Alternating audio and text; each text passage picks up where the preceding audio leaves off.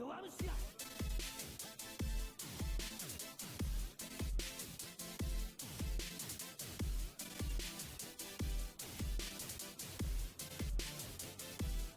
この弱虫や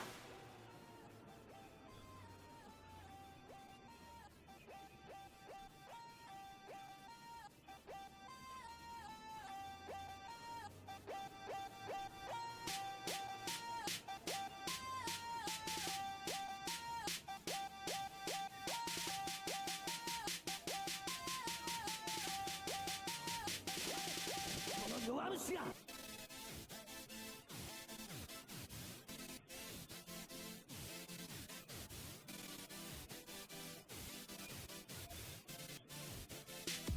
この弱虫や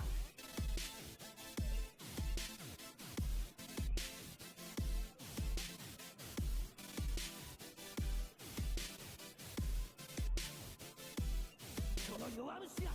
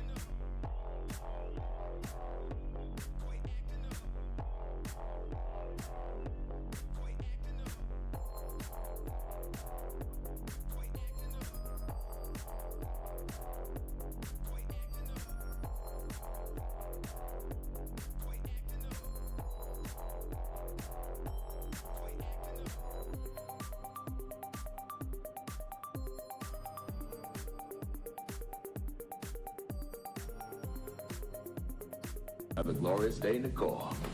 Day in the Marine Corps is like a day on the farm. Every meal's a banquet, every paycheck a fortune, every formation a parade. I love the Corps.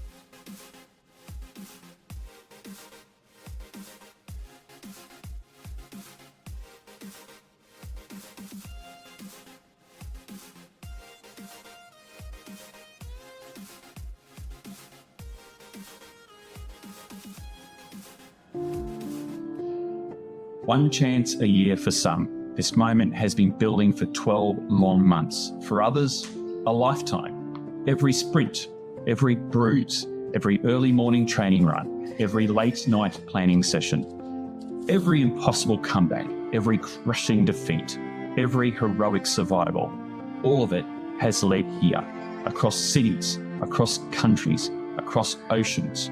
One chance a year, they have come. Veterans carrying the weight of legacy on their shoulders. Rookies stepping into the arena for the first time, hearts pounding beneath unfamiliar colours and bright lights. Champions defending names etched into history. Underdogs arriving with nothing but belief. Some players stand at the beginning of their story. Others may be standing at the end of theirs. For one player, this tournament becomes the moment they are finally seen. For another, it may be the last time they ever walk into the arena beside teammates they call family. Careers rise here, careers fade here. Dynasties are built here, and sometimes they fall here. This is the strange beauty of competition, the unstoppable march of time, the passing of the torch, the collision between experience and ambition. Every year, the game changes, new tactics, new rivalries, new heroes, but some things never change. The last-minute strategy review, the anticipation before countdown, the silence before the doors open, the pulse of adrenaline in the darkness, the roar of victory, and the agony of defeat. Because only one team will leave immortal, and everyone here knows the cost. Around us tonight stand players from across the globe, united not by language, nationality, or background, but by something far stronger, the love of the game. A game that demands speed, precision, trust, sacrifice, and absolute commitment to the people standing beside you. For the next few days, friendships will be tested, legends will be written, and moments will happen that players will remember for the rest of their lives. This is more than a tournament. This is the culmination of a year's preparation, a year's hope, a year's obsession, one chance a year. So to every rookie, make your first moment count. To every veteran, fight like it's your last. To every team, leave nothing behind. The arena is ready. The world is watching.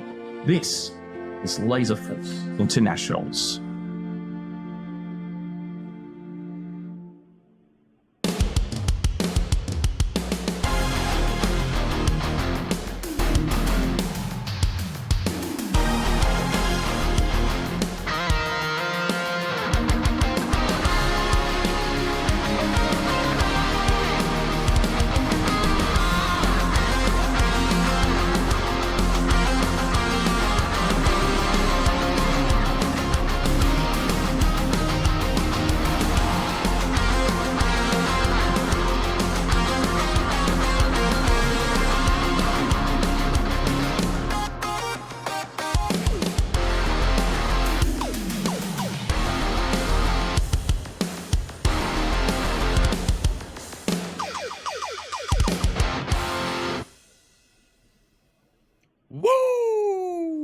Ladies and gentlemen, welcome back to Laserforce Space Marines Internationals 2026. I am your host, Guy Next Door, and we are at day 6. 6 and final, 6 and out, however you want to say it. Today is the last day, and we are well and truly into finals. Chat, how are you? Nice to see you all. I see you there. I see you all there. I hope that you thoroughly enjoyed yourselves this week. I know I have. It's not over yet. Obviously, today's the big one. Today's big money day. Today's the day when every speech that tragedy has given comes to fruition. I hope you have enjoyed listening to Traj give inspirational words. I just got to say, nailed the brief. Absolutely nailed the brief. Day 6 of 5, exactly right. This is actually something new for our scene. We're getting the word. They're sending them in. We don't often get 6 days, and that is a testament to the great people here at the Fun Warehouse. Thank you so much to Sanch and Beans for all of the hosting that you've done for us this week. You made us feel very much at home. I know all of the traveling players and all the local players really appreciate it. It's nice to have a place to come and express our shared interest in running around a darkened arena, getting sweaty, shooting each other with lasers. I love it. Today we are kicking off the last couple of brackets for finals. We had barnstorming day yesterday. Couple of, I would say, an upset. We'll flick across here. Let's flick across here to the bracket. So we have we started off our finals. We had Sweets and Savory versus the Expendables. Sweets and Savory moved on to the next round. Expendables, the Syracuse C team, dropped down to the losers bracket. Hybrids, they 6-0'd Armageddon. They moved on. Armageddon went to the losers bracket. We had Hidden Valley Sanch and we had Altitude Issues and Loved Them Reloaded square off in the next round. The loser of that dropped down and faced Armageddon, which was Altitude Issues. And we also had Team Olympus, the California A team versus No Lies from Jackal. Team Olympus went through to the next round. No Lies from Jackal dropped down. They dropped down. It was so easy. That set our lineups for round 2. Hidden Valley Sanch, Sweets and Savory. Hidden Valley Sanch taking that one, moving through, and Sweets and Savory dropping down. We also had Utah Heatseekers versus Hybrids in that next round. Utah taking that one, Hybrids dropping down. In the next one, we had Hybrids versus No Lies from Jackal taking each other on. Hybrids managed to come out in that first game and get the win, so they were poised to maybe get the upset, but unfortunately for them, No Lies from Jackal too strong, and they were able to get the 4 points, take the match, and move on to the next round. Hybrids dropping out, and Sweets and Savory versus Altitude Issues. Altitude Issues moving on after 6-0ing Sweets and Savory there. We move on to the next bracket. Hidden Valley Sanch versus Loveland Reloaded. Hidden Valley Sanch moving on after that one. Loveland dropping down. Utah Heatseekers versus Team Olympus. That was a big game. Team Olympus taking that one and dropping Utah down into the losers bracket. And moving on. So that has set the first semi-finals. Hidden Valley Sanch versus Team Olympus. We're down in the losers bracket today. Loveland Reloaded versus No Lies from Jackal, followed up by Utah Heatseekers and Altitude Issues. The man, never late, always on time. Ladies and gentlemen, we have a wild side. Hey, man. Hey, how's it going? Good. Let me move over. I've got so much crap here. Oh, my goodness. I should have done this before the stream. It's okay. Trying to make space. Taking up too much space. Too much room. Never too much room. How are you, bro? Good to see you. Doing good. How are you? Very good, very good. I have coffee. I'm good to go. I think we're starting off with this Utah Heatseekers versus Altitude Issues, I think, is starting us off. I think so. Yeah, I think that's what it is. No Lies from Jackal is out in the lobby. Yeah, okay. Yep. It does look like Metal Face, I think. So, I think it's time for ice cream. We got a bunch of people in the chat. Chat, let us hear from you. Hope you're doing good today. Hope you're ready for a great day at laser tag. Oh yeah. I know I am.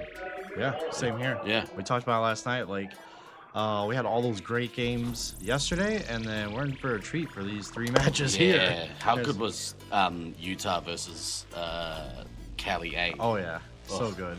Reminiscent of Brisbane and Detroit. Yeah. Yes. Like short, like small wiggle room windows of points. Like first game was 800 points. Obviously, second game it was more than that, but Utah was going for the elim and they just couldn't get it, unfortunately. But hell of a game though. So good. Miss you too, bud. Miss you too. It's too early for laser tag. Yes, mate. Welcome to Nats. Yep. Very surely I'm awake at 7 a.m. on Saturday. Then, famously, not a morning person. Yeah. You wish someone with a camera would follow around people while they're arguing. You'd watch the hell out of that. We have managed and I'll quickly go across to here. We do have this camera set up for today. This is the lobby cam. We're going to have a look at some of the scoreboards as they finish. We're going to be able to see what's going on in there, and hopefully I can get a hot mic in there. Yeah. We'll be able to hear things, but that's going to be awesome. Yeah. Having that camera there. Oops. You know what's funny?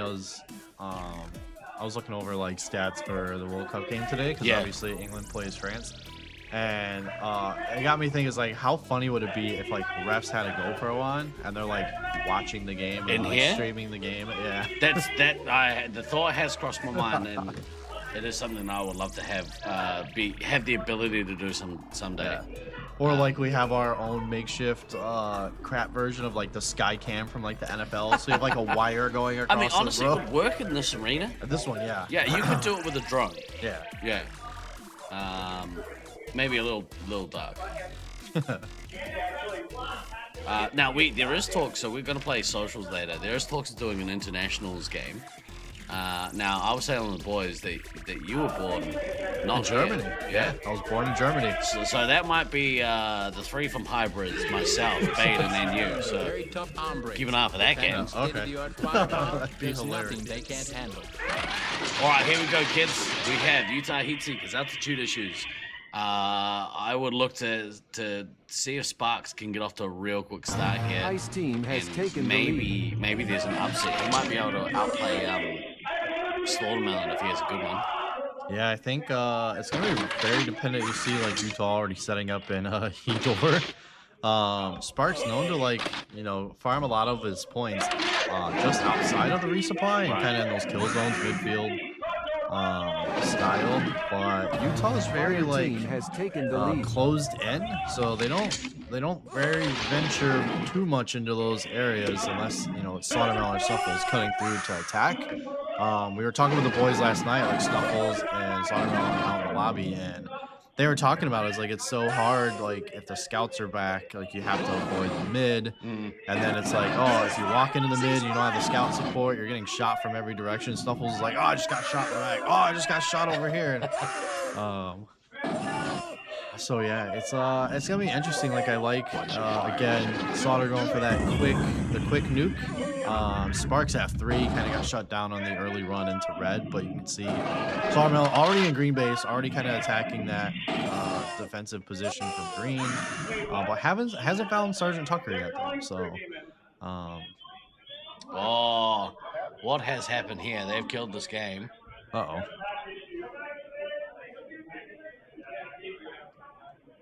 Someone's claiming pack issue. Yep. It's gonna be rough.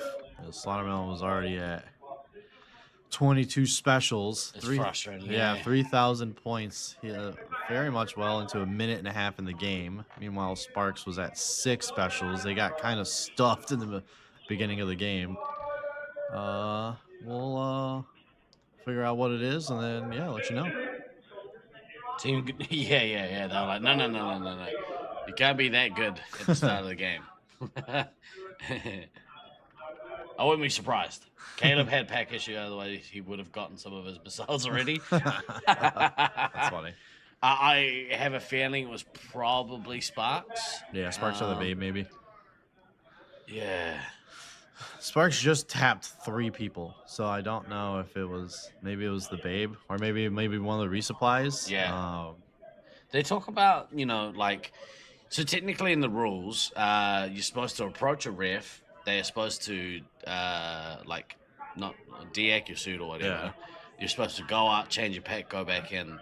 I think I like this better, and I would hope that, and I'm not saying this is the case, but I hope that our competitive scene is, honest enough where they were we had a legitimate issue. So. Stand by 10 seconds. Not doing anything shady or 2015-esque, as Steele's was referring to as, shenanigans. Yeah, the honesty and the shenanigans that happen. All right, we're going to restart here. There we go. Scoreboard reset.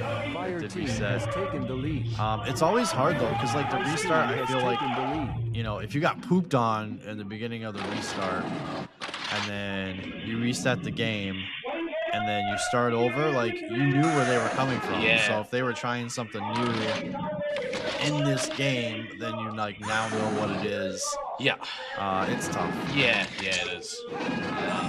Yeah, as you say, Diablo, like it is in the first couple of minutes, so no biggie. But you're right. Like I'm with you, Side. Like if you got off to a great start, and I don't think it was the case, but if you managed to get in and take lives from like the medic, you go on and get 4 medic hits or something, and then the game stops. That's real demoralizing. But on the flip side, if the suits were working properly, that might not have happened. So, I think it's better that they do that. I think it's better they kill the game now and restart it. We got the time, got the inclination. Yeah. And it's possible that Slaughtermelon's actually got out to a faster start than he did in the first game. Yeah, that is true. So first game, he had that 30 some hundred with both bases. This time he's at 1200 with no bases. 15 even. Yeah. Goodness me. And with 2 missiles. So look at that wall of red. Red team were like, how dare you kill the game early. Hold my beer. Yeah, they did get to Tucker this time. So. 3,100 points. But you see, like in the green cam, they're not at the entrance door. They're kind of split between the door and a little bit of kill zone. You can see the green person wandering through green there. Red set up at U door, like natural. It's gonna be interesting. Flutterman has an early nuke. He is at resupply, so he's gonna take it, keep that in the pocket, and we'll see if they use it to attack. Yeah. But yeah, this time not both bases and the early nuke.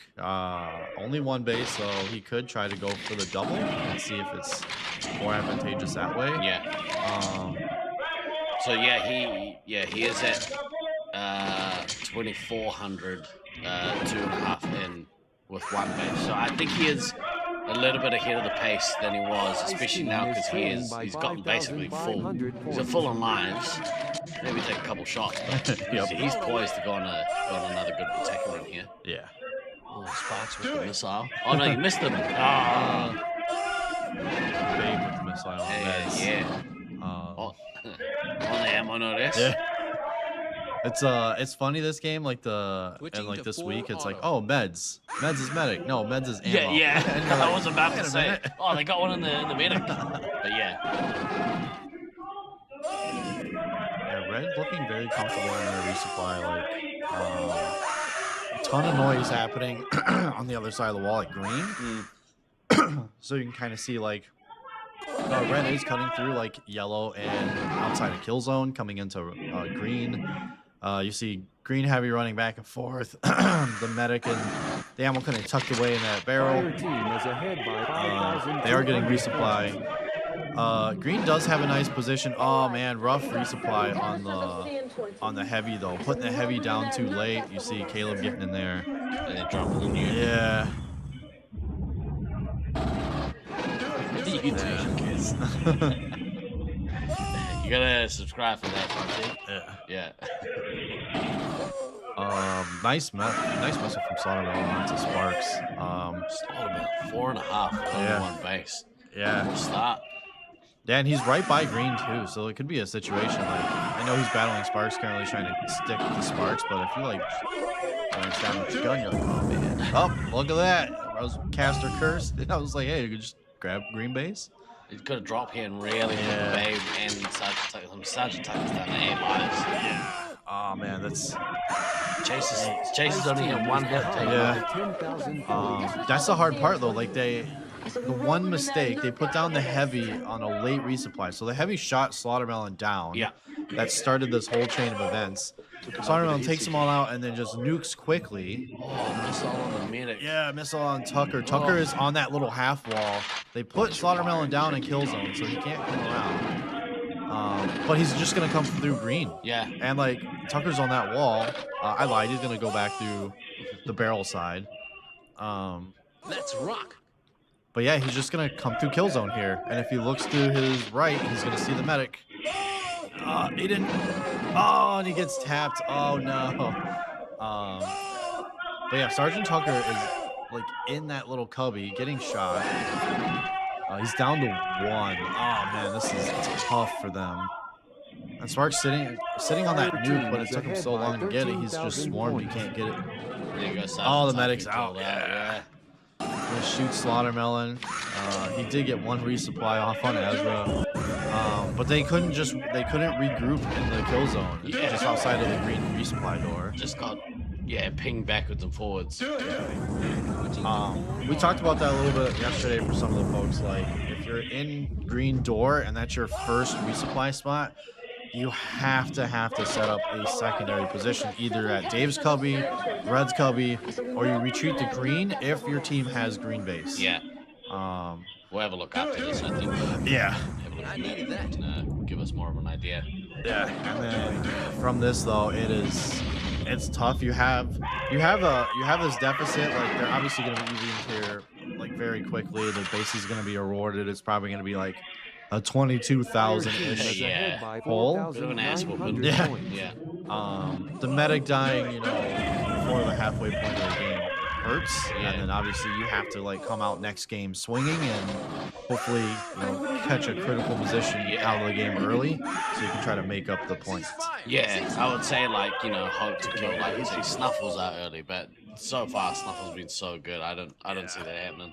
Yep. Doesn't mean it can't, but Yeah, I think Snuffles last night we were talking outside of one of the games, and it was he was talking about like, oh man, what else could we have done? Yeah. Like in the Olympus game. And I was like, guys, you were doing great. Like, it was just an unfortunate series of events. Yeah. With Odom triple tapping you guys. I don't know where she was, but she was hitting you guys in the back.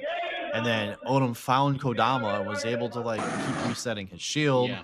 And DK at 1 life, getting Kodama multiple sets of lives. Fire team is It was just ahead by a series of unfortunate events, 3,800 but points. for him, he was like, "Oh man, I made sure, I was sticking high on lives. I was like rotating, and it's unfortunate because like you can see that demeanor of, oh, I was doing everything right, Yeah. but it wasn't enough to get us the win."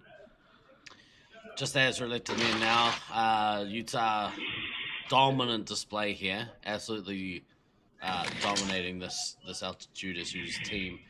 They've got the firepower where they could make a comeback in the next one. I've been really impressed with the way that Sparks and Babe have operated next to each other. Brooks has been pretty solid in the scout role. Same with Judo.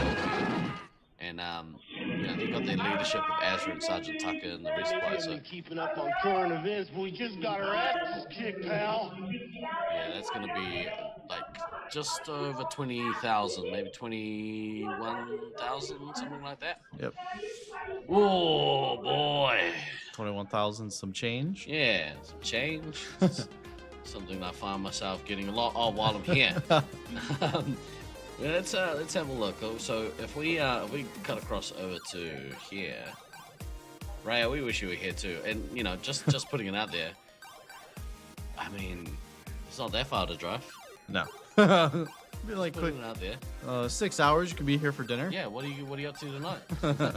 Dinner's at 7. Someone's got somewhere where you can crash. Yeah. All right. You want to take us through kind of I've brought up the Wii tape measure here, so.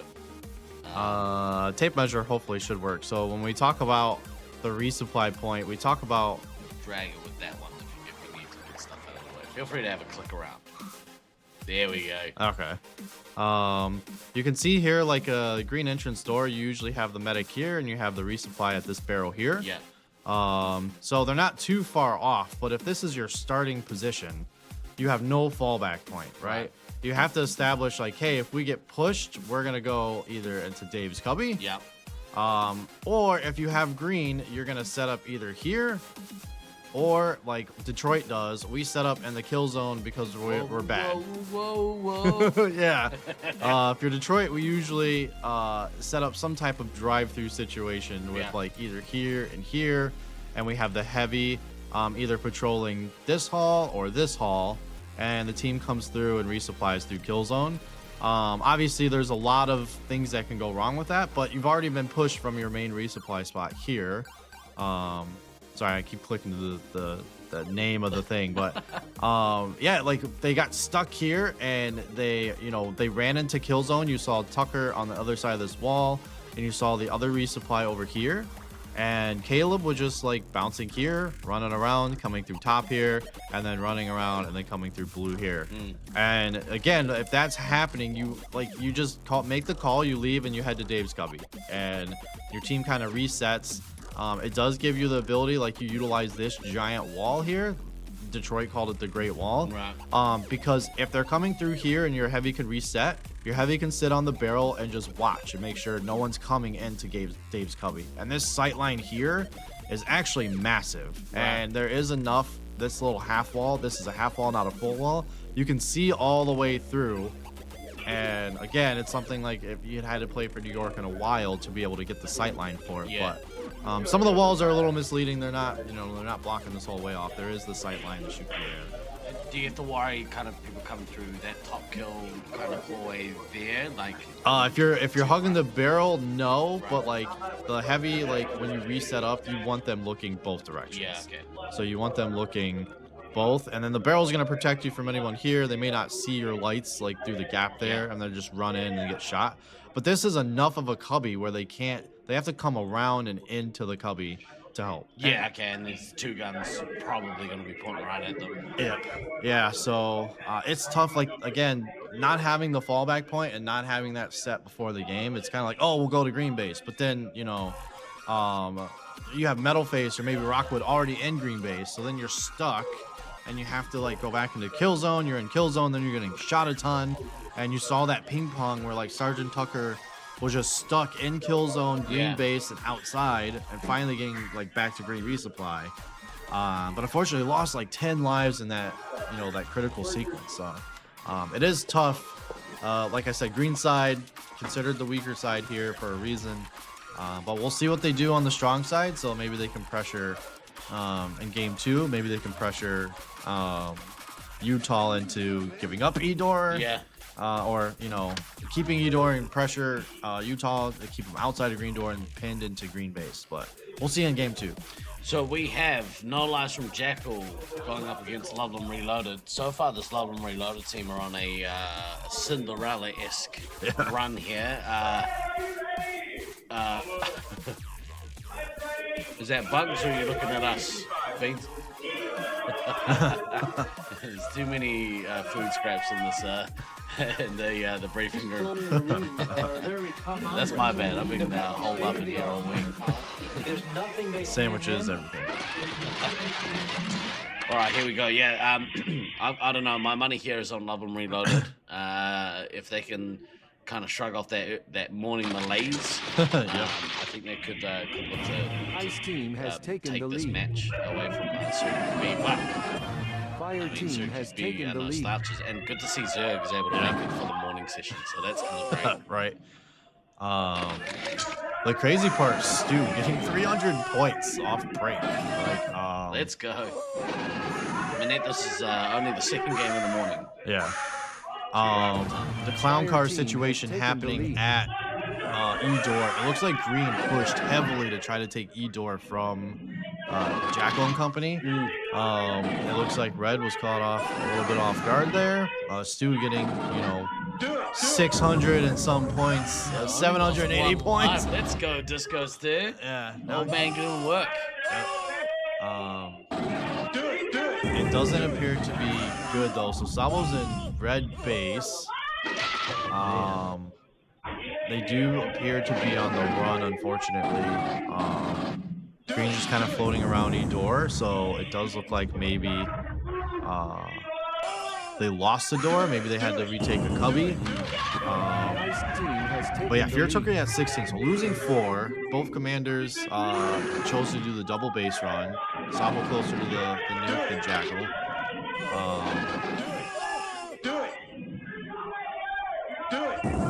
You see Green there zapping Stu in red base. They kicked out of red base.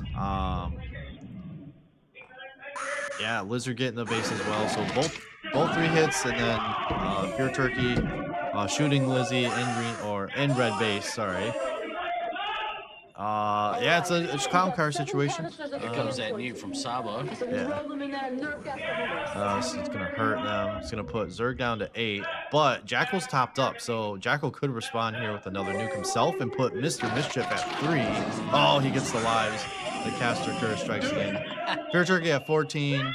Stu at 11, unfortunately. Like, they lost Edor very quickly. Yeah, and then he got punished for it. Yeah. To me, it was like, oh, they may have just had a mistime resupply, honestly. Like, maybe they accidentally shot the heavy down.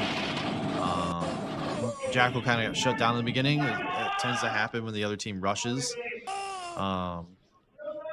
Greek team doing work, like keeping Jackal at bay, though, unfortunately. Like, he has the nuke. You have Stu down to 11. You have Turkey down to 12. Alex with a triple tap from Sabo. Party time. Green is still kind of floating around red base. We haven't seen... it looks like maybe red has reestablished in... Oh, nope, Stu's on the run. So, red team's on the run. They are not at Edor. Looks like green took Edor. Oh, man, tough break for the B team, though. Like, I think here you'd want to launch a nuke and reset. Stu at 9. Fox is continuously down from Sabo, so they are kind of kicking the team. Stu does get a nice team boost off. Yeah. Fox defending, doing great.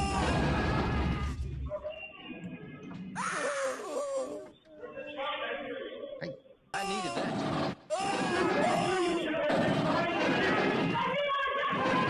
Special guest star Lucas joining us on the mic. Are you trying to say something? We're not sure. It's great, like hanging out. Very much way more interesting than this game. Yeah. Distracted. Stu down to 6, though, unfortunately. Turkey's still sitting at the 11.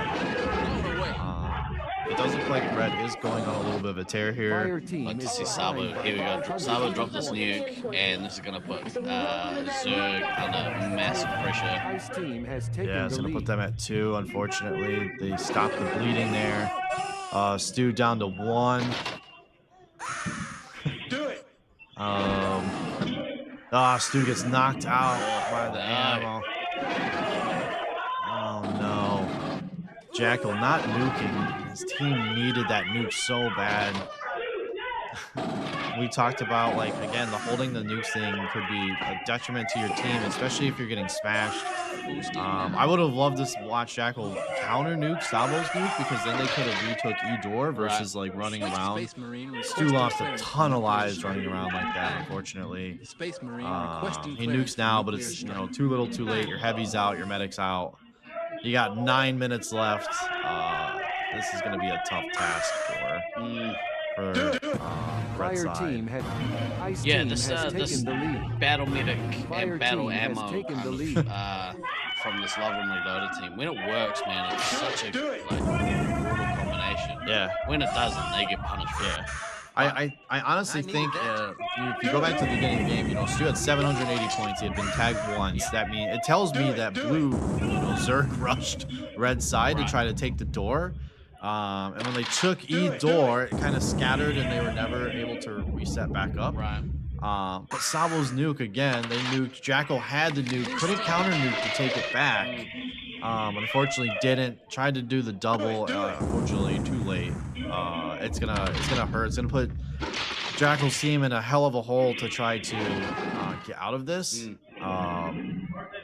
And yeah, barring any crazy, you know, upsets in the second round of matches, we should see, you know, another epic game from Loveland Reloaded versus Utah Heat Seekers. So that's always going to be fun. Yeah. Again, barring any like crazy, you know, ridiculous outcome. I do like that Fox was still in the game. He was still giving Jackal shots. So you can try to minimize the score damage here, because if you notice, like, the score is not too far off. The Elim bonus here might only be about 12,000, 13,000, which is certainly doable to come back from. 1, 2, 3 missed bases. You're looking at 25,000 to possibly 22,000 minus the points they're gonna get here.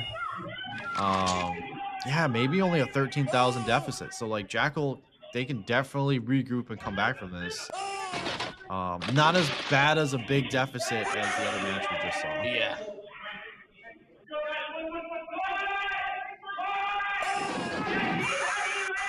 But man, tough break.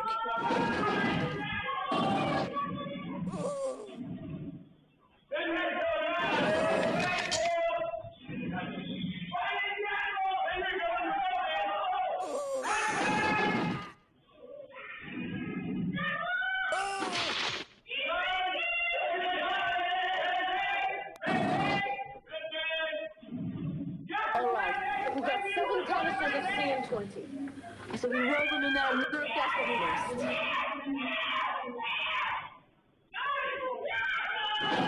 Ice team is trailing by 480 points. You hear the call outs here. Communication is excellent. Interesting to see Carson back in the lineup here. Had a rough day yesterday, so let's see if he can make amends with his team.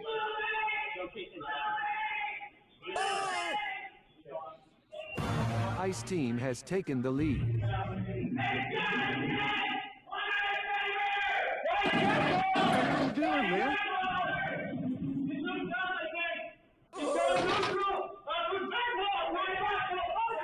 Jackal must break this year again. I mean, look, this B team have been very good all week. Nuclear strike. There goes Salvation. They've been very good all week. I do think that this Loveland Reloaded team, they have had the moniker of Loveland B. I think that maybe is a bit of a misnomer. I think they are Up on current events, but we just got our ass certainly playing, above their station. Don't pay attention to the B after Loveland for that team.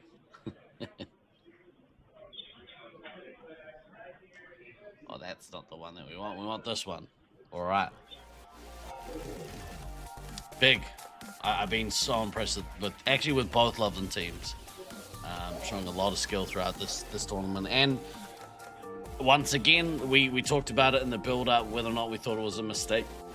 A mistake that that these teams decided to kind of split their talents.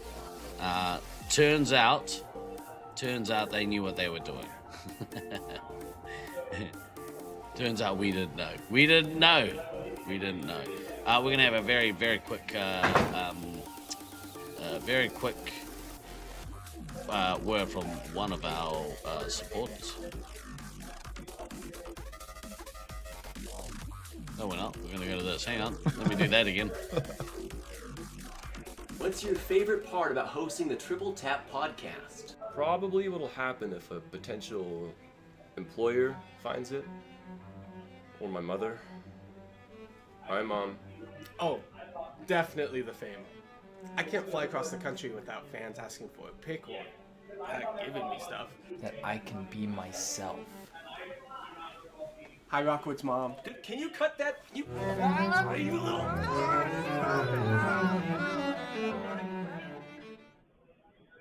To me, so it's like, okay, yeah, let me just jump on the call really quick. Yeah. Josh having to go do some dad duties. Yep. Hashtag dad life. Wookie, what is up, my guy? Good to see you in chat, dude. Hey, how's it going, guys? 50k, that's flippable, but it will be rough. Yes, but we've seen Jackal dominate in games this week. So. And I was just out there because I was on the phone. The spirits aren't down for the team. They Nice. know what happened, right? And they know, we tried to get Jackal to nuke. They were yelling, but they're like, he said, I just couldn't get away to nuke. Yeah.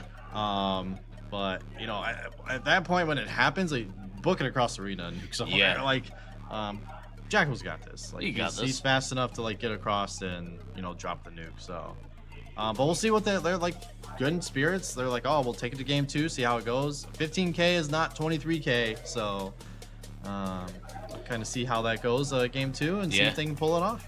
Now I think that this game is the first of this winners bracket. Top bracket. Yeah, semi-final technically. Yeah. We have Hidden Valley Sanch versus Team Olympus. I'm real interested to see what happened here. I would say that that this Syracuse A team got kind of pushed yesterday. Yeah. And you know, didn't they get beat in yeah, the they got second game? elimed. Yeah, they got elimed. They dropped one of the games, but they had elimed so bad the first game. Yeah, it was like the 20 some thousand. It was an insurmountable amount of points. And even though they got elimed, the bonus was only like the 10K plus maybe a couple thousand, I think. Yeah. So they weren't able to flip it and knock Syracuse down. So. I know Utah, like talking to Utah guys last night, they want revenge on Olympus. So from what I was hearing, they're cheering for, New York A, have them do the dirty work, knock Olympus down. You get that rematch and maybe you could be the ones that knock them out. Yeah. And that's happened in multiple, different instances, throughout finals history. Like, I mean, didn't Brisbane have to go the hard? They went the hard way in Sacramento, I think, in 2017. 17, yep. Yeah. All right. Eliminated by Loveland Reloaded. That looks so good, man. Goodness me. I'm so good at laser tag. Type in which wine do I drink is a big question. Ice wine. Have some dessert. It's like midnight there, right? Yeah, you can have some midnight dessert. Yeah, middle of winter. Yeah. It's a balmy. 74 degrees in Brisbane. Yep. Yeah. Some nice ice wine, some like cake or like pie or something. Yeah. Did you say pie? Pavlova. Oh yeah, it's a Pavlova. It has pav. Get some pav in you. Yep. Yeah. A lamington. Yeah. Have you heard of a lamington? I have. Yeah. Did you try one? I did not. No. Funny enough, like this round, so like Sammy's a massive Bluey fan, right? Like absolutely loves Bluey. My plan is to take him over. To do a Bluey like adventure. Cool. And I went there and I was like, okay, I had Pav in 2018. But this past time I was like, okay, I'm gonna come back, I'm gonna have more, I'm gonna take pictures, get it for Sammy. I couldn't find it anywhere. Yeah. I'm like, dude, it's winter time. I was thinking, okay, it's kind of a celebratory thing. Like, it's somewhere big, gonna have it, right? Big summer dessert. Yeah. And then it's like nowhere. Yeah. I was like off season. And I was like, shit. Like and that other hemispheres things. That notoriously hard to make too. Yes. My mum used to make Pav, and she would make two, one for the family and one for my dad. Okay. Yeah, he would just smash a whole one to himself. Sacramento, we won into finals, but then lost the first match. Wasn't there? I could have sworn there was a tournament that Brisbane had to go the hard way. 2019 was the hard way, but they lost the grand final. Yeah, right. So they got knocked to losers. They won losers. They came up, knocked us to losers, and then went down to that last match. Yeah.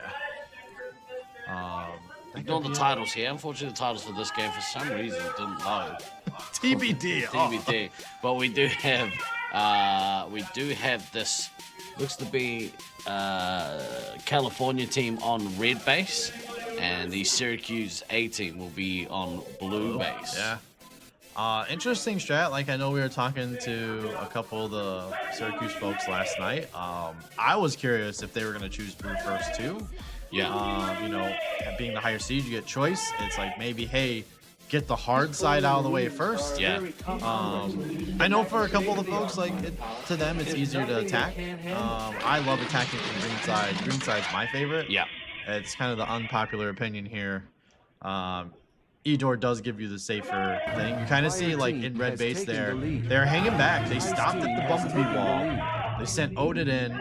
Odin's like, okay, it's clear. You can see Odin running in there. Oh, sorry, not Odin. Applesauce. Applesauce is in this game. She ran across. She's in the side cubby at Edor. Odin's just kind of patrolling. Gary kept going to get both of his gens. Yeah. He wants to, maybe they put the word on him, hey, you get to your first nuke, you drop it straight away. Yeah. We're going to count off of that. And you see, Odin is, Odin got put down in red base. He got the cheeky shot. Oh, nice resupply there. Odin coming up and trading with Cody, and then hurry up, and the resupply's on point. They resupply him right there. Odin was standing at the top of the Y wall, and then obviously Cody was attacking from red base. Odin floating a little bit more here. Just kind of filling up. Abby not touched yet. So 1,600 points. Green is playing the standard green defense. They are playing entrance door. You can see Abby like tucked on the one side. They're getting pushed, so they are falling back to yellow. Let's go, Beans. Putting 3 in Odin's fist there. Yeah. Good attack and run. Yep.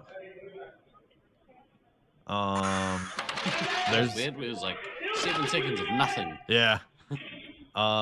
You do see like Lenny was patrolling between green base. It's something that Ammo usually does. Like if you're playing that New York style, you have the one resupply floating back and forth, and you have the medic hanging back tucked in the cubby. Beans here stalking through red base. Yeah. Taking the top of Edor.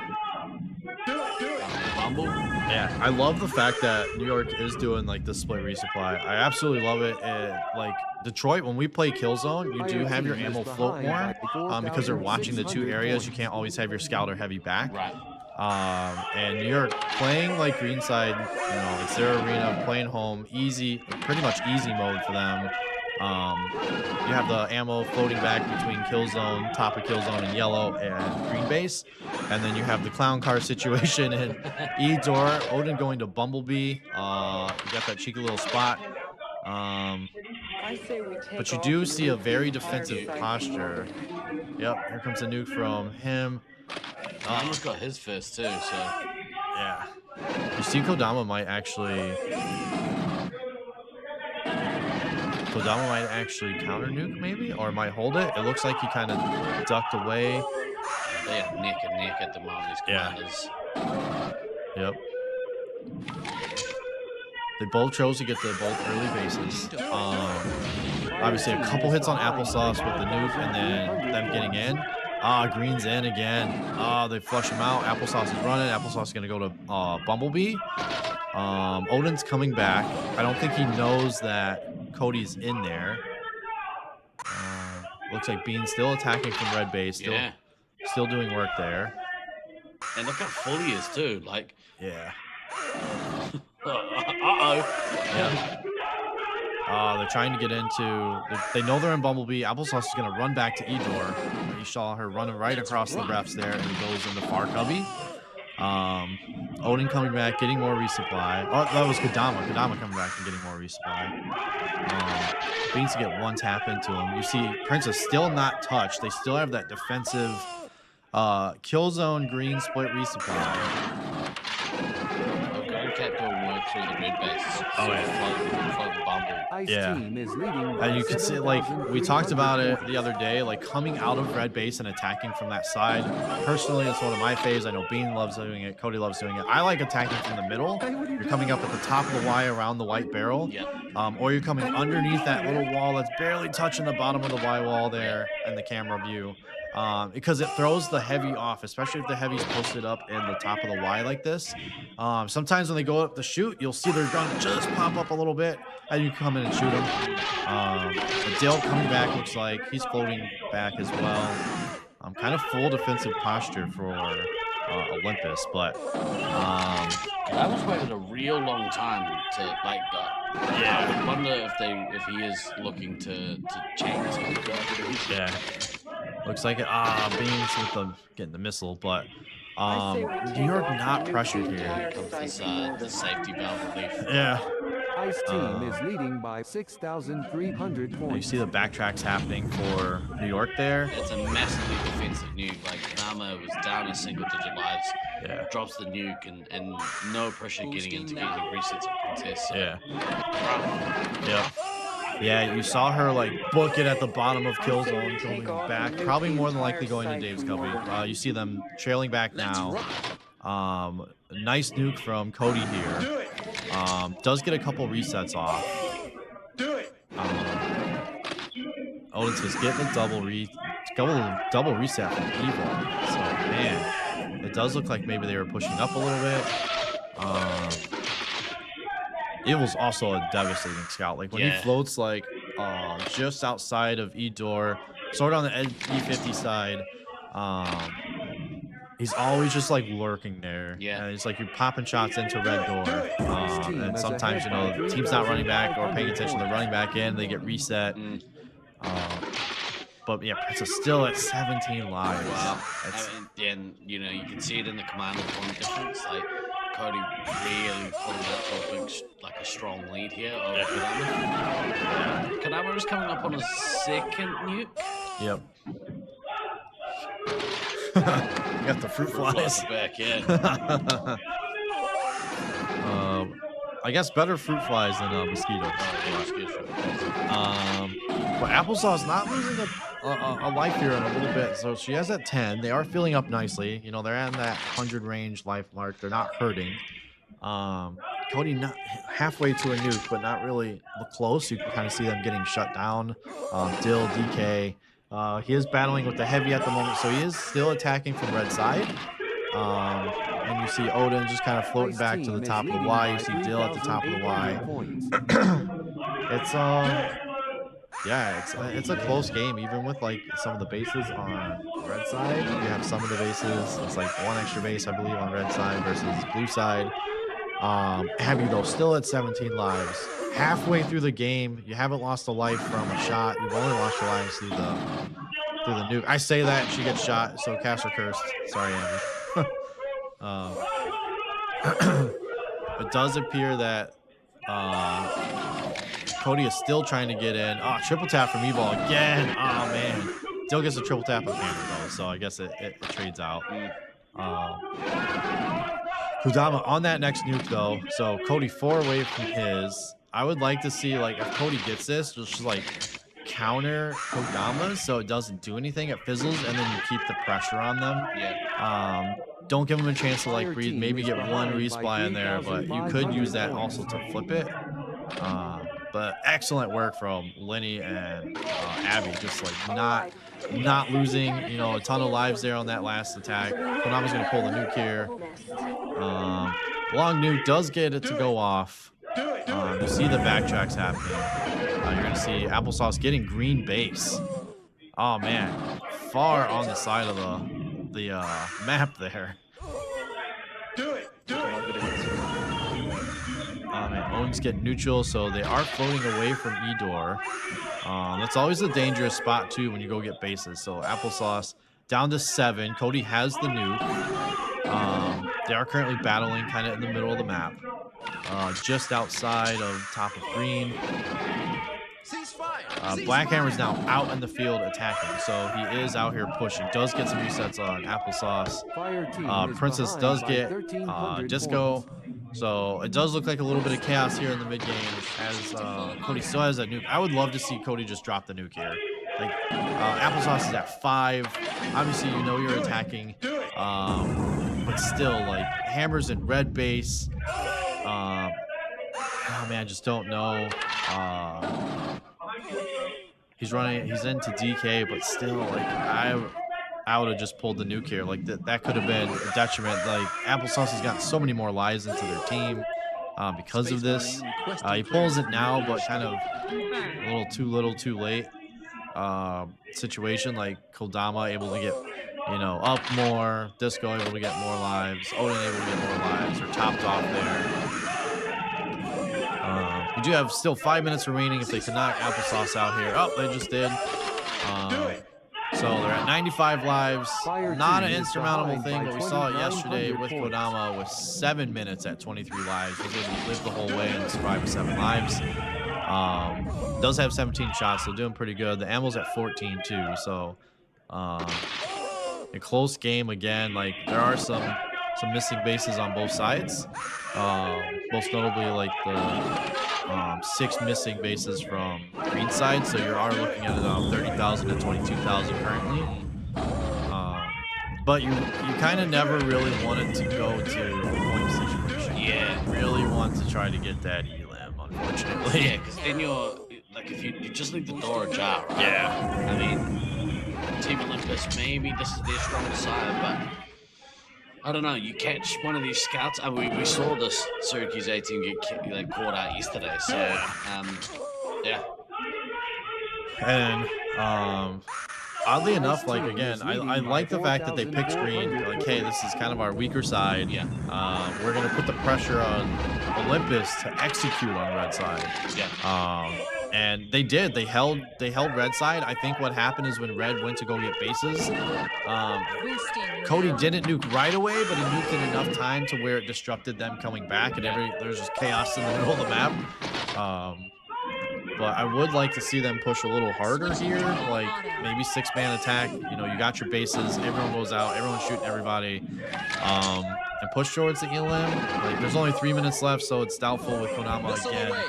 Same thing he did against Utah, like full on lives, gonna survive the game, not gonna let it go to Elim. And you kind of really want that Elim to like pad the cushion. The extra 10K makes a huge difference in some of these situations with these matches. 3 minutes to go. Ice team is ahead by 4,800 points. Statistically speaking, 4-second downtime, 3-shot shield, highly unlikely. Yeah, especially when Kodama has as many lives and shots as he does, and is about to get another nuke. Yeah. Do it.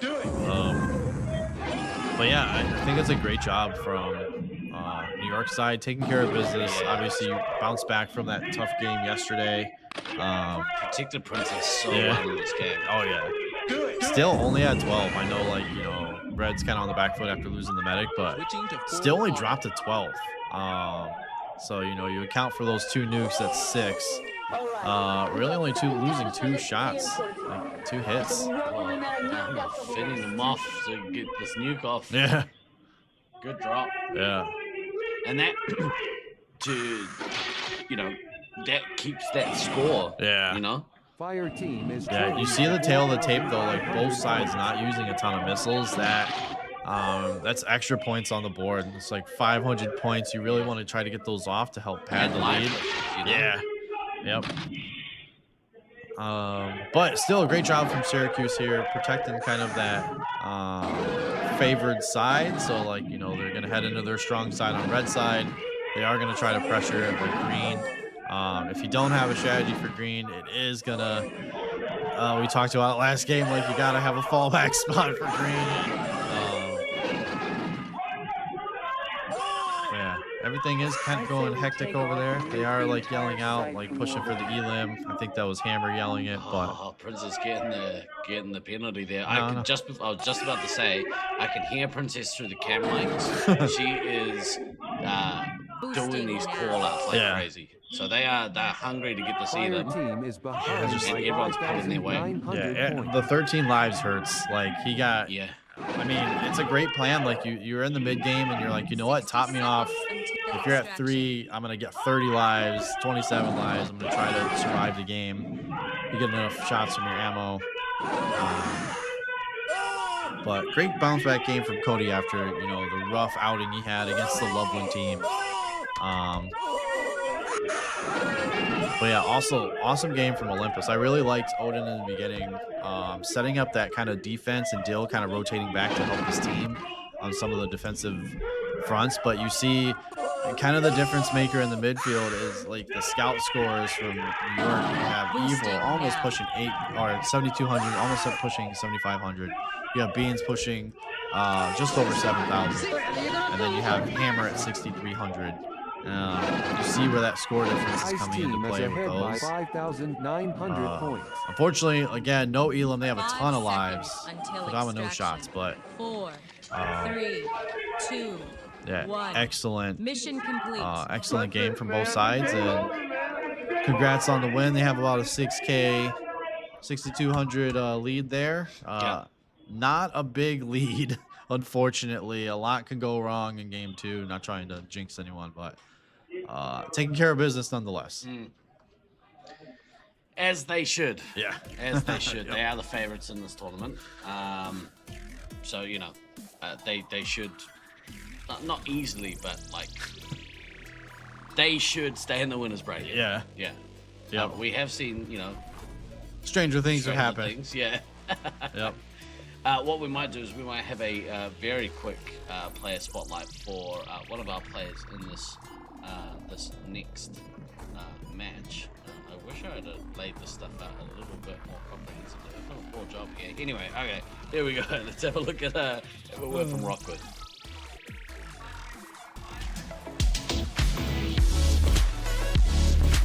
My name is Bolton Rockwood Wood. My codename is Rockwood, and I am playing for the Utah Heatseekers. The team I'm playing on, we've been practicing for well over a year with this internationals in mind, and I'm super excited to be able to flex my muscles in the arena, and hopefully I can show everyone what I'm made of and live up to my potential. What's really great about my team is they not only compliment me as a player, but I believe they also elevate me, both inside and outside of the arena. I hope that everyone is able to play to the best of their abilities, and I hope that the best team wins. There's a heat wave coming.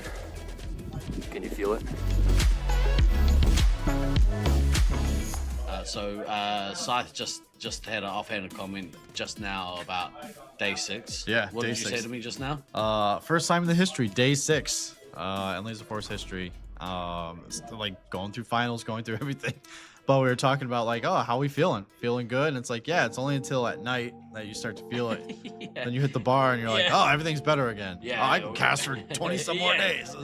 I'm in my 20s again. It's Yeah. easy. Yeah, I have felt, poor time management on my part this week because we've begun, getting home and getting to bed at about 2:15 every morning. Yeah. So, and then we're up at about 8:30. So, Yep. not smart, not the smartest. I am looking forward to being back in my own time zone, my own bed. Yep. I miss my wife. She's Yeah. great. She don't watch this. Yeah. Yeah. But just in case, clip that and send it to her. Do me a big favor. Yeah. So as Than said, we have 6K difference in that last match. Yep. And that California A team have all the firepower in the world to make that difference up. I mean, Kodama was doing well. He did start, like Cody did kick into a higher gear though. So Yeah. And then you have the scouts too, like 2K extra on both scouts from Beans and Evil. Just if you take the score and you're like, hey, where does this 6K come from? It comes from literally Cody's score and the both scout scores. A little bit from Hammer. Hammer was doing the same thing though. He was a little bit more on the defensive side until the mid game where they were trying to elim. But doing the Odin's thing on the other side, like Odin's hanging back, defending as you need to, and Odin was pushing out though. So like when Kodama was flexing back to get resupply, Odin was pushing out far. You can see that when he was like floating around top of the neutral target, so E50. But again, it's so hard. You're going against the home team. You're trying to break their known defense in green. And if it's just you out there on Scythe Island, then you're like, how am I gonna break into this when they know all the shot lanes? And I'm just like, warily, which corner are they in? that might have been one of my favorite reality TV shows, actually, Scythe Island. Yeah. The finale, the season finale of it, worth a watch. My wife, thank you, Ray. Appreciate you. You're doing the business. Oh, poor Russ. Why did Olympus play early? You all suck. They actually get up early, scrub. They actually played the third game. Get up for the cup. Yeah, get up for the cup. Right, we look ahead now to game 2 of this match. Utah Heatseekers versus Altitude Issues. This is, at the moment, we only have the one winners bracket game, and that was the one we just watched. Yep. Sorry, batch. That was the one we just watched. This one will determine who is 6th place, I think. Yep. Hang on, Utah versus Altitude. So, I don't know. Like, I always struggle with this. If you die out now, who's? I guess like Altitude Issues are the highest seed. 4th, 3rd, I don't 2nd. know. Yeah. So it'd be who's deciding 5th and 4th, and then semifinals would be technically 3rd. Who's getting 3rd? For that loser, and then the loser of the round 5 loser is going to be 2nd. Unless they win, then it goes to the grand final, and then you have 1, 2. Right. Yeah. We figured it out. We got it. We got it. Yeah. I mean, I didn't follow it, but you got it. Yeah. But both of these matches though, like you can see, like you're still a top 4 finish. Like Yeah. you're like 5th, 4th, 3rd, 2nd, 1st. And I think like, honestly, maybe Utah might be a little disappointed with that. Yeah. But I think Altitude issues would probably be pretty proud. Yeah, top 5 finish here. Well, is it, like on the bracket side, okay, they would be like the 5th. But technically, you're the first game, I guess. I'll maybe be 5th. Could you imagine if Altitude Issues win this? And they go through to play Love and Reloaded again. Yeah. And another Another epic match, yeah. Oh my goodness. Anyway, let's focus on this match. Sodermelon off to that crazy start again, as he did on red side. So if you remember, they kind of shut down. Oh, Rook's playing Commander. They've swapped. So Rooks is on Commander, Sparks is on Heavy. I'm not sure. We'll see how we go. I mean, so not to like bring up anything. Scythe did make an epic switch in 2011. It caught Ansac off guard, and we ended up taking. Yeah, I went to Heavy. Yeah. Maybe they're trying to, you know, bring out some old good vibes. Yeah, maybe. Thunder, some of the folks on Anzac still salty about the switch. But yeah, DK I think is winning that match by 63 points. We ended up taking 3rd place. So. I mean, to their credit, like they've taken 4 lives already from Chaser, so that's like a sitting top scorer at 19 lives. Has his early base though. I like to see that, especially on red side. You get that early boost off, which he just did. Fans still have PTSD from the switch. Yeah, I know. It was a dirty switch, guys. It was not a popular opinion when it happened. I'll just say that. The team was not really on board with the switch. That takes Brooks down to 7. Oh, and he got missiled too. He got missiled. So, I mean, it looked like maybe they managed to take them by surprise initially, but that surprise has turned into disdain. Yeah. And Slaughtermelon dropping the hammer down. Yeah. Back at resupply now. So again, like green side, again, it's not insurmountable. I think like when you make the switch though, like the switch is purposeful. Like if you're on red side, it's harder to defend. Yeah. Right. Like we can see Sparks. You know, you've been doing work at Commander this whole time. You swap to Heavy. Like, hey, Rooks can take Commander, take the lead from that. And then it kind of gives you that little bit of defense and like being able to help out. But you wonder how many more points you're going to score as Heavy versus like Commander. Yeah. Where are they though? I can't see them at Edo. They must be. Sparks is a neutral base currently, so either they went to E50 or they're just 6-man pushing Snuffles. It does look like there's a lot of action in Killzone and Green Resupply. Yeah, red is assaulting Green Resupply at Green Door. You can see it's just chaos like a clown car over there. But they are getting at Chaser. Chaser's down to 13. Tucker's at 16. They are trying to do this bully style of like, hey, we know we're behind. We got to do something drastic. They are trying to push them. Yeah, 6-man attack. Josiah and Luke special. 3,200 points. Down to 13. So you know they might make me eat my words here. Yeah. How much are they behind? It was like 22,000. I think. Okay, so gotta score some points. Gotta get the elim. Yeah. And you know if you can kill out, if they manage to kill out Chaser without getting bases, you know even better. Yeah, it's yeah, blue side looks like repelling the attack pretty good, and then red again. When you go all in though, like on the push to green, it has kind of hurt Sergeant Tucker. You kind of see like left on the backside, but great nuke from Rooks there to kind of get the pressure off. Unfortunately, he's penalized. Looks like he shot Snuffles, who did have quite a long path there. But again, in the moment, you're like, oh, I just saw him run by here. Slaughter on the counter, though. Getting to that next nuke. You can see Slaughter coming in from the green side a lot, kind of guarding his team at the top of just outside so yellow hall, and then red is trying to attack from green base side and cutting through here in the on the kill zone by the ref. The ref, you know, obviously moving around a lot there. There's a lot to look at. But getting a little low here. Chaser at 7. Lost a ton of lives in this transition where they're getting assaulted in green base. But red, again, their strategy is like, yo, just go in, get as many hits as you can. We need the elim. You know, Chaser, though, if he gets a little bit lower here, I would just like to see Slaughter fill up. You cancel the elim. Yeah. You guarantee the win. You just survive the game. Yeah. If it gets to that point. But it looks like red has stopped the attack a little bit. Everyone's kind of just hanging back at resupplied. Resetting as we kind of approach the 9-minute mark.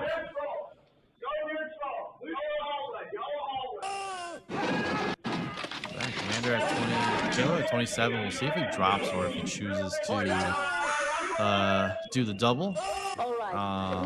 Rockwood going in there doing work there, man, off the neutral base. Double attacking. Oh, unfortunately, both three standing next to each other in front of a scout rat fire. You don't want that happening. Back foot. Yeah. Slow down getting that missile on Ezra. Yep. Chaser able to get the base, so able to get one base down to 6. You see Tucker also at 6. I think after that initial surprise, the Utah team have restabilized and they're like, all right, no, we're good. We got this. They are still getting at Chaser. Chaser down to 4. Again, 8 minutes is a long time. We saw Kodama do it from 7 minutes, like the halfway mark at 27 lives. Looks like Slaughtermelon's like, you know what? Top me off, guys. Cancel this elim out. But the Rook approaching that next nuke. That next nuke could potentially put Chaser out. And then you're in kind of recovery mode. But unfortunately, like Tucker is at 5. You want to see them get more lives so they can kind of, you know, keep this going. Past the halfway mark though. Ice team has taken the lead. Yeah, Russ needs 20k, elim or nothing. Yep, Utah 20 lives. Yep. That is a hot take, Sneaky. I had the opposite feeling. You gotta have the caliber of Slaughtermelon and Snuffies. Oh man, Sneaky's like, you know what? I don't like him.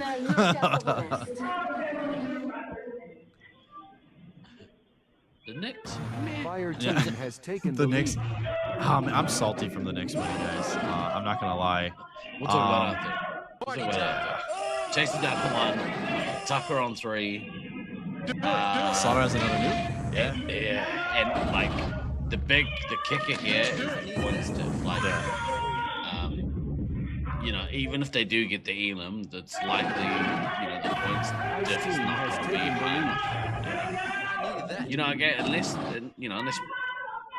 altitude issues could maybe get the elim. I mean, Chase is out now. Yeah.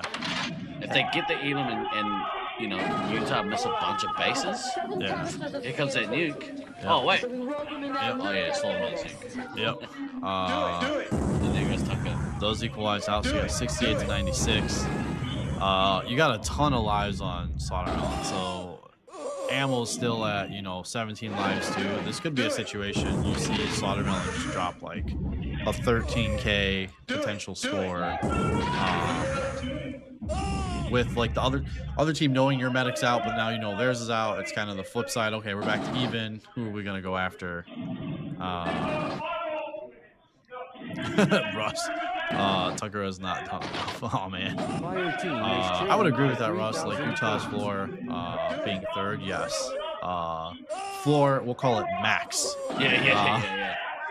Should absolutely be 3rd. I know they want revenge on Olympus so bad, so you know we may get that if the results hold and New York takes it, knocks Olympus down. We'll get that epic Olympus Utah rematch. We have Rooks at 14 here. Not a lot of pressure from Blue Side and Slaughter though. Like it does seem like they're just kind of hanging back, getting a little bit of resupply in. Not pushing too hard. So I mean, it's smart play. You just want to live. You know you're up. You know you have the Elan bonus in the pocket. Yep. So just be like, hey guys, let's just camp some s'mores over here. I think there's still This team like is a ahead decent by amount of time left in this game. Still a 3,700 whole points. third left in the game. So Yeah, that's why I was like, Slaughterman could really put up a huge score here if he was just like, you know what, I'm gonna go for it. I'm just gonna like smash this team really quick, and just really like solidify the win. But that's more of a like, you know you're up. The smart play is to just survive. Maybe stick to your team a little bit. Push out if you have to. Defend if you have to. I don't think I agree with the change in positions. I know that they had to do something dramatic, but I don't think that was it. Because, I mean, Sparks set out that day sick, Yeah. but outside of that day, he was great. He looked awesome. Yeah. He was doing good. Yeah. Yeah, I mean, it's always hard after a switch. You look back on it and you're like, This team is ahead by hey, should we switch or 3,900 should we points. like, try to catch them off guard? I think like if they would have did the same strat and not switched and did the 6-man rush, I mean, it could have been way different. Chaser was lower. You would expect Sparks to have more nukes, or maybe Sparks thought, I struggled maybe the first game. Then you're in your head and then you're like, is it me or is it the game? Yeah. But yeah, amazing nuke from Slaughter there. Unfortunately, there is actually no way for this altitude team to take this match. So, the crowd giving Jinoku a little bit of grief, or celebratory, win-win space. So. But yeah, unfortunately, even if they do manage to somehow Ice come team back, is I mean, ahead it's by not going to happen. 4,100 points. Yeah, good effort though. Yeah. I was pretty impressed. They might be a little disappointed with how they played, especially given how they played against their quote unquote B team. Yep. Which is garbage, by the way. But yeah, play pretty good. Really standout performances, and all things considered, I haven't. We have had discussions around the mental state of the young Loveland players, and I haven't really seen blowouts. Like there was a couple of instances, but nothing major from that team. I remember. Yeah. Not that we're recalling. No, I didn't see anything in the chat, hear anything in the chat. And a couple times I was able to watch it. But I did hear some stories about maybe a couple of sportsmanship things, and I think that's more, maybe just given the youth of some of the players, maybe don't know. Sometimes when you do kooky stuff in your own maze, it's not really appreciated everywhere. So but yeah, I think that just comes from youth maybe. Yeah. And it's like, you had to just throw something out there and see like, hey, can we swap, catch them off guard, and then be able to do it. But when you do that, when you do a switch, like the conversation in 2011 was like, if we switch, does the score impact one way or the other? So like when myself and Micro switched, Micro still had the 10K score, 9K, and then me on heavy defending, but also still getting the 9K. The score differential doesn't drop dramatically. You're still like that 20,000 point margin between roughly both your 3 hits. Whereas this one, you take Sparks, it's like, okay, 8,300 is comfortable, but the 6,900 commanders where it's different. It's like even if Rook's got 7,000 as heavy, and you were like 10,000 as commander, it's a different score differential. But in the game with Chaser being so low that he was, those extra 1 or 2 nukes could have been a difference maker of maybe you got this Elam. But with they're trying to will him to survive, unfortunately. But great job from Loveland all around. Great effort. They were, up against a tall task after Utah's first game, but congratulations to them. A great tournament too, finishing this high. So. It speaks to the value of like their center. You know, you're having your B team finish a top 5 finish, 5 and seconds until extraction. potentially, you know, 4, 3, New York's B 2, team, you know, 1. getting Mission complete. struggling the first match that they had, and if they're potentially going to, you know, come back this next game, they're gonna have to do something similar.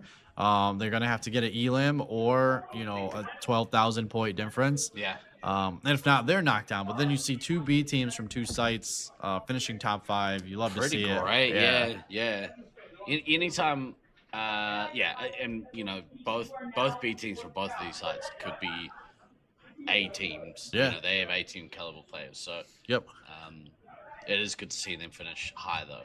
Or higher than, you know, kind of in that mid, the upper half of the table. There we go. Yeah. Steve's got it. Coffee's kicked in. Yeah, feeling great. Right. Yeah, so next up we got Jackal and Loveland Reloaded. It was a 12K difference, so we'll see what they kind of pull out. And I'm interested to see if they do some shenanigans here, because I believe that they are going to be on blue side, if I remember correctly. So they are going to be on the tougher side. But again, you got to hold E-Door. Even if you have E-Door, you got to execute. Yeah. But yeah, segue back to my Knicks comment. I was so mad. Cut him off. I had to keep him on track. Yeah, Detroit, right, pushes Cleveland to Game 7 at home. Detroit had never lost a Game 7 at home, by the way, historically. And they totally pooped the bed. Not even poop. You know why I'm saying poop.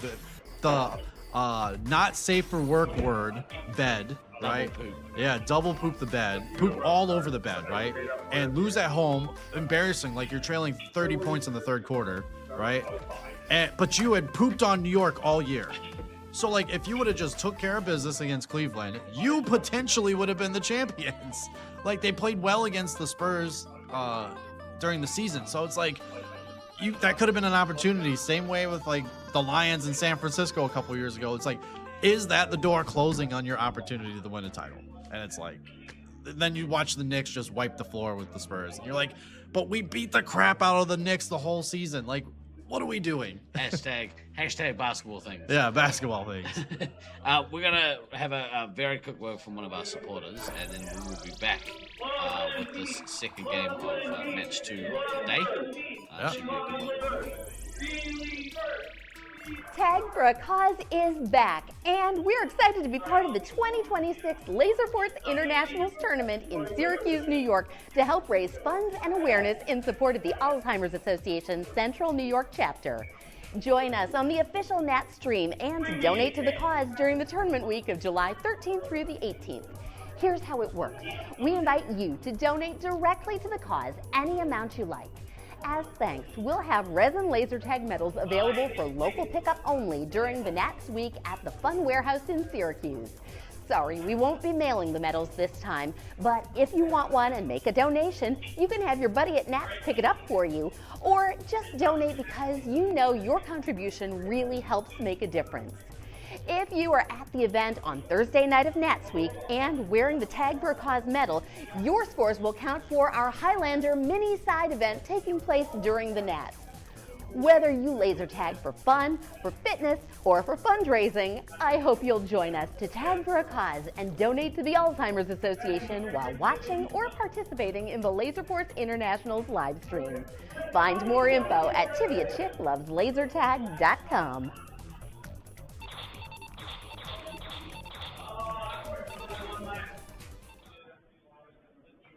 Real quick, so obviously we've been all week pushing the Tibia Chick Loves Laser tag for a cause, raising funds for the Alzheimer's Association. This community did an amazing job. They raised over $2,500, $2,575 for Tag for a Cause this year. What an effort. Yeah. It's so good. Love seeing it for the community. It's just so good, man. Also, such a great cause if, you know, you or someone else that you love, your family, friends, have been impacted, obviously, from the disease. It is a debilitating disease. Yeah. It is extremely difficult to, manage, and it is heartbreaking, watching someone go through that. So, if you haven't donated, it's still up. Please donate. It's for a great cause. If we could have a mod, maybe pin the link in chat again, that would be awesome. All right, let's look at that. Let's get Loveland Reloaded versus Not Us with Jackal. Who have you got? You know what? I think I'm gonna go on a limb here and say I think Jackal takes it. I don't know if they take it enough to take the match. The match, right on. I'm gonna back Loveland here. I've been very impressed with this team all week, and I think they've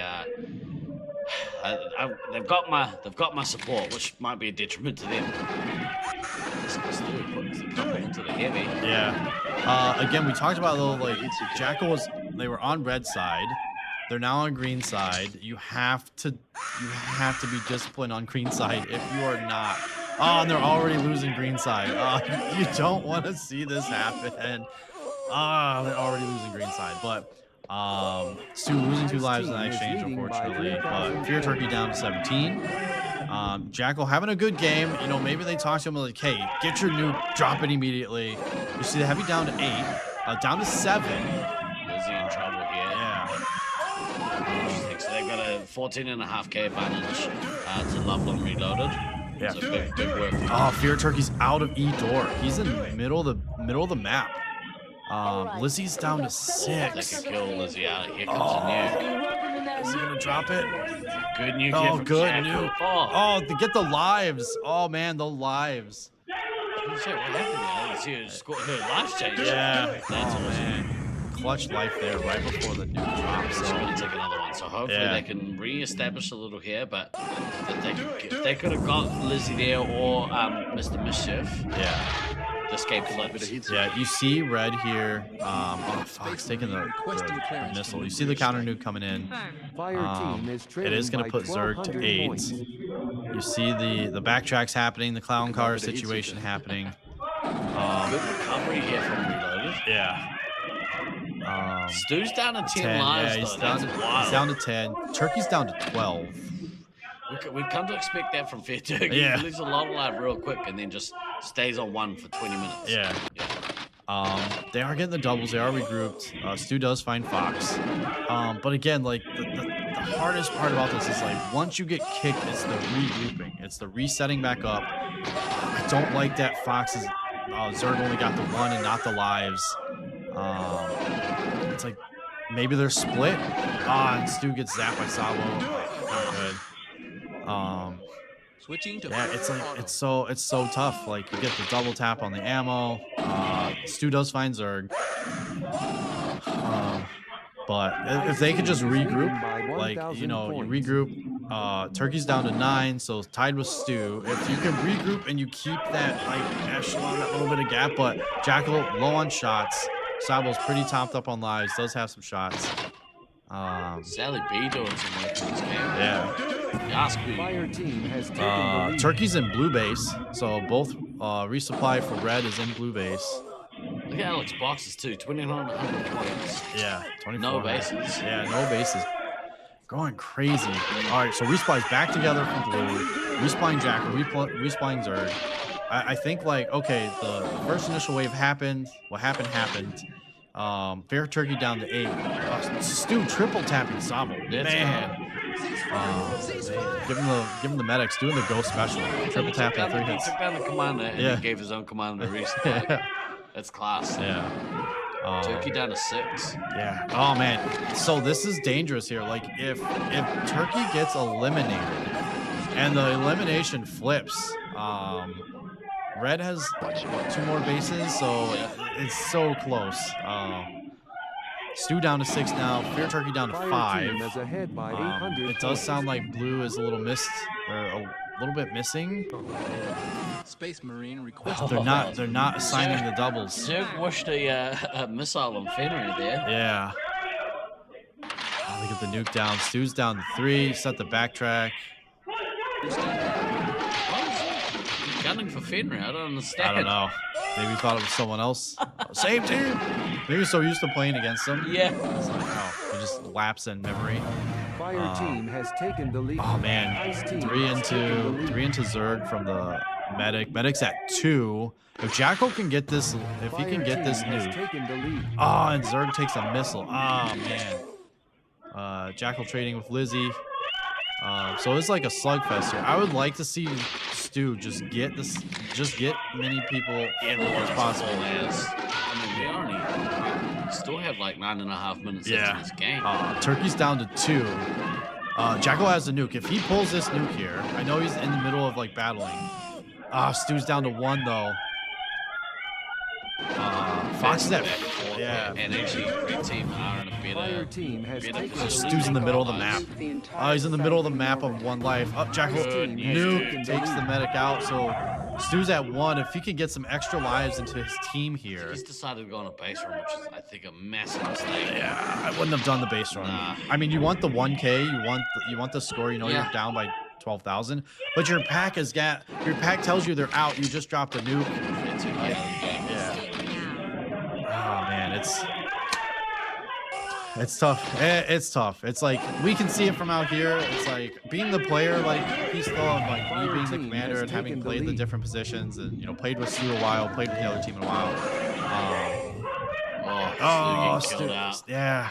He managed to get 1 off, but I don't think it's going to be enough yet. Sabo though higher on the shot. So like if Jackal can recoup some of the score and some of the special points and do Jackal things, you could see like, okay, we're at basically tied on lives. It's gonna come down. You at blue, you're missing the 1 base from Stu, unfortunately. So you have to make sure everyone gets their bases, but at the same time, you have to elim more than the 2,000. Yeah. But barring something crazy. Yeah, Maniac. They're not winning this match. Caster curse. Missile difference, man. Yeah, no, the missile difference is hurting. Yeah. If they can just, hang back, get a little bit of shots here. You got 7.5 minutes, halfway through the game. Both medics are dead. Reset the hit points. Yeah, reset your hit points. Obviously, Sabo's gonna create some damage here with this nuke that's gonna come up, but yeah, Jackal, you gotta go into full Jackal mode. You gotta be like, you gotta know you're down. You gotta bring the points back. You have to push for the elim. You have to just go as crazy as possible, farm as many points as possible, get as many nukes as possible. Space Marine requesting because of that nuke strike. Good nuke there from Sabo. Yeah. Just eking out to dominance. Man, Fox has had a rough game this game. Yeah. Actually, I think Fox had a rough game and Zerg as well. Yeah. And I guess Zerg as well on top of that. Like, he whooshed, for some reason, went after Finn. Yep. Fox is floating, though. Like, it's okay. You're in red base. It's fine. I'm not a fan of it, but they are getting stuff done. So they are like, they're obviously trying to push into red. They're defending red. Nice missile from Jackal, though. Getting to 18. He's at 21. We'll see if he nukes here. Does activate after putting 2 into Sabo. He's going to drop. He's got the long one. Nice nuke there. Yeah, good nuke. So, yeah. Jackal was right there. Yeah, even lives. We're at 39 lives, 38 lives. I mean, they're giving us a hell of a game here. Yeah. All these games have been awesome. And we still get to have Olympus Hidden Valley Ranch after this. I really want to see Jackal take, 3-4 sets of lives or of shots. Sorry, yeah. And then just go back out. Go all the way. I mean, they have to. The Zerg Alex Box's combination have to go out and kill out these single hits from Reloaded. And that'll leave Jackal to go one-on-one with Sabo. Yeah. Both awesome players. I think Jackal might have the edge one-on-one. Yeah, I think so. The knowledge of the arena and what's happening in the game. Yeah. Still 5 minutes left in this game. Still a ton of time. 30 lives. Jackal's got to bring up the commander score, but he's got to use the knowledge of the arena. Like when you know multiple players have died on both sides, you take the game slower. Yep. You're more careful. You're checking each spot. And you know the arena, like it's your home arena. You got to take advantage of it. You got to post up sight lines. Try to get the long shots. I would avoid the middle of the map. I know like a lot of people like attacking through the middle. I would avoid the middle.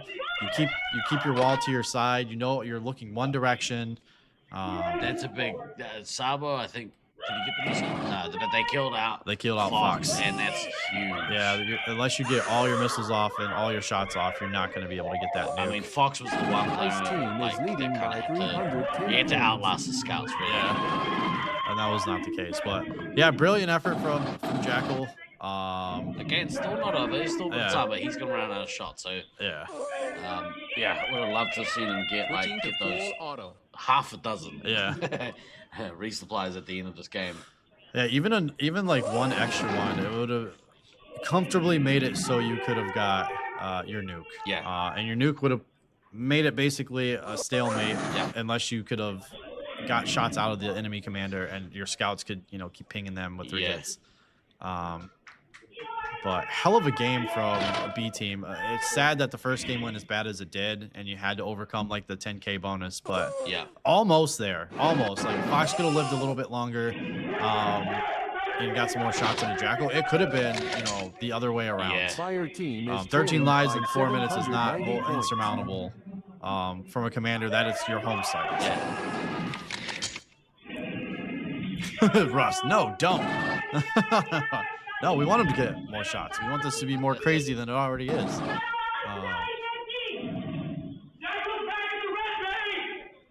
It looks like he whooshed a missile there. He does get Mischief. Unfortunately, Mischief did top up Sabo with a couple of shots, so the kill Fenrir out. Jackal doing the Jackal special, probably hiding. Let's see, all 3 missiles into Sabo here. Yeah, right. Or maybe in the single hits. Kill all 3 of them out. Maybe not. Is it Luke? Luke's hiding Fire team is trailing in the middle of the map. Oh, yeah, you can see him right there. And, they're just kind of sweeping. Yeah.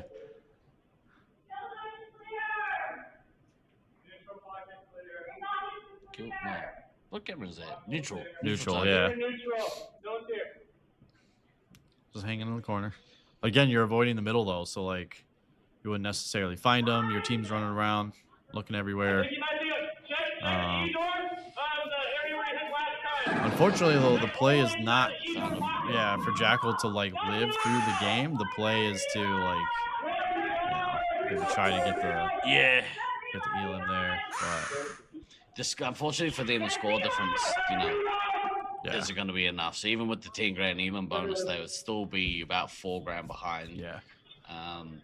Unless all the missiles go off, nuke goes off. True. But he's not. He has no shots to be able to kill Sabo. Yeah. That's the problem. Yeah, that was a big one. Again, like we said, we're calling for him to get a few more shot resupplies, and maybe this part of the game becomes all right. Well, it's 1 on 4, but 3 of you. Well, there's 2 3 hits actually. That's a tough task. Yeah. Oh, here we go. He kills Mischief. He got 2 in a Lizzie to take her down to 2 lives.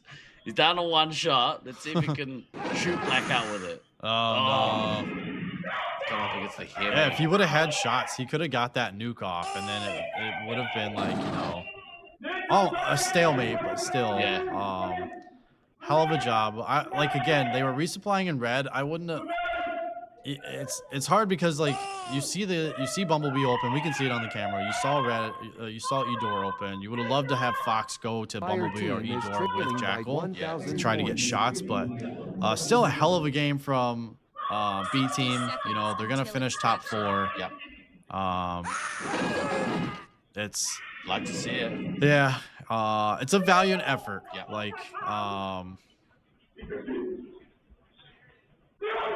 You see him just booking it, just like up.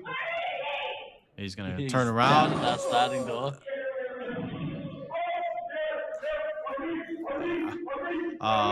He's got this mathematically.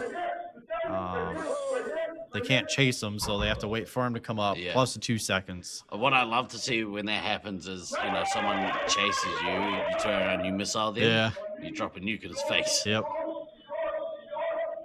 Missile away. Oh my God. There we go. Oh For dust off, we're gonna need immediate evac. Oh, but you got the double missile. Missile 1, missile the other. Oh, don't take the missiles. Oh no. Oh, don't eat the missiles, dude. 4. Oh, don't eat the missiles. 2, 1. Mission complete. If he wouldn't have ate the missiles, they would have took the game. But very close. Great job, B team. Sorry I couldn't join you guys for the week. It bums me, but at the same time, you did great without me. So, way to go on the One Life, Jackal. Yeah, it's such a good tournament all week, man. It's been so good to watch him play. Yeah, and then props to Loveland moving on. So, yeah, well, I mean, again, you know, we talked about it. B teams versus B teams. Yep. I don't know about that. But you know, technically a B team, I guess. Yeah. But yeah, pretty awesome effort here from the Syracuse B team. Yeah. Especially, you know, they apparently, you know, all week have kind of taken, sorry, not all week, in the last couple of months, taken beatings. Yeah, you know, beatings from the A team. Yep. So, you know, it is nice to see that punishment kind of vindicated. You know, the A team could go, see what we did. We helped you prepare for Nets. If you can take a beating from us, you can take a beating from anybody. Yeah. But you know, like that whole like iron sharpens iron thing, right? I'm a big believer in that. Like, yeah, it sucks if you're the B team, but it prepares you to play any other team because your A team is likely the favorites. Yep. So it's not going to get any harder than playing them. Correct. Yeah.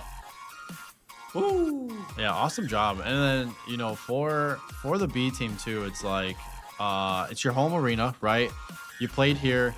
You did excellent. Like, again, it's another story of like, it's a hybrid. I know Stu like has played here and a couple times leading up, but you're still a hybrid team. You're still not always used to playing with each other all the time, especially with Stu being resupplies, being out of town, maybe doesn't know all the nooks and crannies. Yeah. Like, he's played with, you know, Detroit a long time with us playing in New York, but, you know, some of the strategies shift. Stu's not, you know, necessarily used to playing maybe some of the set New York strategies. Yeah. Fully because we did our own strategies that we liked playing with you know, the chaos at kill zone and green base and floating when we were in Bumblebee and E-Door. So but hats off to the team again. Hell of an effort. Fifth place. Thanks for the awesome you know, gameplay here, and then love them moving on. Now, to their credit, the old bloody Muppets in the chat telling us that we are wrong, and we are wrong. They got fifth. There's still 4 teams left in this tournament. Yep. So we have now got the next bracket sorted. So let's go over and have a look. We got to figure out, Russ. Just write this down for me. We got to figure out a more efficient way of displaying doing the final stuff. Tie it in a little bit, and I'm not saying that you're doing a bad job because you're not. It's actually more my inadequacies. I need it simplified for me, for my simple brain. So, how do we decide 5th and 6th, the final seeding? Yeah, so that's what we were talking about before. Who was what? Yeah, is it final seeding or is it where you finished in the if you finished ahead of them in the rounds, or I guess it's final seedings, right? Because your place in the rounds determine where you're gonna bow out in the finals. So yeah, I think again the bracket's weird. We've had discussions about the bracket many times. So yeah, and seeding, yeah. So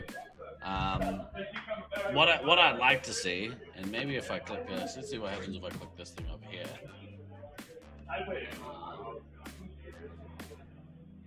That is super uncomfortable. That is not.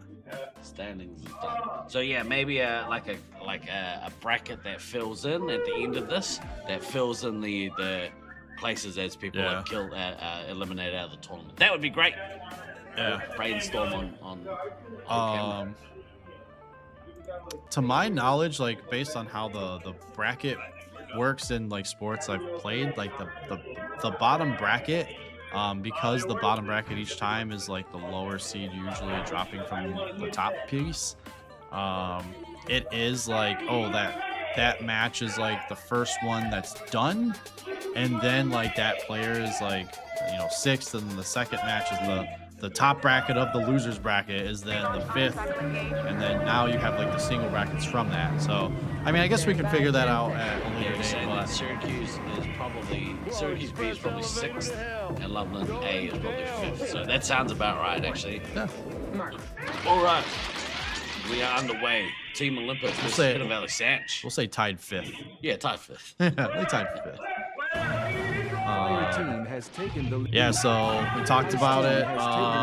Hidden Valley Sanch on their strong side. They took their Fire weaker team side has first. taken the lead. And then now they're putting the pressure on Olympus to execute on the green side, right? And on green, it's so important to have that fallback spot. It does look like green is actually trying to push in and take E-door. What's the camera? Is there any camera to the south of Edor? What's that other way?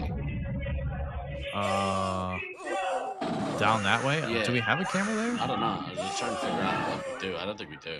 I don't think so. Do you have the Do you have the map?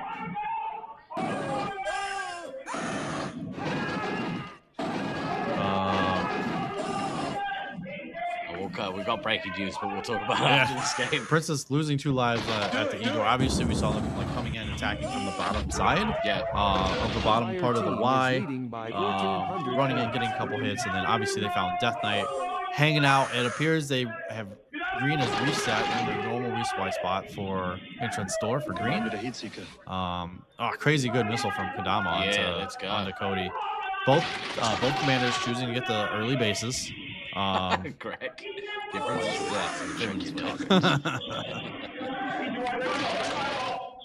You can't say that. Maniac says that 6,100 point advantage here to the red team. So we're basically gonna need to see Olympus really pull finger and either Elim, or drop some points on them. I think the Elim is the better way to go. Yeah, I think like if they're getting into E-door, so the issue that you're seeing here is like they're coming from the bottom part of the Y. They don't have the natural like positioning. Right. And you see them set up here, so they're watching red base, they're covering their butts, and they have the respawn the Bumblebee. They have Lenny running back in. You have Green, Odin running in. Yeah. And managing to get in and take lives on Princess, that was awesome. Yeah. That ref, though, like, should have been paying attention because coming from the bottom of the Y, even though, like, Odin went left at the Y, he was in Lenny's path behind him at the bottom of the Y. Yeah. I feel like it's a chase. That wall is a pretty long wall. Yeah. Green is trying to push them out of E-door. So you see here they're swarming E-door. I would love to see one of the scouts circle back behind and shoot them in the back. It's just chaos happening here.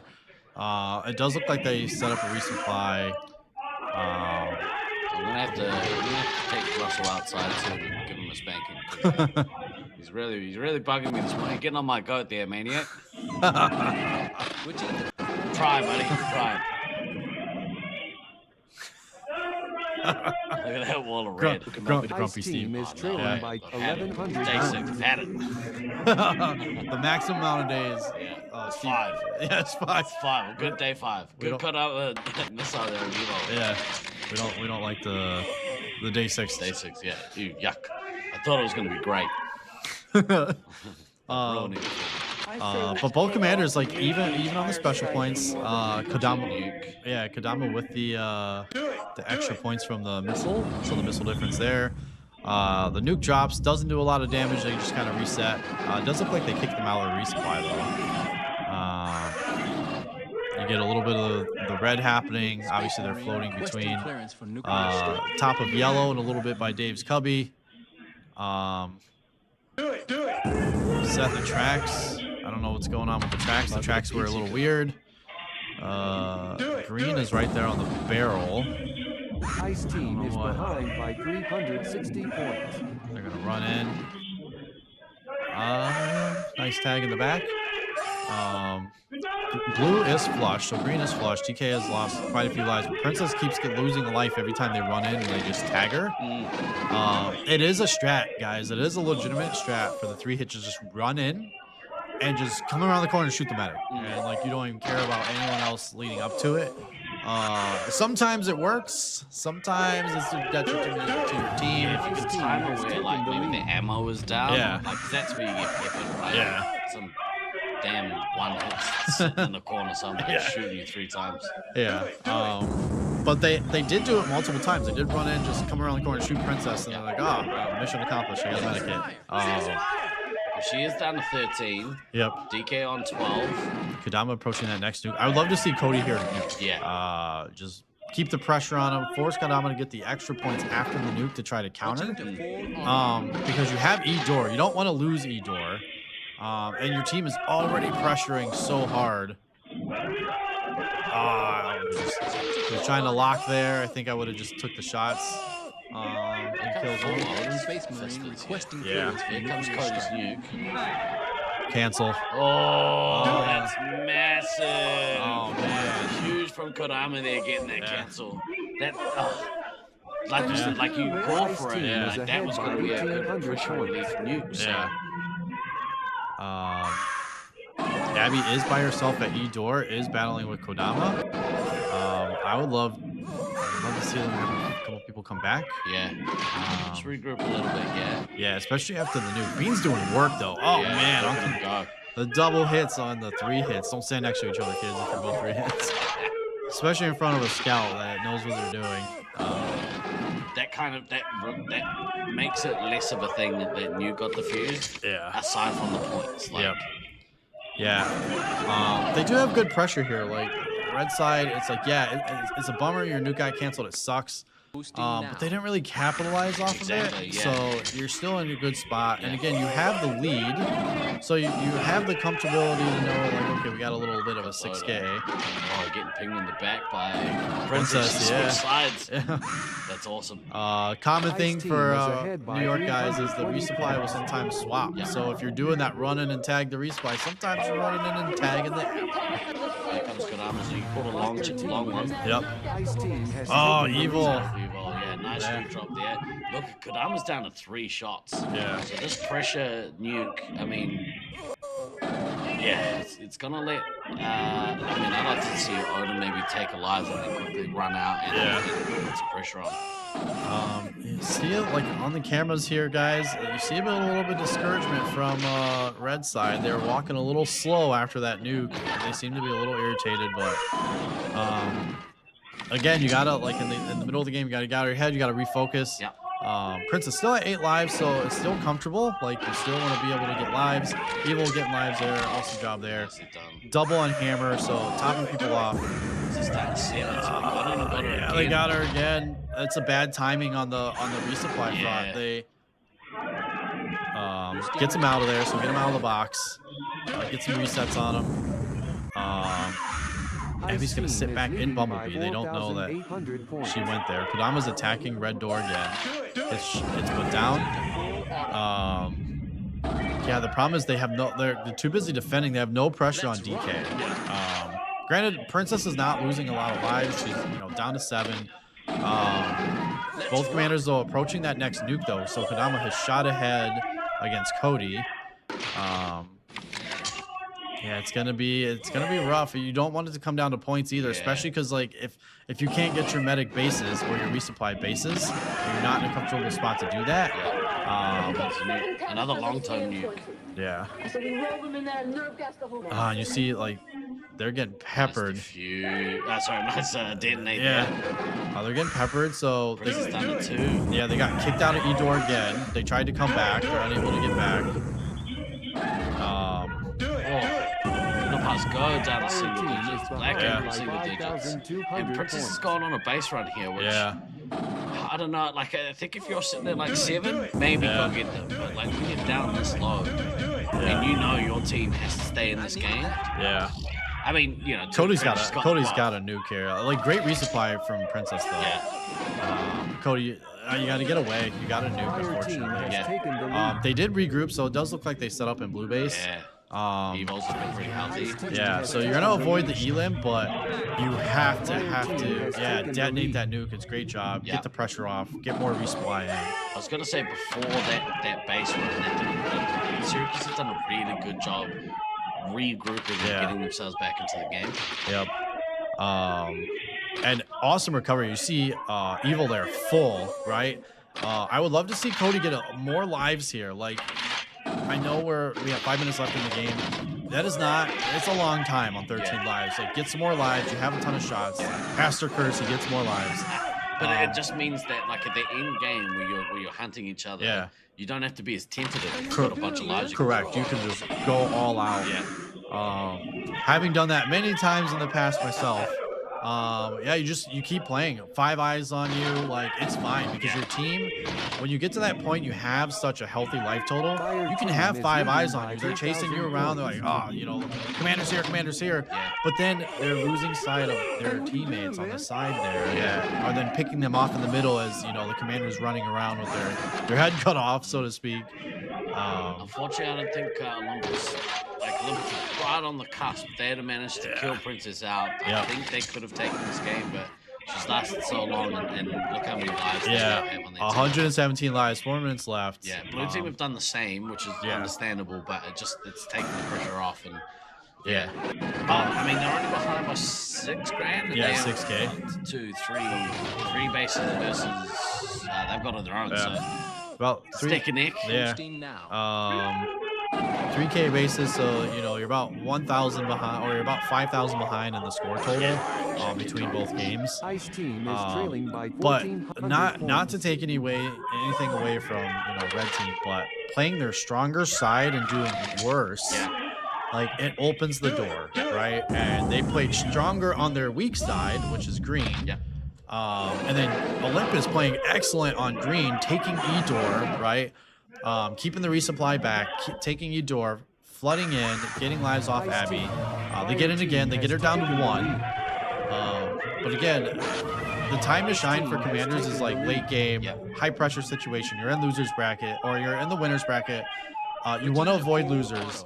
And this is the time where it's like you write your name in Laserforce lore, right? This is out of the game now, so Fire team has taken look how healthy both teams are. And then you love to see Hammer 20 lives, right? Yeah, 18 lives, like Evil 20 lives, Beans 20 lives, tons of shots. And this is the point. You don't have to hunt. You can point farm. Like you can sit back, use the angles to your advantage, point farm. You have the 6K pocket lead. Don't have to force it. But great missile from Cody there. Does the reset. Locking. Oh, you can't quite get the second missile onto Odin. But yeah, padding the score there, like getting those missiles off. They are important. 500 points, trying to locking Odin again. Got me once, not gonna get me again. They'll take the Black Hammer down there in 3.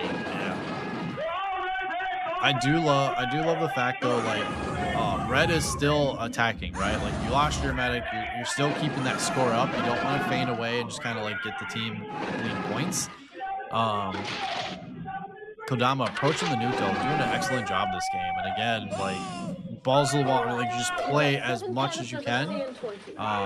In the final minutes, try to get as much score as possible. They defused this nuke. Lenny. Was it Lenny? Black Hammer. Hammer. Saw Lenny type Odom. Crazy nuke cancel. Very clutch nuke cancel though, because that keeps the score lower, right? And it's all about it's all about score. The nuke and the 3 missiles on both 3 hits, that's like 3,500 points. You're trying to make up that 6K lead. You now have Cody approaching his nuke. You'll see that if you can get that off, 500 points again. You're staving off that point difference. Very reminiscent, like this game is very reminiscent of the Detroit-Brisbane finals. It's like neck and neck, like every shot counts, every missile counts, every nuke counts, every little point that you can get matters. Ice team is behind by 400. And you have these crazy close games where it's like 2,300 difference for the match, right? And you play 3 matches like that. It's just excellent. Great for casting, great for viewing. All of those of you in the chat still joining us. Even those who are giving me grief.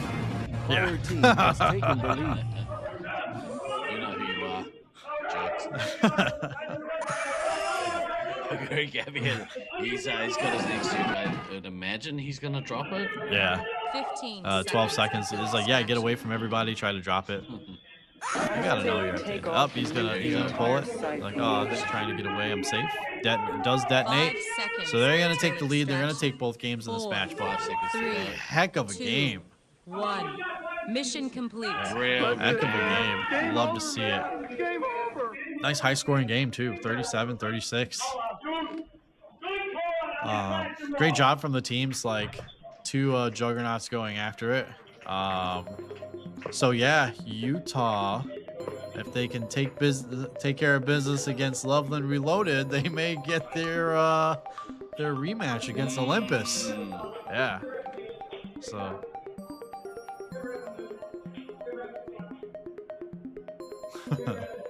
Good sportsmanship there. Yeah. Cuddles all around. Cuddles. But yeah, heck of a game.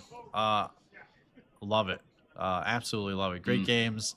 And you know, it could be a segue to, you know, the actual final. Like if we still got a couple more matches to go before that happens, but there could be a segue where these two teams meet again in the finals. And you do kind of have when you're in those situations, like speaking from 2019, you have those kind of thoughts in your head that start creeping in, like, okay, game was a little closer than we would have liked it. Yep. And it's like, you know, when we were playing, we were going against, you know, Kadama and Baden and Rusty and Baden obviously playing in Detroit multiple times. Baden basically a Detroit player. Yeah.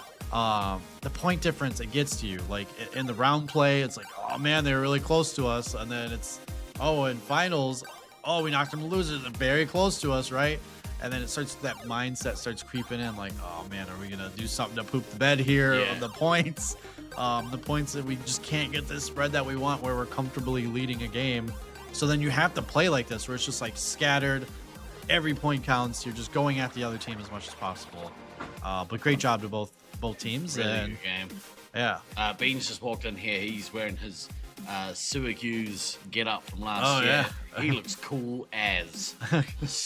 Real calm, cool, collected. He is on fleek, yeah, as the youth say.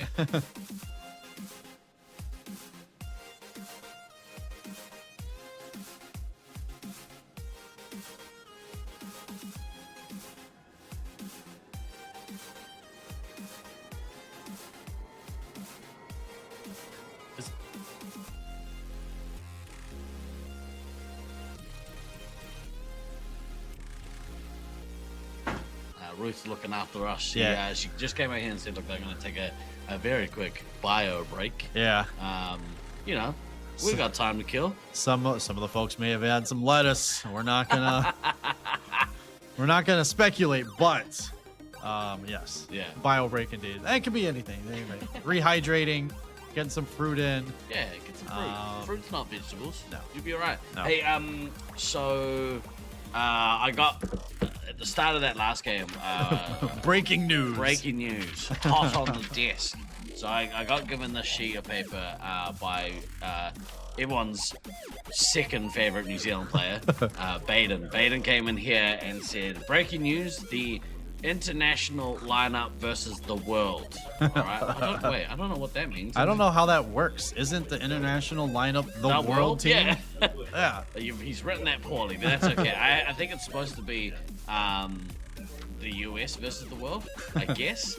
But we are gonna do a bit of a special exhibition match after Nats.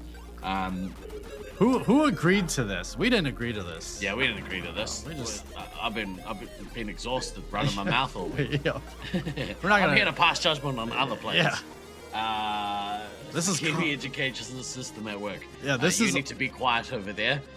This is also a very controversial list as we go through it. That's right. There's some controversy about U.S. versus the world. Yeah, so I don't know if I don't think I'll say what positions, although you can kind of guess. But in the international team, we have Prawn Boy, we have Brew, we have Scythe, we have Leech, we have Glader, and we have myself. So we're gonna play. That's the international 6. Now, you technically qualify. I do. So for those of you that don't know, I was actually born in Germany. Yeah. I do have a German passport. Which so basically makes you New Zealand. Yeah. Yeah. Yeah. So he's qualified to come play for us in Auckland. Just putting that out there. You don't have a say anymore. Why not play for Auckland? It's the closest geological site to Detroit. Yeah. I'm flying over the top of the world. Yeah. Right. We're going over, the North Pole and coming down. That's how we're measuring. Yeah. So we are gonna play some sort of. I don't know what the team's gonna be that we're gonna play. Yeah, I don't know. That's who would tough. you put on that team? Best of the US. Oh man. I'm going Kadama. Yeah. Snuffles. Yeah. Oh, it's so rough. Melon. Yeah. It's. You know what I'd like to see? I'd like to see it play as a team made up of different teams. So Yeah. you gotta take players from. You got to vote one player from one team. Yeah. But then I don't want to force them into just taking Kodama or Snuffles or. Well, no, that's what I. Kodama or. You said why not? Yeah, that's exactly. Oh, it's working for our favorite. Yeah, sure, why not? Yeah. One person per team. Yeah. But I don't know. But that would be fun. Like you could have Kurama. You could have Kurama, Snuffles, Disco Stew. Or actually, sorry, Fair Turkey. Yeah. I put him as my medic. You have to have a Syracuse B player. Yeah, maybe Sparks actually. Yeah. A Syracuse B player. Maybe put Jackal in as another scout. Then who are we missing? I don't know who's a resupply for that team. I was Turkey as medic. Okay. Yeah. Who do you got as ammo? Maybe Lenny. Yeah. Lenny from New York. Yeah. But then you want. I mean, I guess it depends what position you're playing. Lenny would be New York, and then maybe Bean scout. Yeah. If you flip the other side, you need a scout. Yeah. We're stacking it in our favor. Of course, that's it. Yeah. We didn't agree to this, by the way. So we're like, hey, what's this breaking news you have? And then hear me out. 6 Kodamas. I mean, valid strategy. Yeah. I would, if I'm vetoed off the international team, I would love to play for Team USA as a scout. Why would you get vetoed off our team? It's controversial. Not for me. Not for the group. I'm the voice of God here, damn it. All right, so we might play a match. I think we'll play a match. I think that would be kind of cool. Yeah, it'd be fun. Yeah. We'd play both sides. Yeah. Maybe we do. Well, we could. We're not doing the Detroit shenanigans. We're not doing that. No. We could do it before finals. No, that's dumb. Quite Steve. All right, so what do we have going up next? We have. Let's have a quick check over here whilst these teams get ready to go and play some Space Marines. Let's have a look at the bracket, because without the bracket, I am lost. We have Hidden Valley Sanch has gone through to the finals, so they will be in the finals. Yep. Team Olympus have punched their ticket to the losers bracket, so they will be finishing top 3 regardless. Yeah. We are now going to see the Utah Heatseekers versus Loveland Reloaded. Yeah. This is a big matchup. It is. Both of these, I think here, Loveland Reloaded are the underdogs. In my mind. Yeah. On paper, they are the underdogs. Yes. Utah,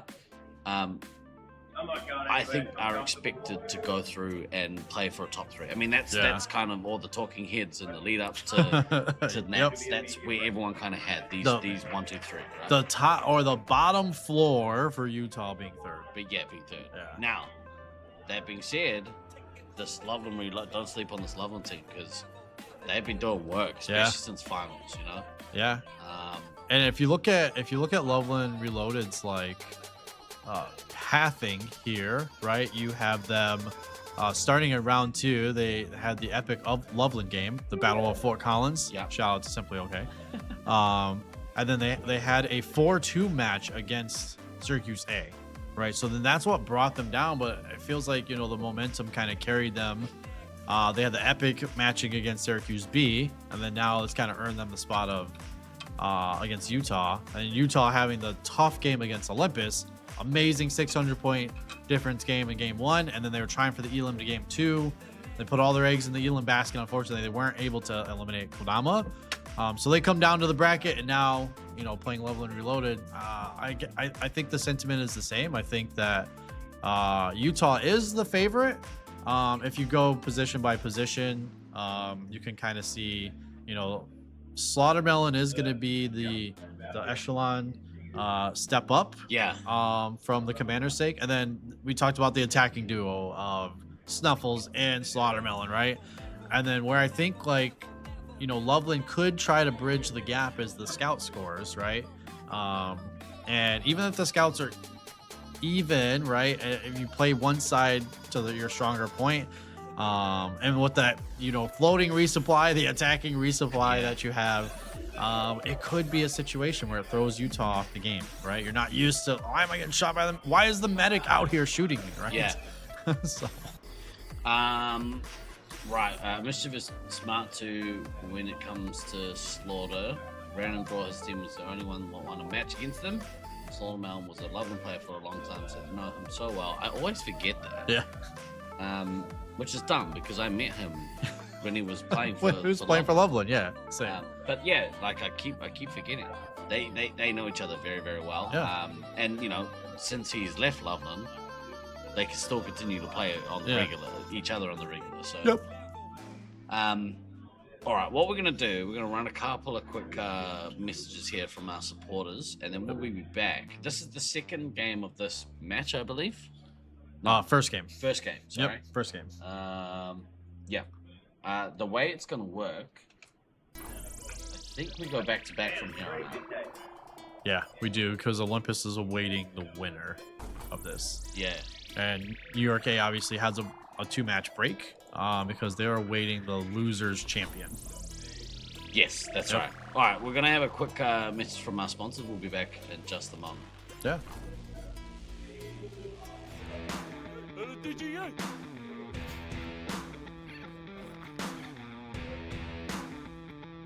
Good up.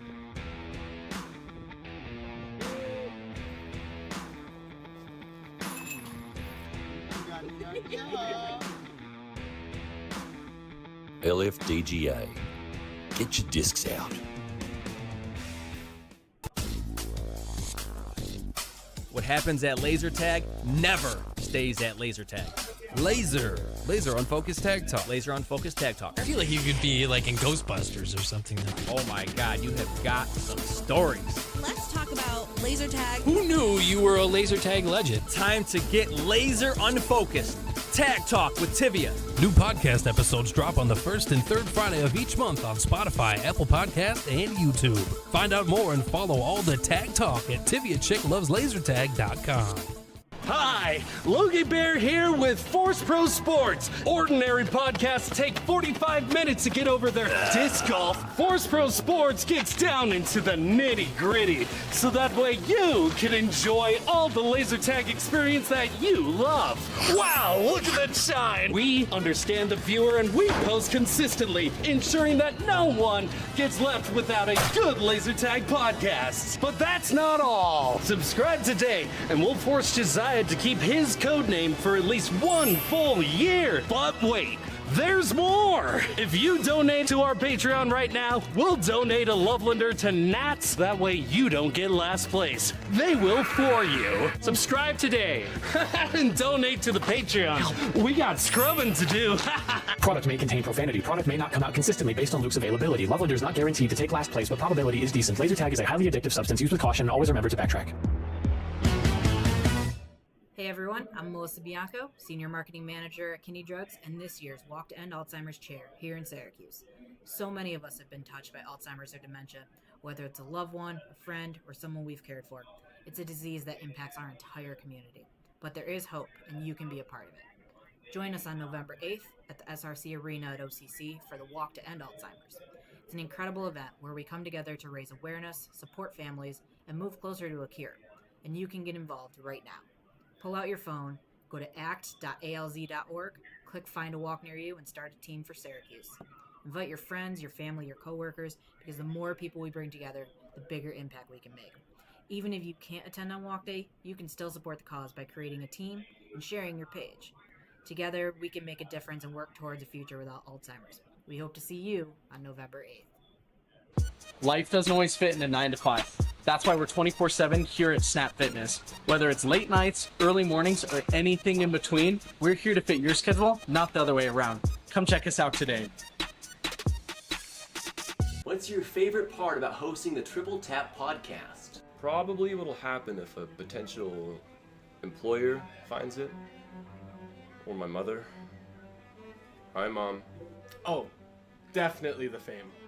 I can't fly across the country without fans asking for a pic or giving me stuff. That I can be myself. Hi, Rockwood's mom. Dude, can you cut that? You little...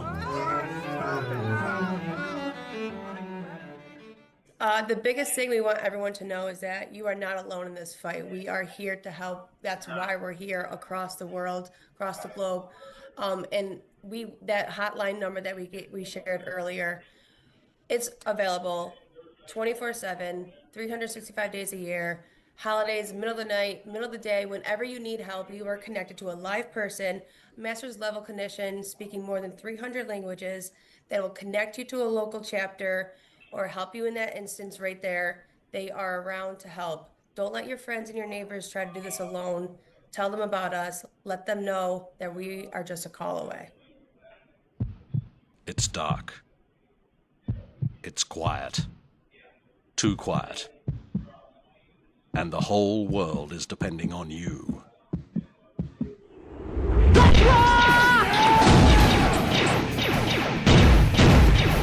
Target destroyed. You're hit!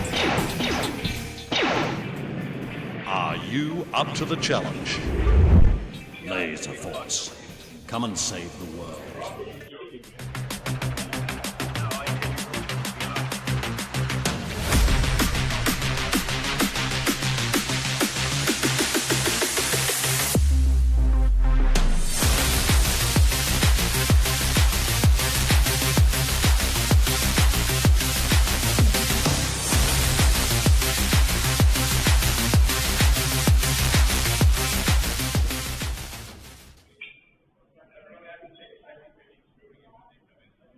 The Alzheimer's Association really works to drive risk reduction. And we do that through education, empowering communities with information on brain health. We go into companies and social groups and we do awareness presentations. We also work to maximize quality care and support. And that's where folks here on the ground really know us. We do this through support groups that exist for both people living with the disease and their caregivers. We offer care consultations, early stage social engagement activities, and these are all free to the community. What I would say for anyone out there listening, the largest gift that we give to the community of folks battling this disease is our 24/7 helpline. That number is 1-800-272-3900 for anyone who wants to jot it down and keep it handy. Took him out with a heat seeker.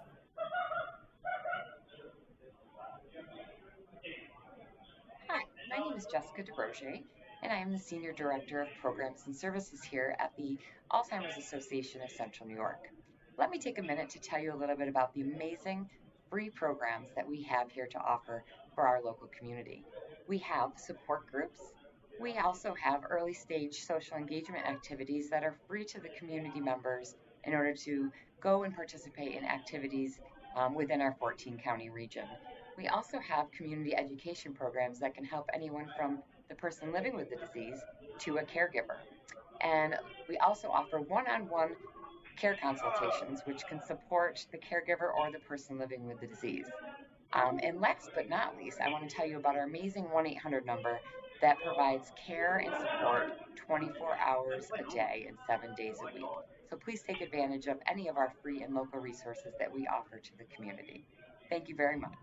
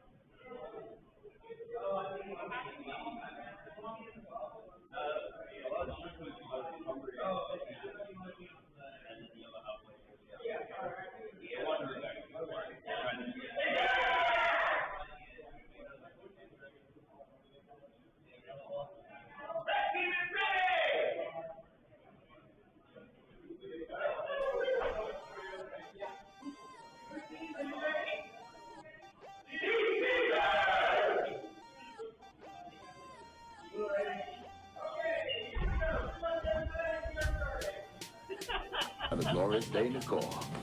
Day in the Marine Corps is like a day on the farm. Every meal's a banquet, every paycheck a fortune, every formation a parade. I love the Corps.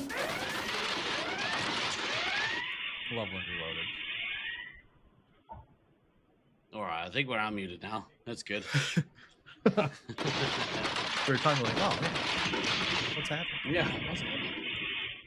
Okay, we have the Utah Heat Seekers. Loveland Reloaded. I'm pretty sure everything's working in the shed. Please let me know if it's not. The caster curse to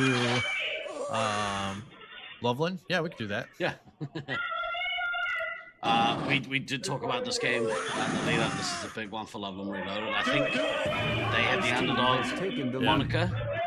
I think they are very much a team that can take this match from Fire team has taken the lead. The winner of this one will go through has taken the lead. To Fire team has taken the the finals against winner of loser bracket. No, that's not correct. The winner of this goes through to the third place playoff, I believe. Team Olympus will face them in the match to see who goes through the finals. Yep. So we are at the fifth and semi. We are playing back to back. Here we go. Has taken the lead. Yeah, you can see Sabo getting the double early, the double base early, trying to get towards that first nuke early. Slaughter almost to the first nuke without both bases. Pure Turkey losing 2 lives, unfortunately. Mischief taking on Slaughtermelon. Yeah. And taking on Snuffers as well. Do it. Fire team has you can see Red pressuring heavy. But it looks like a little bit of both. Looks like they kind of met in the middle of the arena. They're like, oh, fancy meeting you here. Taken the lead. You see there's no action outside of Kill Zone or Dave's Cubby or Green Base. So it looks like Blue is playing probably this chaotic middle of the map type style. Is Sabo's first nuke. Yeah. It's a doozy. Yep. Good nuke there. Get some backtracks in. Chaser down to 80. Fair Turkey with 18. Fair Turkey down to 17.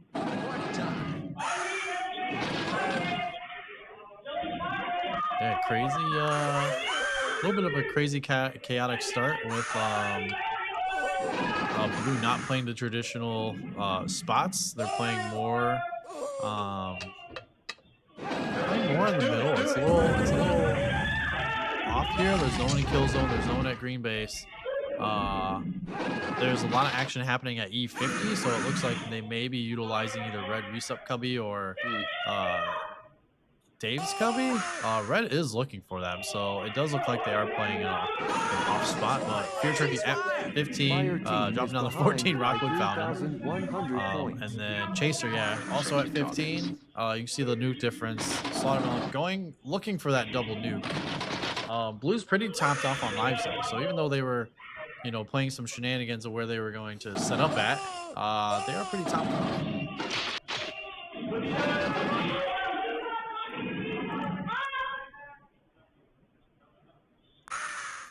Slaughtermelon's still out in the field, so I'm interested to see, does he get the 2 and come back?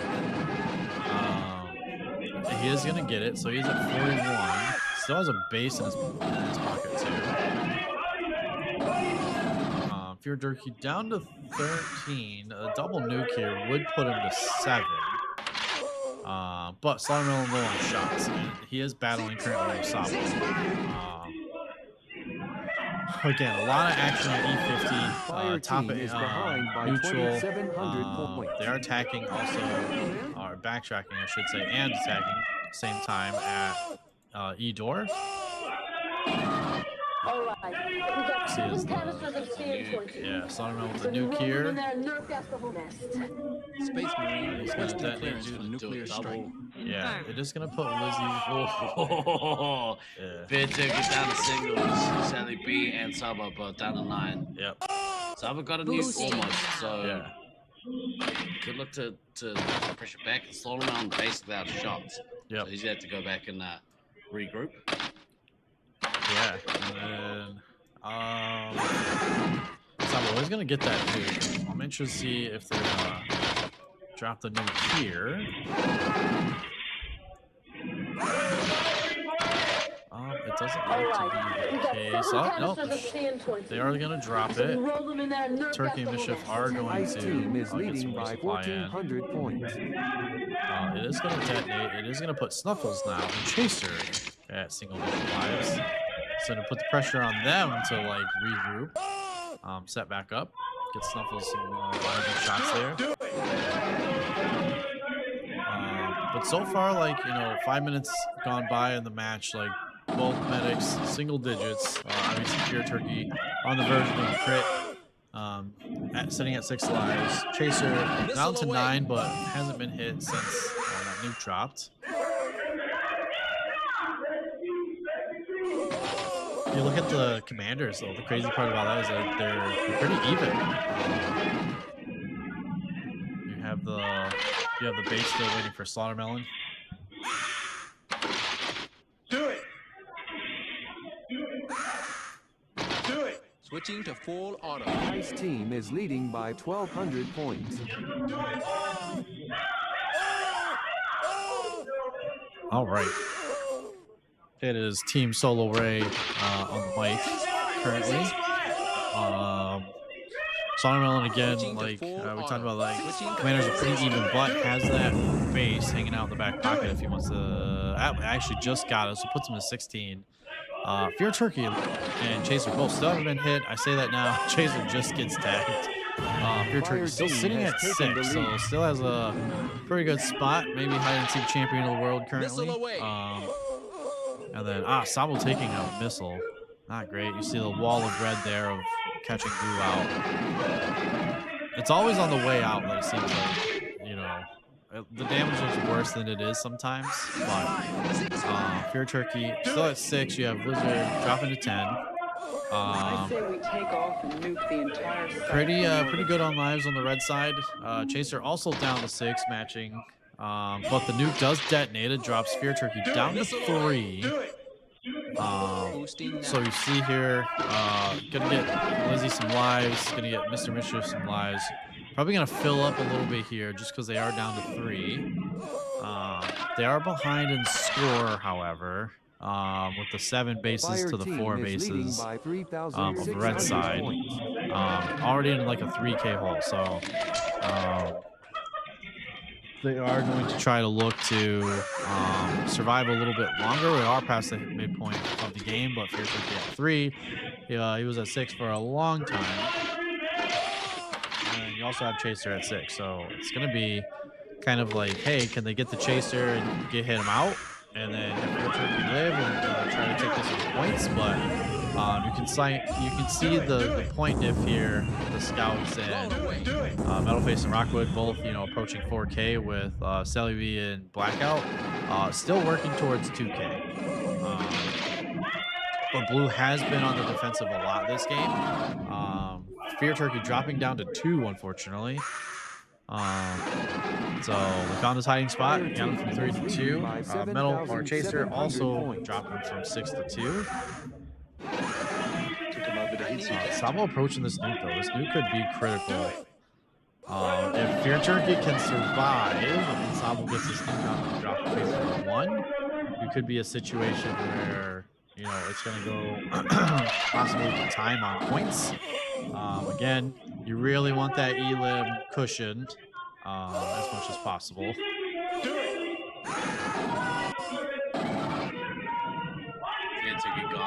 Sabo dropping that nuke. Good nuke drop. Yeah. Gonna take Chaser out of the game. This is pretty even. Yeah, 72 to 86. So yeah, now you got the spot. Meds at 17. We talked about this before. Commander at 18. Snuffles team is trailing by sitting at 15 too, so not too crazy anywhere on the elim side. Lizzie also topped up, but at that 4,200 mark if she has both bases. Sabo 7K respectively. Slaughtermelon unfortunately approaching that next nuke for Love One Reloaded. Yeah. Which is gonna take quite a bit of lives off this team. They're sitting at 75. It sounds like they know he has a nuke. Someone was just yelling it. Here we go. He put the long tone too. Yeah. So we roll them in that nuke. That's the whole nest. Oh, man. Yeah, it does detonate. They do get a couple shots into penalties in meds. Yep. And then, oh no, penalized. It does appear, it does get shot, so it gets penalized. Like, you know what? I'm just going to get a double resupply from meds really quick. Puts him forward to 14, gets the next one up to 19. Yeah. And that's what you want to see, really. Like, your medic's out, their medic's out. They don't know that the other command is crit, but you want to try to get that next nuke. There's still a ton of time left in the game, still more than 5 minutes. This is neck and neck, and like this is setting up to be an epic finish. Yeah, been treated to some awesome matches so far. Zabo down to 5. He might back him off a little bit from being aggressive. Yeah. I'd really like to see them like last this game. Blackout and Sally B go both their bases. He's just under 4 minutes left. What do you reckon? I think it might actually. It's hard to tell. Either way. Yeah, if Slaughtermelon, gets enough ammo and can get to that next nuke, I think it's devastating. I think that swings in their favor. Good run by Blackout. Yeah, Sabo, unfortunately, maybe more lives would have been able to like do a little bit more damage here. That's who you want as your strike with yeah. into the game. Yeah. Oh, Slaughtermelon, big missile down Sally B. Oh man. The two lives hurt. Put them to crit. They were able to get their bases on. So Sally B? Yeah. Good effort. Blackout still missing his one base. And it could also be like in the point of the game, it's like you guys are both battling. You hear both medics are elim, and you know, like someone's like, you need your team to live. Maybe you designate a designated survivor on your team. 1-2 combination. We were talking about them all week. Slaughtermelon stuff. Yeah. 11.5 and 8.5 respectively. That's massive. Yeah, it sure is. Yeah. And big effort on the scouts too. Like $5 grand, almost $6 grand for both of them. That's awesome. Yeah. Let's rock. Yeah, 32 lives to 24. Again, that nuke's gonna be the difference maker because if it detonates, takes the commander out, takes Lizzie to 3, takes Blackout to 5, 1 hit, puts the ammo at 1, and eliminates Sally B. Yeah, and that's gonna put the game at just under that 20 grand mark, and we haven't seen a lot of people come back from that. So they really have to push for the elim, I think, to like get to like really all but guarantee victory in the match. Yep. But it's so close too, because it's like on the flip side, they're also low on their side. But yeah, if Sabo had a few more lives, but the thing is, Lizzie's still alive and has took quite a few lives off Slaughtermelon. Yeah, you see them kind of battling back and forth. Slaughter does get the nuke though off Blackout, so this is going to be a devastating nuke. Yeah. If they're able to get it off. I mean, you got to find a way somehow for Lizzie to go for the cancel, maybe. Yeah. Space Marine here it comes. For nuclear strike. Okay, detonates. That's huge. That's going to knock 3 of those players out of the game. 3 total lives left. Just over about 90 seconds to go in this game. Just under 90 seconds. Yeah. We talked about before the triple tap. Oh, let's go blue team. Oh man, Lizzie with the double, triple, with the 1 life. She's been so impressive this week. Oh yes, yeah. Massive shout out to Lizzie Lizard. 60 seconds until it's so hard because just like, oh, you're 60 seconds remaining. You know you're at 1 life. Yep. Oh, Blackout gets taken out. No. Can Lizzie survive? It's gonna be huge. Yeah, you survive here, and the gap's 8K. Elim here, the gap's 18K. It's such a pivotal difference because anything could happen in game 2. Hide and seek champion. But now they're gonna know where she is. Oh no. Down to 1. Down to 1 hit point. I need a reset. 30 seconds to go. Oh no. Lizzie's on the run. Lizzie's on the run. Here we go. Heaps of shots. She could just keep them up, but she's at 1 hit point. Oh! Rockwood. Oh, look at him celebrate the back there. Look, Jason, let's go. Fire Jason team is Cook leading by stopped that 7,600 points. What a seconds play from until Lizzie though. extraction. Like one 4, life, you 3, take out 1, 2, 3, 4, 5, 1. 6, 7, 8 Mission people. complete. Beast of a run. That was awesome. Yeah. 8 points, 800 points for your team on one life too. Against again a power attacking duo, you have 8 hits against Slaughtermelon and Snuffles. I would look to see. Look at Cope. He's standing at Yeah. the door ready to give across to his team. Yep. Great work there from the scouts. Snuffles at 8-7. Slaughtermelon at 12.5. Yep. But Lizzie. Yeah. Oh, to the death. Yeah, pretty much. Yeah. Well, that was cool. I love finals so much. Likewise. Get some of the best games when you get towards the end there. Like there's no crazy overpowered team. Everyone's kind of at this mark kind of even. It's just really what's playing out in the arena. Yeah. Sneaky Lizzie might be the GOAT, but people are not grown enough for that conversation. But yeah. All right, so they play back to back here. They gotta regroup. This Loveland team regroup. Yep. I mean, it's so hard after that's not a bad beat, but that's the kind of you're putting it all on the line. Yeah. And to expel that much energy. Yep. It really takes it out of you, man. It's harsh. Yep. And then it's like you saw the little bit of slow start from Slaughtermelon on red side. Yeah. He had the base in the pocket the whole time, but Sabo getting the first nuke, kind of setting the tempo for what was happening. It's really they just couldn't regroup when Fear Turkey was at 2. And getting extra lives maybe into Sabo and Lizard at that time. I know Lizard at 17. Yeah. And again, that looks safe, right? It looks safe in the time being, but then Slaughter still was able to get 2 more nukes from that. Yeah. Yeah, Maniac Gavin screaming Lizard time for 6 days. But yeah, valiant effort from both sides. Yeah. Obviously coming up a little bit short on the Loveland side, but yeah, Utah looking for that rematch. You saw last night they had the crazy game against Olympus. The winner of this, going on to play Olympus. So yeah, and that battle for you're either gonna finish at 3rd, yep, or you're going to the finals. So yep. I would say both of these teams, maybe Utah more so, are desperate for a podium finish. Yeah. I think Loveland Reloaded. Now they would have obviously come into the week expecting to win. Yeah. Because all good competitive teams come here with the intention to win. They were talking. They were like, they said that wasn't necessarily like the main goal. Yeah. Of course, shenanigans. I think that's always the main goal. But but they have an opportunity here to maybe shock a lot of people. Yeah. Yeah, very much so. We talked a little bit about how the Loveland teams were split up as well.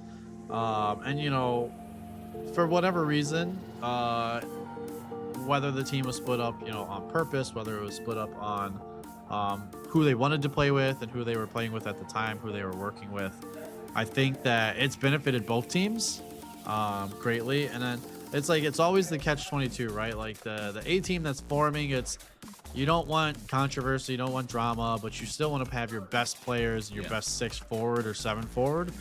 But I think the dynamic is shifting kind of in this era that we're in, as some of the old guard leaves the tournament scene, and you see the new guard coming in and changing kind of how the team structure is working, how they're approaching the game with practice and repetition, and building up. And with that, you see the B team here, it's you have your Fear Turkey, you have Luke. They're on resupply, guiding their team that they've been working with and training with, and building them up, maxing them out, as Josiah called it. And then placing Hero a potential for finish. a top 4 finish, and then going on, to greater aspirations as we move through the tournament season and head to next year. So excited to see the team continue to build out. I know Loveland always kind of shifts people around and how the teams kind of look through each tournament they show up to. But super excited to see the team continue to grow, the players continue to grow, and see what they accomplish in the future here. Maybe it's a case of they do things a little bit different in Colorado. Yeah. And us old heads aren't used to seeing the kind of things that they have been doing. But to be fair, it's hard to get the buy-in to that, because we tried in Detroit for so long to get the buy-in from the B players. Hey, let's split up, let's do training, let's do drills, let's do these things. You start a game, you try to take position, you stop the game. You try to do those things where you're instilling just the knowledge of the players, and you get to a point where the buy-in's not there, or that you just can't get the person to see a different perspective. Yeah. And then at that point, you just got to call it what it is, and you're stuck with your top heavy 6 and your bottom heavy 15. And and the way that they're doing is they are operating in a inclusion first mentality. Exactly. And maybe that's the way to go. I mean, there have been again, I'm one of them. People giving their 2 cents and maybe saying we don't think that this is the way to go. But I mean, you look at the performance for both of their teams this year, pretty great. Yeah. I love it. I think Loveland their result, their final result, maybe not reflective of how well they played. Yeah. But Loveland B. Yeah. Yeah. It's. I like to think of the dynamic of New York's arena. It does force you to play a different play style, especially if you're used to playing in a multi-story arena. And then vice versa, Syracuse players going to multi-story arenas, you have that, they fall into the pigeonhole of you're always looking one direction and not other directions. Especially when you have the comfortability of the wall and you don't have to look a different way. Loveland's more open, right? So they're used to that openness. They're open. They're used to the backtracking sets and the shooting lines and the over the top, getting those extra hits in. And here I think it's just how the maze played out from the green side to the just total opposite dynamic of Edor of red side. And you can say the A team, it's they were trying to draft something that would get them into that approach of this is how we're gonna play this side, and this is how we're gonna execute here. Then it goes to absolute poop, and you're throw it out the window, and they're just in the game scrambling. Whereas Reloaded, you can kind of see they had their set strat, and they bought more into okay, Turkey's out attacking. Maybe not forward attacking, but out in the mid attacking and being safe, playing it safe on lives, or trying to at least. But when you shoot, you give away your position. So. But I do love what they brought to the tournament and really continuing to grow within their scene and pushing back on the narrative of we can include everyone, we can train everyone can be great at laser tag, which is definitely the different dynamic and thought process of at least Detroit's site, where you just kind of didn't have the drive to get better from a lot of players, and then you didn't have the buy-in of if I do this stuff I'm gonna get better, or you just didn't want to do it, and it did suck. So right, well, we saw her go on a bit of a run at that last game, and it was a bit of a legendary play. Let's have a quick look at the player spotlight video for Lizzie Lizard. Yeah.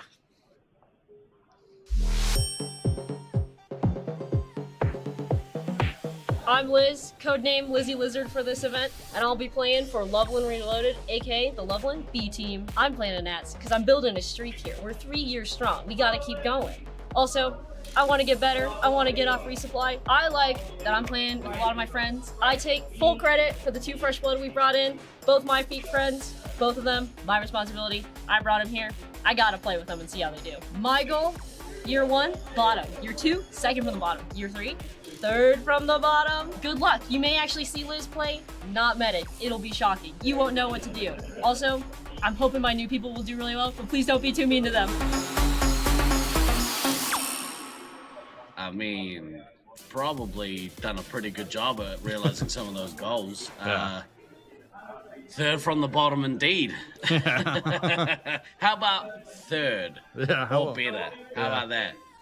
All right. Well, we're gonna cut back across. We'll go to the tail of the tape, and it's not that. What are we doing here? Amateur hour. Technical difficulties, kids.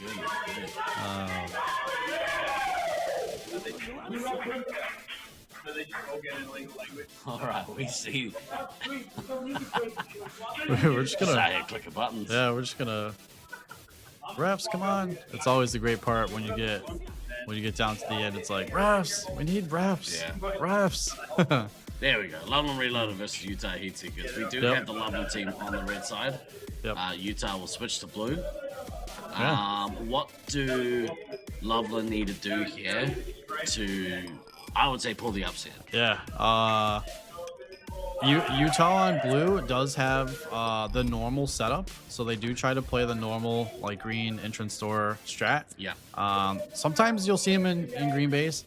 From red side, I would say like, you know, if they don't try to rush you and take E door, I think you try to post up an E50, and you keep them on the green side of the map. Yeah. And you just kind of pressure them until you can break the defense. You get them running around. Because we've seen it when Meds and Chaser are split. That's when Chaser loses a lot of lives, and Meds can't really effectively get shots into Slaughtermelon or Snuffles to help them dominate. So Interesting here. Looks like Middleface is sitting in the lobby. Hello, Middleface. Nice to see you. But that's massive because he had a great game that last game. So, you know, good to see. And again, we've talked about it. Like when you roster 7 players. Yep. Sometimes, you know, what do? Do you go with the hot hand? Do you go with the rotation? Yep. I would have liked to see Middleface go back in and play this next game, but they're going to give Cope an opportunity to step into that role, I'd imagine. And I think, you know, with the Elim, you're a little bit more comfortable here, so it could just be like, hey, let's get the rotation in. We don't want anyone feeling left out, or like, hey, you're not going to play all the finals or something like that. But big shout out to Gunshy. They asked me yesterday to do a shout out to Gunshy. I'm going to do it again. Thank you so much, Gunshy, for all the support you've given to the Utah boys. Yep. They greatly appreciate it. Enough for them to come and be like, hey, you better shout out our boy, or else. Oh geez. Yeah. Oh geez. But thank you, Gunshy, for looking up to the boys. Having like the support from people off-site. Yeah. It actually means a lot. It does. It's nice to get messages from home and see you guys in chat. We'll see him again. Hell yeah, he's confident. Yeah. But yeah, seeing the support in chat, supporting your teams without tearing down the others necessarily. Yep. Although we've seen a little bit. Yeah. Here we go. Game 2 of this epic matchup. Loveland Reloaded taking on Utah Heatseekers. Let's go. Really interesting to see. They did swap. They have Blackout as heavy, Sabo Commander. Pure Turkey Mischief staying as resupply. Fire team has taken the lead. No swaps from Heatseekers outside of Cope coming in for Metalface. So Ice team has taken the lead. I'm interested to see. They are going to go for the early base run. So they do the split resupply, then they go for the base run. It looks like Slaughtermelon got there first. He did get there first, so he kind of shut down that piece.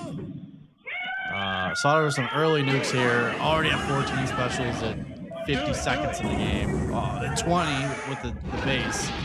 60-second nuke here from Slaughtermelon. Detroit special.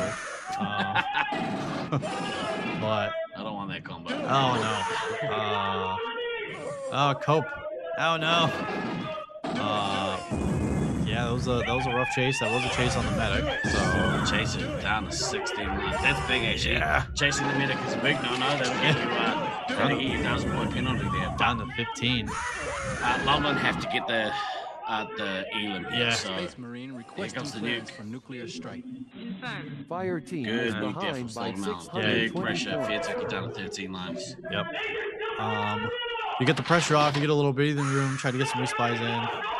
You see, I believe it was blue as came back and reset back up in blue door and blue base. You see Lizzie heading back to E door for resupply. Yeah, crazy game. Excellent start from Slaughtermelon though. Both bases gets the early nuke. Slaughtermelon is in, so he did find. It looks like he did find Turkey's hiding spot on the side, and then came through. They're stuck in kill zone, running around now. This is not what you want to have happen. You're pincered in kill zone between entrance door and the base. Turkey losing a ton of lives in that exchange, but Chaser also losing a bunch of lives. So we saw this literally deja vu last match. Both teams just like colliding into each other. But yeah, Red doing. Yeah. That is not where you want to be. That is not good. Sabo though unable to capitalize, not near a nuke. Down to 4 for Chaser. Oh, this is so devastating. Not like this, guys. Yeah, you just need to regroup like as much as possible to get as many lives as possible and as many people as possible. Crazy start though, because Fear Turkey's at 8, but Slaughtermelon is approaching that next nuke. Oh, he's down to 3. He's got to get lives into Caleb. Like, they've come out swinging. Yeah, huge. And look at Sabo. Sabo is in a position where he can keep. Can carry the game if it comes to that. Oh, a big missile there from Blackout. Yeah. Ice team is leading by 600. It's one of those oh geez moments. The switch does seem to be working in their favor currently, because even if you take Lizzie off of the heavy position, you have Lizzie as scout floating and running around. Caleb doing the very smart thing though, filling up, getting as full as possible. Chaser's at 3. You want to get as many lives as possible. It may come down to a situation where like Caleb has to literally carry the game with Chaser being so low. They did top off nicely. You saw they were at like 70 lives. They're back up to 110 now. So great job there on blue side recovering from what was looking like an OG's moment. I mean, and if Slaughtermelon drops this nuke here, it's going to put a lot of pressure on Blackout and the Fear Turkey. Yeah. They could flip the game. This game's on a knife edge. Yeah. Here it goes. Here comes the nuke. So we roll them in that nerve gas the whole nest. Oh, Blackout was in on too. Yeah. That was close. That's massive. And here comes that wall of blue. Yep. Fear Turkey down to 3. Blackout sitting on 6, so Blackout has to get full here. Yeah. But Sabo close to this next nuke, so as soon as this nuke drops, he gets missiles. Chaser putting in some hits, so he's managing to stay at that 3. Well, it's gonna be a bit. This is gonna be the same, basically deja vu. Like both medics dying at the same time. You have crazy. Oh, here's the nuke. Okay, there's Chaser. Chaser's gone down. All right, so Chaser is out. You have Slaughtermelon's at 27 shots, and Neds is only at 11 lives. Like, this is one of those points where it's like, dude, I need you to follow me. We need to sit in this corner. I need you to give me as much lives as possible. I mean, outside of Blackout, like, the red team are doing real healthy. Oh, yeah. They really need to push. Yeah. And, like, Fear Turkey at 3 lives, you want to keep them topped up. You know, the whole team above that 100 life mark for the team. Because hey, Russ, can you tell us what the score difference is, please? I missed what it was. Do it. Ice team has taken the lead. 17K to make up. Okay. Yeah. A wall of blue. Like, even though they got devastated, you just see them making up for it. Something's getting the bases. Like, hey, we're not taking any chances with this. You do wonder if the missed base is going to come into play. Med's just taking shots here. Like, he needs to be able to just get Slaughtermelon as many shots as possible. Like, Blackout managing to take one. They'll take a resupply. Yep. And he's going to take another one. So let's get him full. Slaughtermelon at that nuke though, so if it goes off, Fairtech is gone from the game, and then we are on the home stretch. Yeah. It becomes mano a mano. Yep. Who's gonna carry the team to victory? I say we take off and nuke the entire Here we go. Here's the nuke from Slaughtermelon, and it goes off. So there's Fairturkey gone. Yep. So we're at 89 to 68. You see 16 lives on Sabo, 24 on Slaughtermelon. But the story is the tale of the ammo. Luke at 17, Ned's at 4. Yeah. Huge. Yeah, you do want to. I think Slaughtermelon. You get full. Honestly, I would get 60. Yeah. You haven't got caught yet. They haven't been like pushing into wherever you guys are at. I would take that minute. You get full, and then you go God mode. Yeah. Yep. Yeah. We're only at the halfway point too. They don't know that. It's probably an internal clock if you played enough. You are sitting at that half-minute mark. It does look like he went out though. They didn't shoot. Oh, they did get meds. They just got meds now. Oh, the double tap on meds. No. Slaughtermelon. 7 minutes is a long. Oh, he's down to 1. Slaughtermelon's such a long time. Oh, he listened to what stuff is there. Yeah.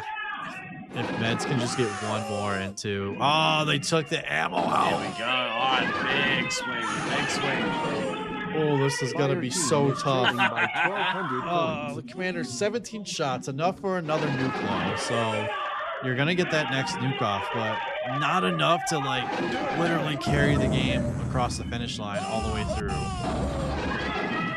Apologies for the interruption with switching between these two things, but I think it's probably going to be a photo finish. Yeah. I think we're going to need to watch the fan cam here. Yeah. Here comes that nuke from Sabo. Yeah. And it goes off. So big nuke there.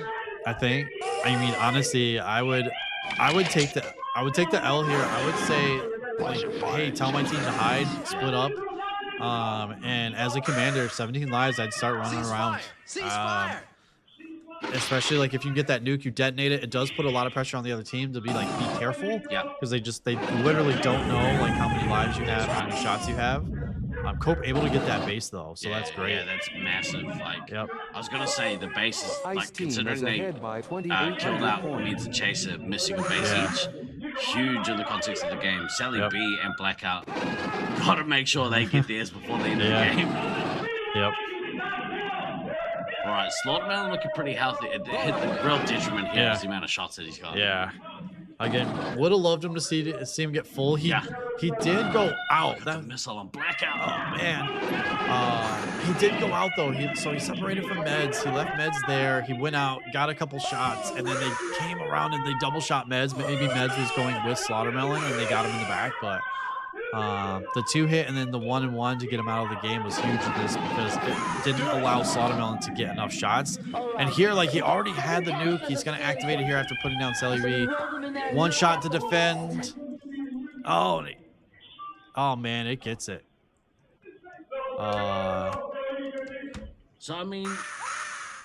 Great. Oh, Snuffles, you're penalized. No.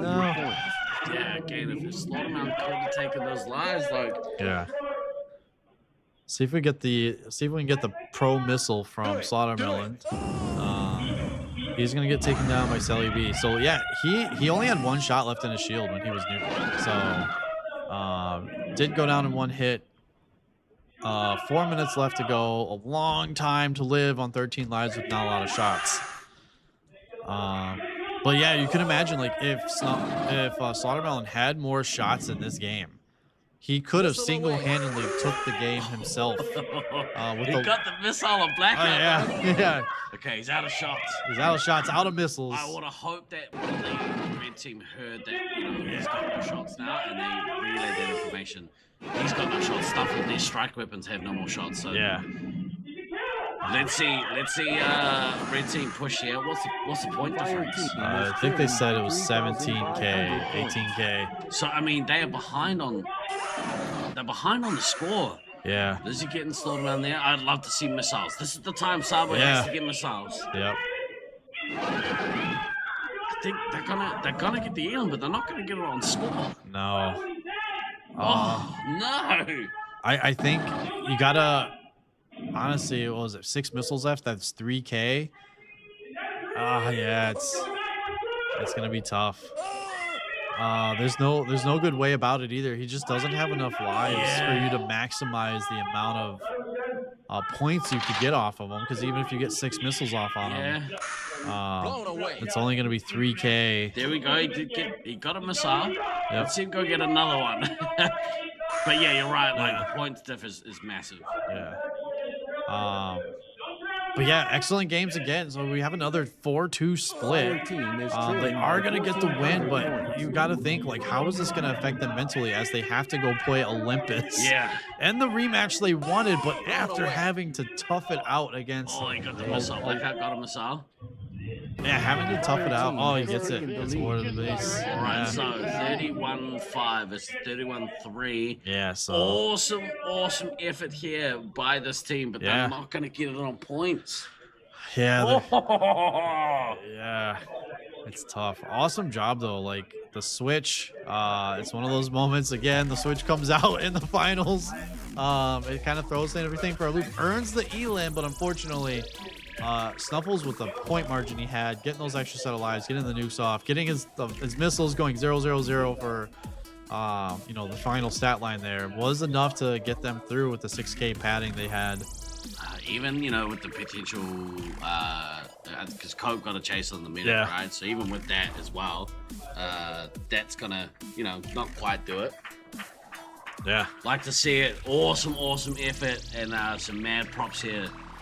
To this Loveland B team. Yeah. They're going to be so proud of that performance, man. Yep. But that's the importance of, like, not getting elims. Yeah. That's the thing you do when you have to, in some of the games, like, it's easy to say here, like, okay, we're casting, we're looking at it. But in the game, like, as you're going through the motions, there are things that you want some of your players to, like, keep in mind, like some of your veteran players, and maybe you teach this to some of your rookie players, is you have to have a voice that makes a call when things are going bad. Like, hey, medic's about to die, we're halfway through the game, someone needs to fill and just live. Yeah. Or, like, everyone fill up, top off, live, don't overly exert yourself. In my case, like, you saw it yesterday with Kadama, like, hey, give me as much lives as possible. Yeah. I'm just gonna live. I'm going to draw all the attention, and then it allows them to not be looking for your other players. You're drawing all the attention away from everything, and you're effectively drawing the game out, trying to get just to game 2 and just live, avoid the elim. The 10,000 point bonus is such a hard thing to overcome. Even swaying it this way, though, they just didn't have enough points in the first game to make this win. Gotta be proud. Closer than what it is. Yeah, still super proud of the Loveland team. Yeah. Let's have a look at the current standings as we enter the business time. We're at business time, Scythe. Yep. We're at business time. We can see here that in the losers bracket final, I guess. There's a loser bracket final. Yep, there is. We have Team Olympus versus the Utah Heat Seekers. Yeah. And off the back of that performance, this Olympus team is going to be licking their lips. Yes. You just had to have them play this difficult matchup against Loveland Reloaded, not going away quietly into the night. Basically turning around like, oh, you elimed us? Here, we're going to punch you in the face game 2 and try to elim you to reverse sweep you guys and earn our own spot in the top 3. So Utah, you're wondering, did they have to exert a lot of energy? We're in back-to-backs now, so unfortunately they do have to play another match after this. They'll probably get a little bit of a break. That's usually how it works. Yeah. Sort of get a breather. But you wonder how much it took out of Slaughtermill and them running around. You're trying to survive, and then also like the mental state of, Meds and Chaser. You lost so many lives early in the game. It's like, I believe, I don't know, like I believe Olympus is going to get choice if it follows normally. Yeah, so it looks like oh my goodness. I believe Olympus is going to get choice of color. And then although because they came in from the upper bracket into the round 6. Yeah. This fruit fly is driving me crazy. Yeah. Fruit flies are plentiful here. Yeah, but someone left food around. No pointing fingers. But it might have been me. That person should be canceled. Food out for the fruit flies. Yeah, no fruit flies. Thank you very much. It looks like they've turned on the house lights for some reason.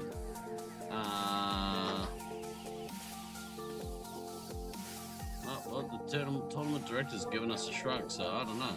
Yeah. Let's have a look, actually. We'll cut across. Yeah. The wall's not down. We've had that happen in a tournament before. The wall's not down, so that looks to be a good side. Did Bana knock that down one year? Yeah. That's like getting hit by a steamroller. Oh, we have a very close-up view there. We're about to see some health and safety issues I think, on camera here. Some OSHA issues. Yeah. We have the one and only Lenny. We're right here, Lenny. He's searching for us. Yeah. Let's look up. We're here. I'd be very interested to know what they're doing. I don't actually know. Be interested to find out, but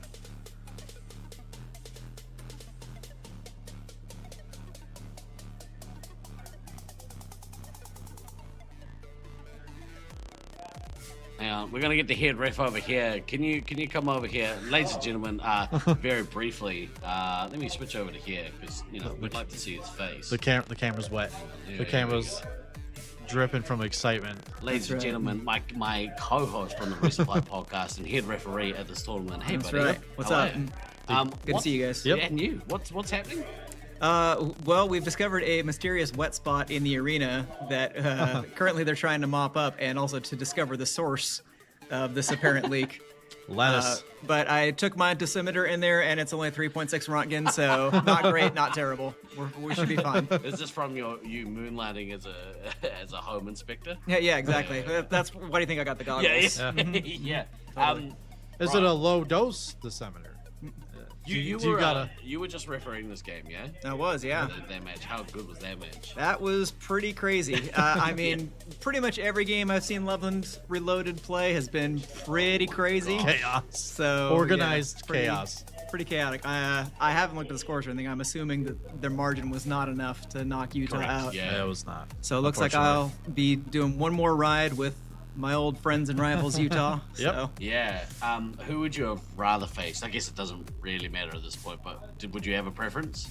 God, I don't know. Like, Utah is such a good team. They're so hard to play. They're solid top to bottom. You can't make any mistakes against them. Yeah. Loveland Reloaded, we only played them the once, but when you go to the bar, there's like the crazy guy that just no one wants to get in an altercation with because it's just He's like on peptides. yeah, that's Loveland Reloaded, man. Like, even if you think you can take him, you're like, I don't know, they might out crazy us. Yeah. You can see it in his eyes. It's right here. That eyes, the eyes you're talking about. Fair turkey. Yeah. He's got the crazy eyes. Yeah. I think they all do. Yeah. Oh, especially Sally B. You gotta watch out for her. Yeah, oh man, she got the crazy. She got a. Well, yeah. You better watch out for her. She's gonna get you. Absolutely. Right. So this next matchup, you guys versus them. Mm-hmm. This is the battle for third. But I mean, I've talked to you several times in the build up to Nets because we like to have a chat or two about laser tag. Couple. Your level of focus has been on par with what I saw out of you at 2023 Nets in the build up to the Auckland Nets. Would you agree? Well, it's hard to match that one. I can't say I've thrown quite as much of my own mental health into the preparation for this one, but I'm not going to count that as a bad thing because I don't think it was really healthy what I did in 23. But you got the win. If it works, then it's okay, right? Yeah. That's what every drug addict says. Yeah, I could quit anytime. Exactly. All right. Well, look, it looks like they might have mopped up the sweat patch. Well, we'll see. I'm going to go talk to my team, make sure everybody's prepped and ready, but thanks. Good luck. Win, lose, or draw. It's a great tournament, and I look forward to facing them again. So 2026 See ya, Laserforce community. Yeah. All right. Head referee extraordinaire, Death Knight. He's had a good tournament. Yeah. He's looked pretty good, and he's like the journeyman. He's played well at a bunch of different positions. Yeah. put up the wet floor signs. That's what I was thinking. All you got to do, put a sheet down and put a sign there. Play ball, baby. There's a lot of like feet dragging happening in the arena. I noticed. So it was like putting something down. They're tripping over for sure. Yeah, okay.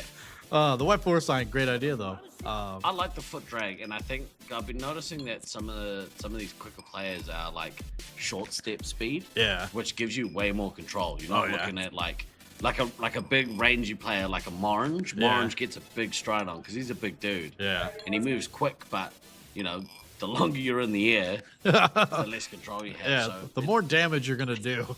yeah. An object in motion stays in motion until a force is acted upon it, aka another player coming around the corner. Until you knock down a wall inside the Syracuse arena. Get the resupply them up while they play. You could get those Swiffer shoes. Yeah. That'd be a bit of a riot. Yeah. Get some Swiffers. Yep. It's also in a part where like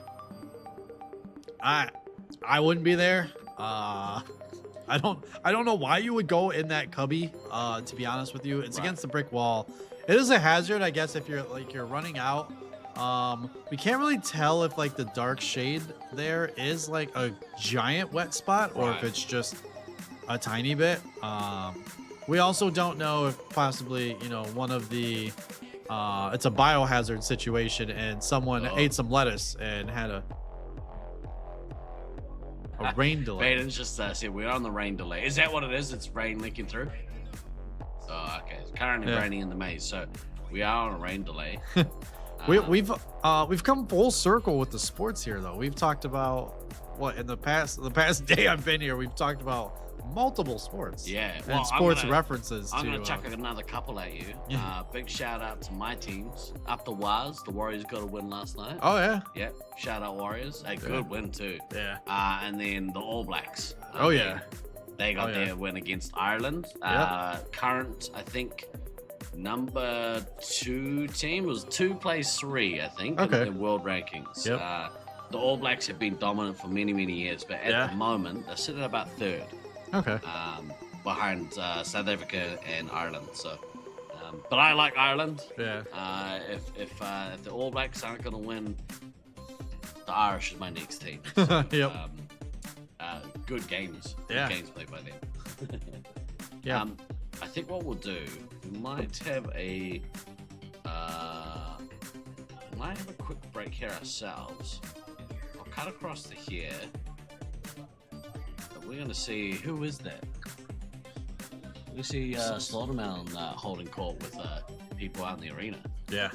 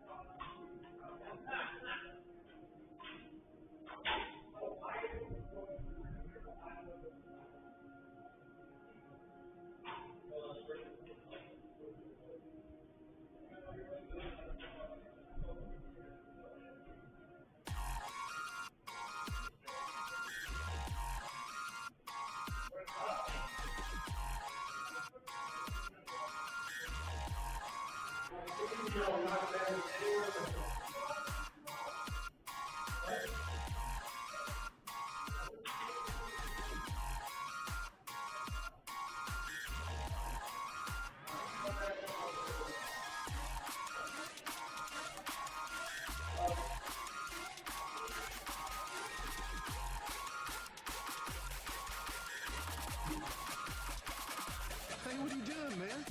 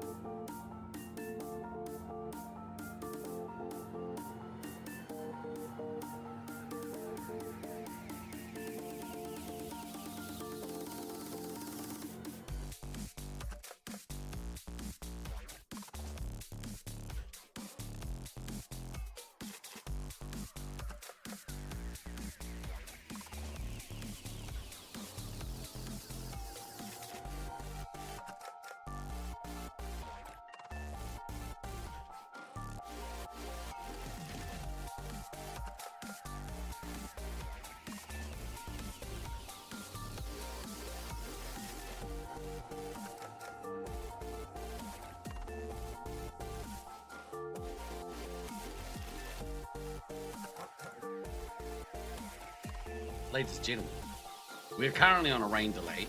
Apologies for the delay, but we're going to utilize this opportunity to have a chat with a couple of legends of the day. Please join me in welcoming to the stream, all the way from Loveland, Colorado. We have Lizzie Lizard, and we have, I forget your name. The Beer Turkey. No, I don't think that's it. Josiah. No, I don't think that's it either. Bagel. Requestable? No, it wasn't that. Zap Rosdower. I don't know. It's hard to know because they change all the time. Hey, how are you guys? Feeling good. We made it way farther than we ever thought we were going to make it.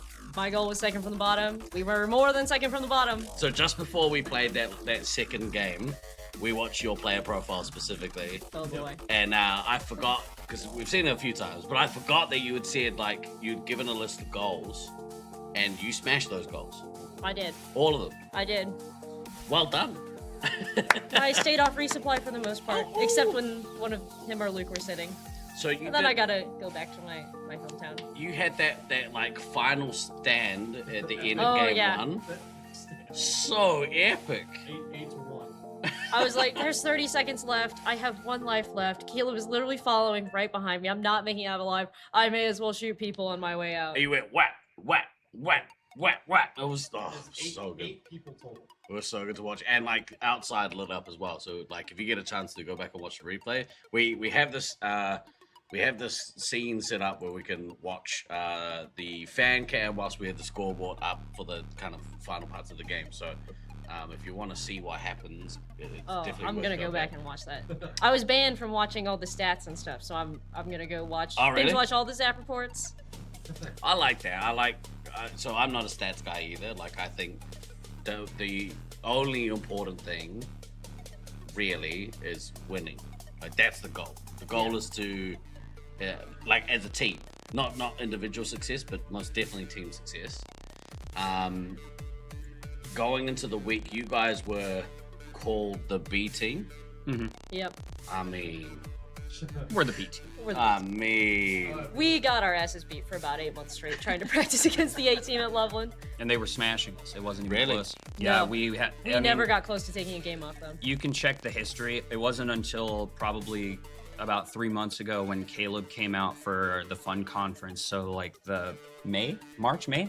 I don't Something remember. like that. It was an M month, but I think it was May. He came out and he subbed in for us and played some roles, and we were able to take the first game we had ever taken off of them. Yeah.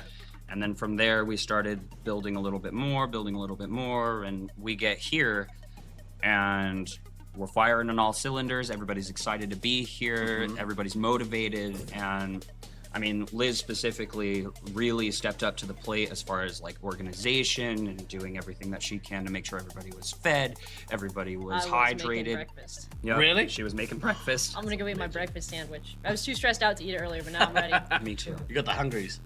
I get the hungries and then I go, oh, but if I eat, I'm gonna get so stressed. Yeah. I feel, and then you feel like heavy and a little slow, like especially in the morning games. Yep. Oh, she's the heavy. Oh yeah, me and you both. Me and you, heavy. Yep. Let's talk a little bit about your performance at Medic this week. Okay. Now going into the week, we were told that you and Mischief were both going to be playing in the resupply. Mm-hmm. For the most part, that's what happened. Little bit of lying here and there. Just against Syracuse. Okay. Yeah. For the memes, for the fans. But I would say you guys played a style of resupply that we don't see people play. Mm-hmm. It's so out of the box. Can you tell us like a little bit about the strategy or Well, process? Part of it is we wanted to maximize the value of the players that were in front of us. Mhm. And because we did have a lot of like inexperienced players, other than me and Luke, Liz is the only one who has more than 2 nats worth of experience. Yeah. We had 2 rookies. We had Blackout's only nats up until this point was a 0-pointed Merc team. Right. So Motor City. learning how Yeah. to exactly Motor City, and learning how to handle all sorts of different emotions and stuff like that. They had never been exposed to this level Yeah. of play. We were kind of disappointed when we made it into the top pod because Just all those I was teams so are- excited to go at him. it was fun. It was fun, but it was also sweaty. And when we went in and we played the pod day, we lost every single game that we played. Right. Yep. And learning how to bounce back from those types of emotions was hard. Mm-hmm. But I'm really proud of my team for being able to like persevere through a lot of that stuff. Luke, Mr. Mischief, is one of the most incredible voices of reason when there's a lot of emotional stuff going on. Mm-hmm. And between me and him, we were really able to like lay out a good supporting net for our players who didn't really know what was going on. Yeah. And that was kind of the root of our resupply ideology. We just really wanted to put ourselves in places where we could push our team forward and give them less things to worry about. Yeah. Okay. Very aggressive. Mhm. Like we would we would see. I think you were averaging. I don't know if you've gone back and checked the stats or anything like that, or if you even care to know. But as a medic, you were averaging 0.8 medic hits a game, which is the most ridiculous stat I've ever heard. That's crazy. And you know, we were ride or die with you guys because we were watching the games and you'd see, you know, 4 minutes in and you're taking hits, but it's working. Like the amount of pressure that you guys are countering with. Mm-hmm. I mean, we saw it in that last game. Yeah. You managed to eliminate this excellent Utah Heatseekers team, and I don't think it works if you guys don't play the way that you did play. So, unfortunately, the points difference was such that they took the match. But you guys have got to be pretty damn proud of how you played all week. We got 1 game off of all the top teams except for Cali, so I'm taking that. That's so good. I'm up from Brisbane and I'm up from 24 Motor City, so Trending in the right direction, kids. dude, I was up on day 1. What? So, and to do it at this tournament, so we were talking about it. We talk about it all week. The parity between all the teams. We've never had it like this. It's never been. There were the 2 bottom ranked teams. Unfortunately, there was a skill gap from them. But the jump up to the next team, the parity in that block was insane. Everyone, nobody was a pushover. Like we had games that were like, you know, brutal, and it happens. But you know, we would see teams who are way lower down in the ranks either take a game or a match, or you know, go to time, or you know, maybe have a missile here and there, or like a nuke that got defused that changed the outcome of the game. But to place this high in this tournament where there's so many good teams, yeah, we're very proud of you. We're proud of us. I know Chat's been singing the praises all week. Loveland B. What are some standouts for you guys? Like, Lizzie, what do you think is like a highlight for you for the week? Do you have any? I actually have a lot of them. I think the one I remember most, that 8-player kill streak at the end. Caleb was following me. I'm like, I have 1 armor, 1 life. Oh, I'm just gonna go shoot people. And then Snuffles poked. And then Caleb didn't run away. And I shoot Snuffles again. And then I died to Rockwood, but I was like, I took a lot of them. Yeah. It was so good to watch. So Scythe is sitting over there, and he's obviously joined me in the booth. How good was that, dude? That was the best. Yeah. Freaking out. It's like, oh my gosh, she's gonna do it. Josiah? Couple highlights. Well, I'll give you one good one. Mm-hmm. I'll give you one good one. Yeah. I'm in the red base. Yeah. It's finals. We're playing against Syracuse A. Yep. Lenny walks in. He doesn't see me behind the red pillar. I shoot him in the back. He says, "Where?" Abby goes in to get her next base, and I shoot her in the chest while her lights are turned off, and she dies. So I missed it, but someone in chat was like, that might be the first medic on medic Elam from a game that we've had. Maybe. I have no idea. I mean, certainly at this time. I haven't been looking at the stats. Good. We tried our best. Management in the back. Lizzie, more highlights? Oh, just there's like a few surreal moments that pop up, like when we elimed Caleb early, that first elim against Utah. So good. And Luke screaming that Caleb's out, Caleb's out, and I'm like, oh, he's like down. Yeah. I'll still go in and try and shoot him. And then Luke clarifies and he goes, he's out of the game. And I'm like, I don't believe this. I'm gonna go check. And so I run in and I'm like trying to shoot people and I go, no, there's Caleb leaving. And I was like, I don't believe it. I don't believe that we did that. It's so like, believe it, Lizzie. It's so like your eyes go wide when that happens too, because you're like, the strike weapon is gone. There's Let's no more go. nukes coming Yeah, for my yeah, lives. 'Cause I was, yeah. I was medic that game too, and I was like, is this true? Is this real? It's real. It's true. Is it just a fantasy? You know. Same thing when we got Princess out. Is this the real one? Because I don't think you called it out because you were really low on lives. But Luke saw her walking out, and he started screaming that Princess is dead. And I'm like, are we for real? Because I haven't heard my pack tell me Josiah's dead yet. Yeah, exactly. Because you obviously listening for that too. So, So thankfully, like I'm in the position where I get to, obviously see all of these moments happen, and they start kind of blurring. But as you kind of talk about them, it jogs my memory. I'm like, that's right, we saw that happen. That was cool. That's, you got another one? Our Syracuse A match where Beans 5 chained us was awesome. When I first started playing laser tag, my very first Nats was 2016 in this building. Right. Which has its own messy history and gameplay. Yeah. But back then it was Beans Commander against me, Commander, and Luke Heavy. Mm-hmm. And part of the reason that we did the swap was so that we could have a little bit of a nostalgia game for Beans' last Commander tournament, allegedly. Right. Allegedly, Beans. Still waiting on that Micro Beans tournament, just saying. But there's a certain level of camaraderie and love that I have for those guys, and I was glad that we got to kind of give him a good send-off as far as like what his expectations were. Yeah, right. Maybe I was a little bit harsh then because I had some choice words about how I felt about Beans 5 chaining, especially off the back of there was some chatting from their team about stats whoring, and after I saw that I was like, that's a little bit a little unnecessary. But if you guys are cool with it, I love those guys. We survived. I didn't get killed out. I got saw both full on lives. Lived on, what was it, like 5 or something? I think it was 2. It was 2? Yeah.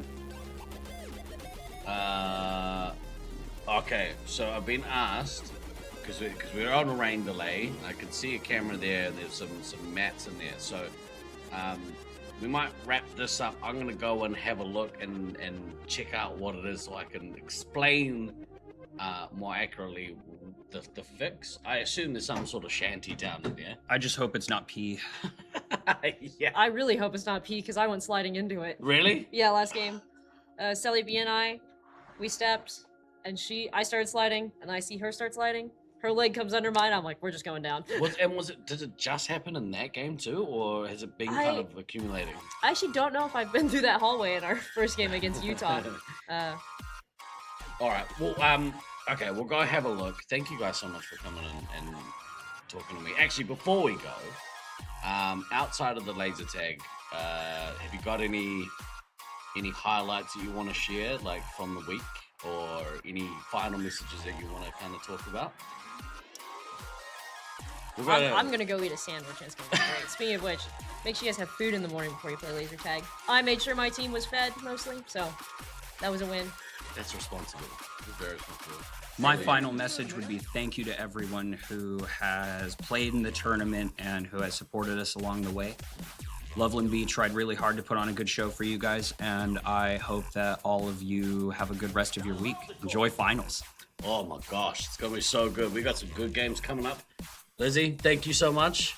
Fair Turkey, thank you so much. Love you, my bro. I'd also like to shout out my grandma. She motivated me to start using my missiles because she texted me and asked me if I was saving them just in case. I went, oh, she even knows the number's supposed to go down. I guess I have to use them. Thank you, Grandma. That's the cutest thing I've ever heard. Thank you, Grandma.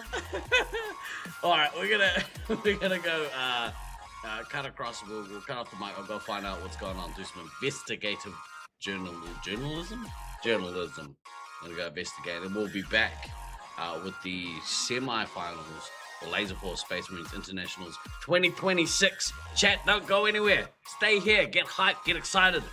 Let's go, baby. Let's go.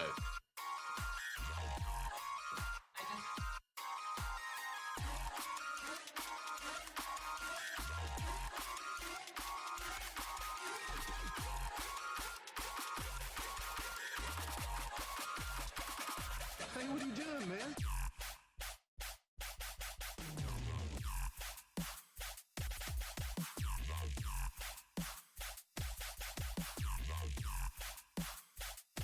I love the call.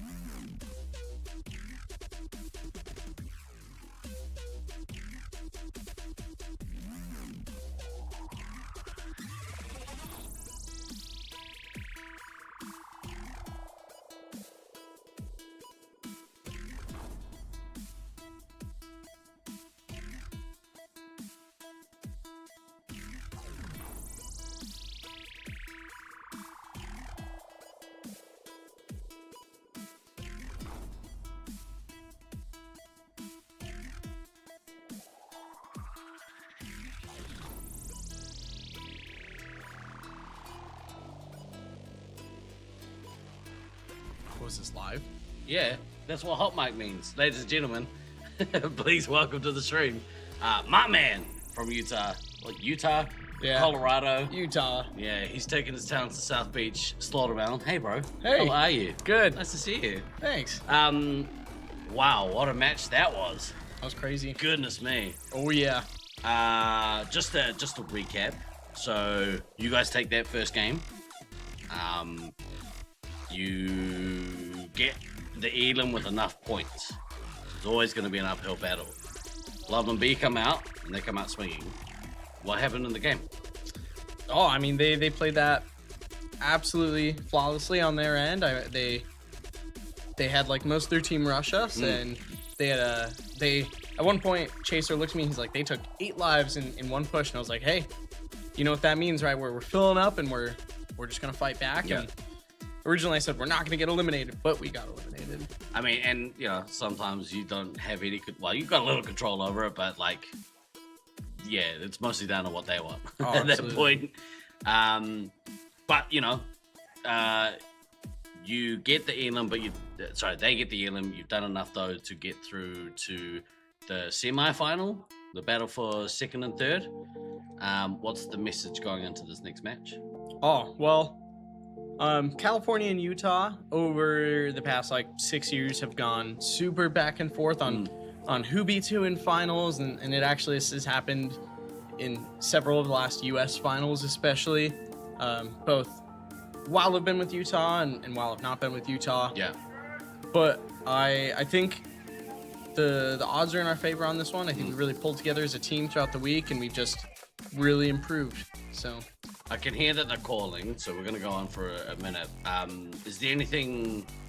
We will maybe have a chat after everything's said and done, but is there anything you kind of want to get off your chest now? Any shout-outs you want to make? There are. My mom and my sister don't understand anything about laser tag in the 11 years I've been playing this. Yeah. But they have been some of the most supportive people that have been with me throughout this entire thing. So I just want to thank my mom and my sister, who are still watching right now. Hi! And are texting me that they don't know what's going on, but that they're super proud. So that's so sweet. And I'm going to go play some laser tag, and I'm going to finish this beef jerky. Bro, good luck for this match. It's going to be epic. Whatever happens here, you guys have had a great week, and I hope you've enjoyed it. Me too. Really good. I'm proud of my team, so. Should be. All right, bro. Well, we'll see you after. Thanks. Ladies and gentlemen, we're about to get underway. We're gonna do a seat swap here shortly. We're gonna be joined once again by the legend that is Scythe. But let me just quickly switch the camera across to here.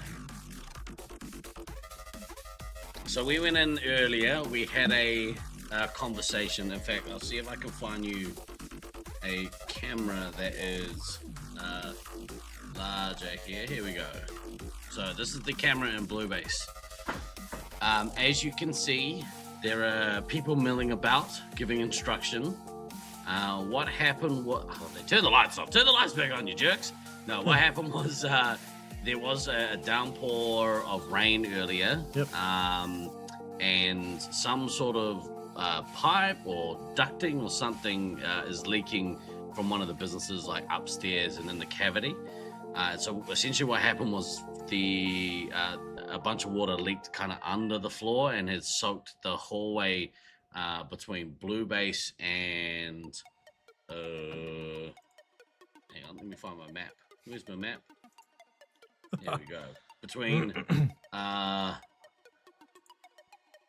Blue Base and back wall. Right here. So between Blue Base and back wall. So that about this section of the maze has had some flooding. So they've taken these 2 cubbies out of play. So they are no longer in play. At the start of the game, you could still run, carefully through here, but otherwise, this is a restricted space for speed. So that we'll see players having to slow down moving through this hallway here. So it's just interesting to have like a maze change like that. You've obviously, you know this maze quite well. Yep. Do you think that cutting out these 2 cubbies are kind of detrimental, or I don't think so. You can see there's a lot of open space looking into the cubby that all the players are standing next to. Yeah. When we merge back here. Yeah, so that cubby that's to their left, that can be seen pretty far from the maze, from Blue Hall, Foxhole, Top Blue. Yeah. It's not a spot you want to stand to try to hide in. Right. And the cubby that's behind it has one of those short walls, like the wall that's to the player's right, that little half wall. Yeah. That is not hiding anyone. So you kind of like, it's more of a desperation kind of cubby, right? Like you go in there as a last resort for anything. Yeah, you'd go there to dodge a missile to get around a corner. But that's about it. You wouldn't set up shop there. Right. And if you are, don't do that, kids. Yeah, don't do that, kids. They have put some signage, sorry, not signage, some cones down. They have covered the floor with some mats. Yep. To prevent any kind of further slipping, hopefully. Yep. They've marked it with glow tape and glow paint, and to really make sure the players can see the issues, and they would obviously had a chat with both teams there, telling them about it. Due to liability reason, make sure they're posted. Pretty sure they are. Yeah. I forgot how litigious this country is. Yeah. Right, tail of the tape. We have the Utah Heat Seekers versus Team Olympus. Looks like Team Olympus are starting, in fact, on the red side. You can see DK in there laying down the law to his troops. Yeah. What do you reckon he's kind of telling them? Just like, hey, we got this. We beat them once already. Just do what we need to do. Keep our heads about. And yeah, play with all our heart, pretty much. These games between these two sides have been back and forth all week. Yeah. I have a feeling this one's going to be no less epic. Right. And oddly enough, I know like red's always the strong side, but you saw the game that Utah just had on blue where it did not go well. Yeah. So it's gonna be tough. I think if Utah holds them here, though, if you keep it without getting elimed, and you hold the point differential rather short, then you get to flip to red, and then you put the pressure on Olympus to execute on green side. But yeah, that's a tough call. It's kind of almost like a coin flip. I agree. Yeah. Both teams have some real quality to them. We should have probably gone through and done some comparisons. I think we did them yesterday, so you get the drill. Slaughtermelon versus Kodama. In fact, let's quickly look at that one if we got time. We might have just enough time to look at this one. Let's have a look. Tail of the tape. So, pretty even on games played. Yep. Pretty even on average score. Like, I mean, what, 30 points in it? Yeah. Pretty even on the average medic hits. Basically even on average nuke drops. And, I mean, we could have, like, they could have the same stats if we, if we tried. That's wild. Yep. And they both play like it. Like, they both come out fast. They both come out aggressive.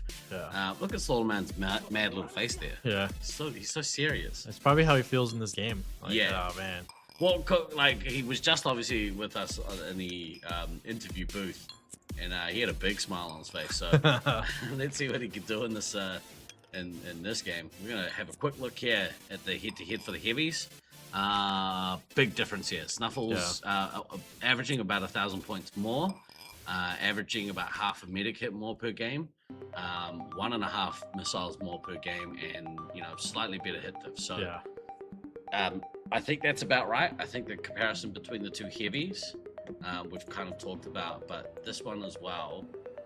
And I would say that probably Middleface and Dill have had the two kind of better scout performances on their team. Yeah. Oh, we're in. We're going to here. Yeah. The game's Never mind about stats. It's too late for stats. Let's go. Semi-finals. That'll work. Yeah. No one cares about stats because the two people on the hot mic are not stat guys. So that's right. We're all about feeling, baby. How does the game feel? Fire team has taken the ice team has taken the bunch of lead. resupplies in the team. Yeah, you can see Sonomelon going pretty early to get to E50, shutting down the cross shots from Kodama there. Yeah.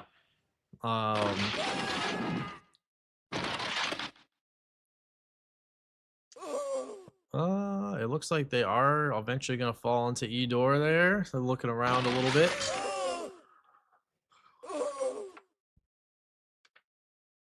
Pretty standard setup from both teams. Like green side, obviously, the green door. And then red side, obviously, E door. And you see this game start a little bit like on the slower side. It's really just kind of the commanders out there. Obviously, Dill is out there, but Cope and Metalface are back getting full. So it does put a little bit more pressure on Slaughtermelon to have to contend in the midfield with three different other attacking players on the other side. Who are we seeing sit out these games? Applesauce for Olympus and I think Rockwood for Heatseekers. So, Mit der Heatseeker. oh, good missile there from Odin's Fist on the face.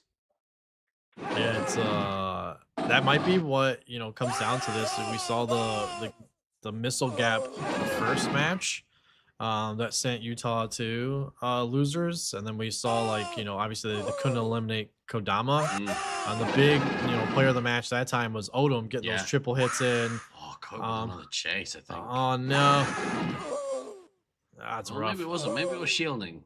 It could have been shielding, but there's some shenanigans happening in red base. Not a situation you wanted to be in. DK got kicked out of. It looks like got kicked out and got kicked to red base. Taken the lead. They're trying to regroup. He's down to 15. Slaughtermelon on a nuke here. I'm curious to see if he's going to drop this nuke. They have him on the run. There's a wall of red happening. Kodama does get Slaughtermelon, but Cope and Snuffles doing work on Odin's Fist. They're in the middle of the map though, so Meds and look like Meds and Metalface are together. That's kind of weird. I hope they're not split from Chaser. Do it. Oh man, Slaughtermelon getting the multiple hits, the multiple resets in. He's at 28 with no bases. Wow.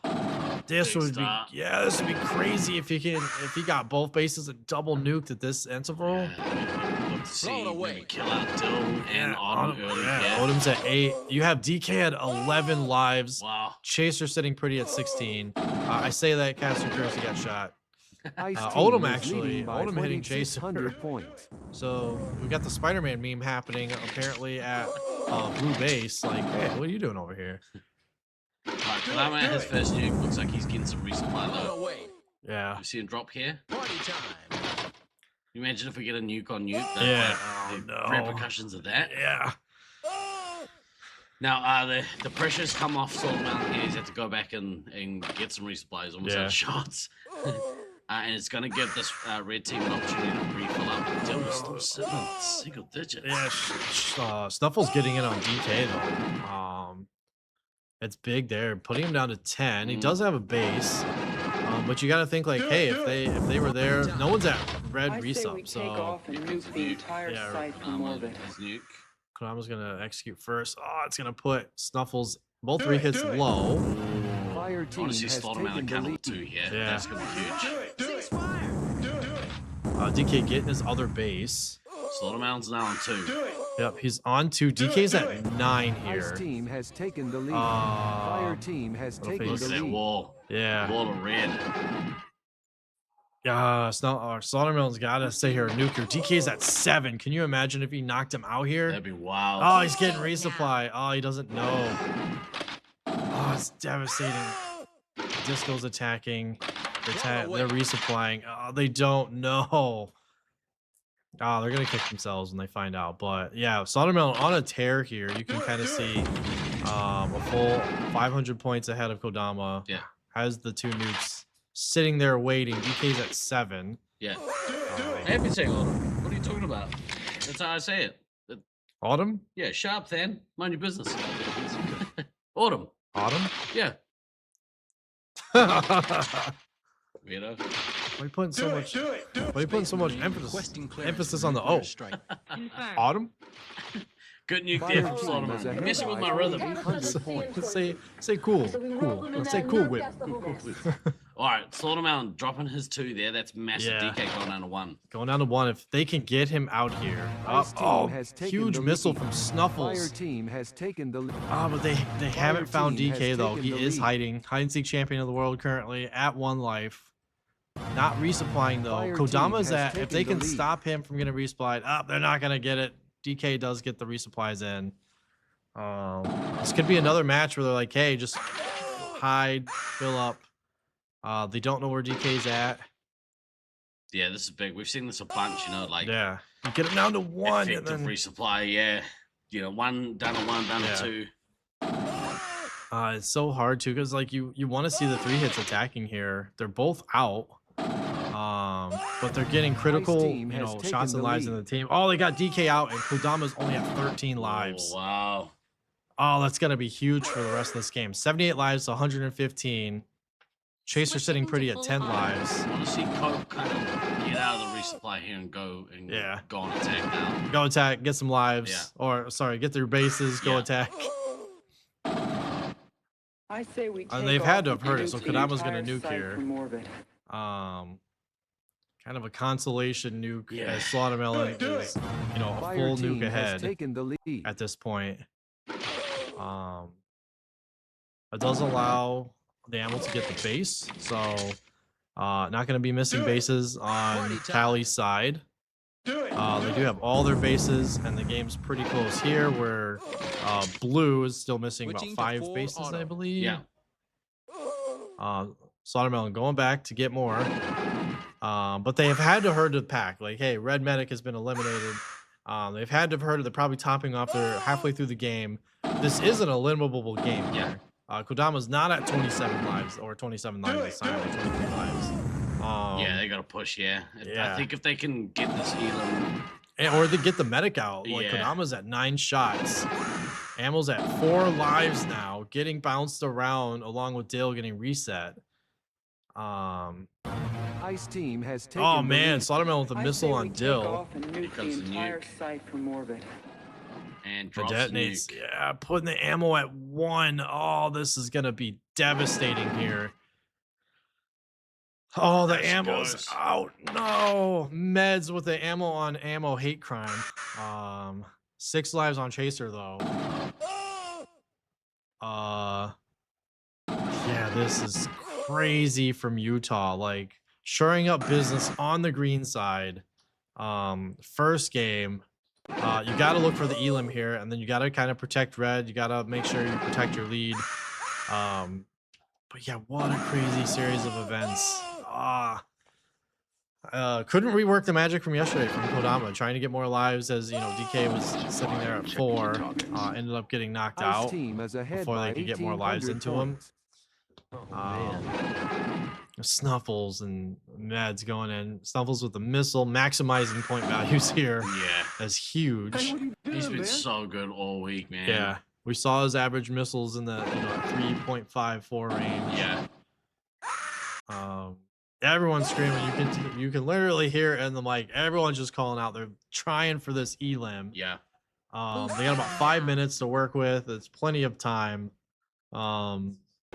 Disco is pretty good at hiding, but there's only so many hiding spots in New York's arena, unfortunately. It's not like Detroit's where you can hide forever and no one finds you down on the bottom floor. Yeah, Disco doing work though on the limited lives and traps that he has. Ice team is ahead Sprays by down a hallway, 850 getting multiple points. hits with it.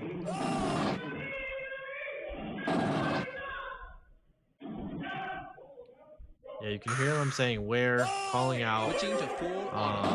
Snuffles does get the shot on the heavy. Getting the heavy lower and lower. Unfortunately, Kodama out of shots. Only missiles now. At the 5-minute mark, 18 lives left. You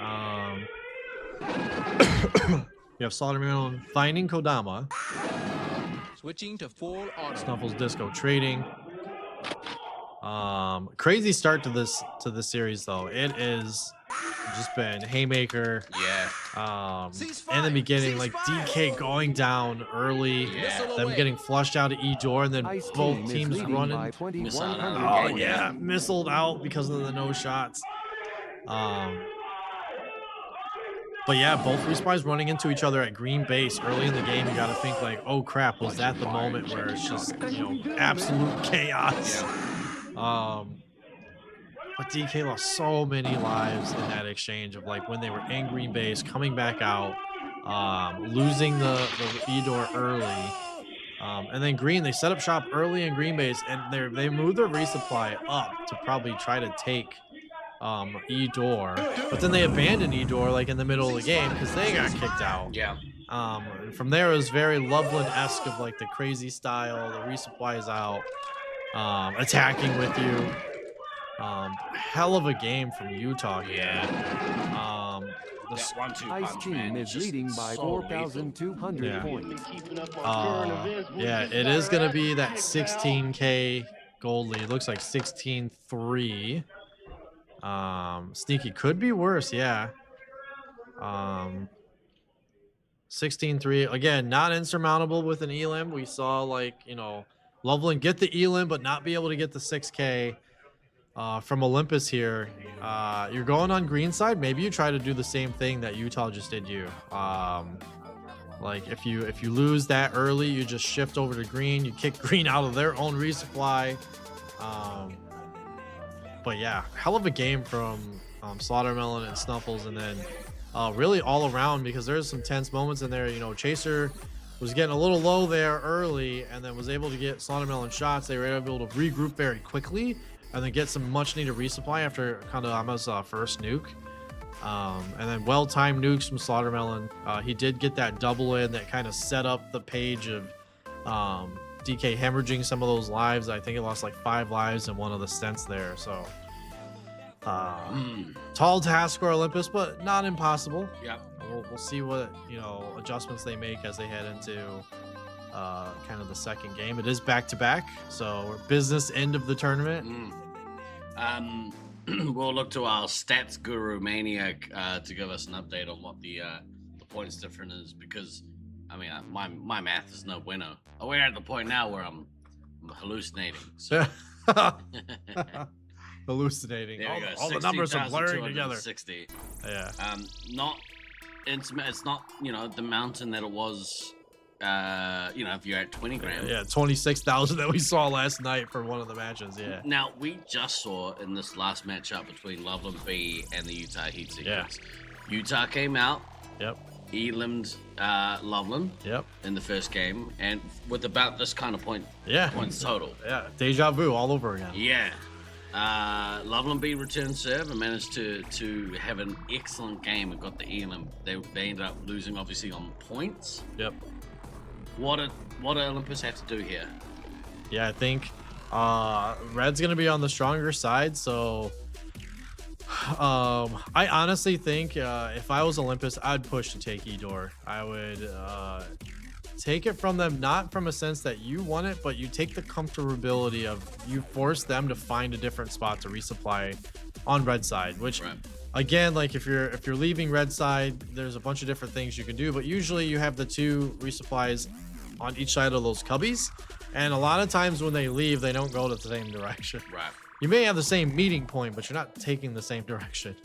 And that gives like the 2 different players different sets of information. So maybe the meeting point is, has someone there, they can't go there. That could be one thing. Like you take E-door early from you, force them to find a different resupply spot and reset back up. But if you're doing that, again, you have to be safe with your medic. Your medic has to sit back towards E50, towards Foxhole, not get hit, and then have that 5-man attack to break E-door early. But it doesn't come without risk. Slaughter could be on a tear and then get an early nuke and cancel your rush anyways. But yeah, Olympus, I think that's kind of the best shot. You take E-door for him, you force him to take a different resupply spot. If you want it, you set back up in it, and then you got to keep them on their side of the map after you flush them out. Keep them on the green side, force them to find resupply spots in the open or in the small cubbies, and play your style.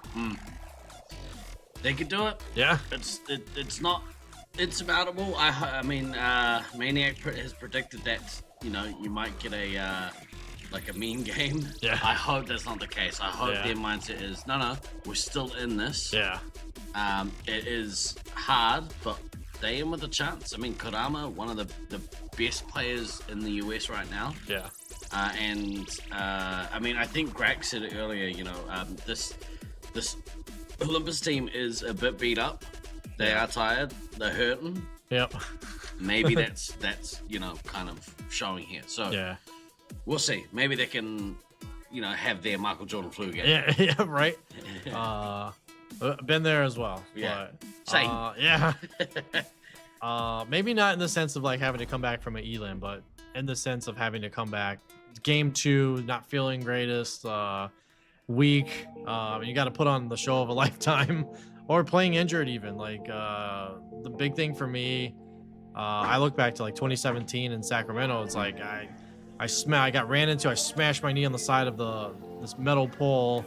I was injured. I had to play a game because we were trying to avoid, like, you know, we wanted a better positioning, and it was like, oh, I gotta go play this game, and I gotta, you know, I have ice pack on, I have the brace on. It's like, I'm just gonna play, right? So same thing. I hope the mental fortitude is there to say like, hey, we're gonna play this game out, and we're gonna take it to them, and we're gonna try to win this game. Please don't talk about 2017. I still can't. I'm so sorry, Russ. I can't handle either.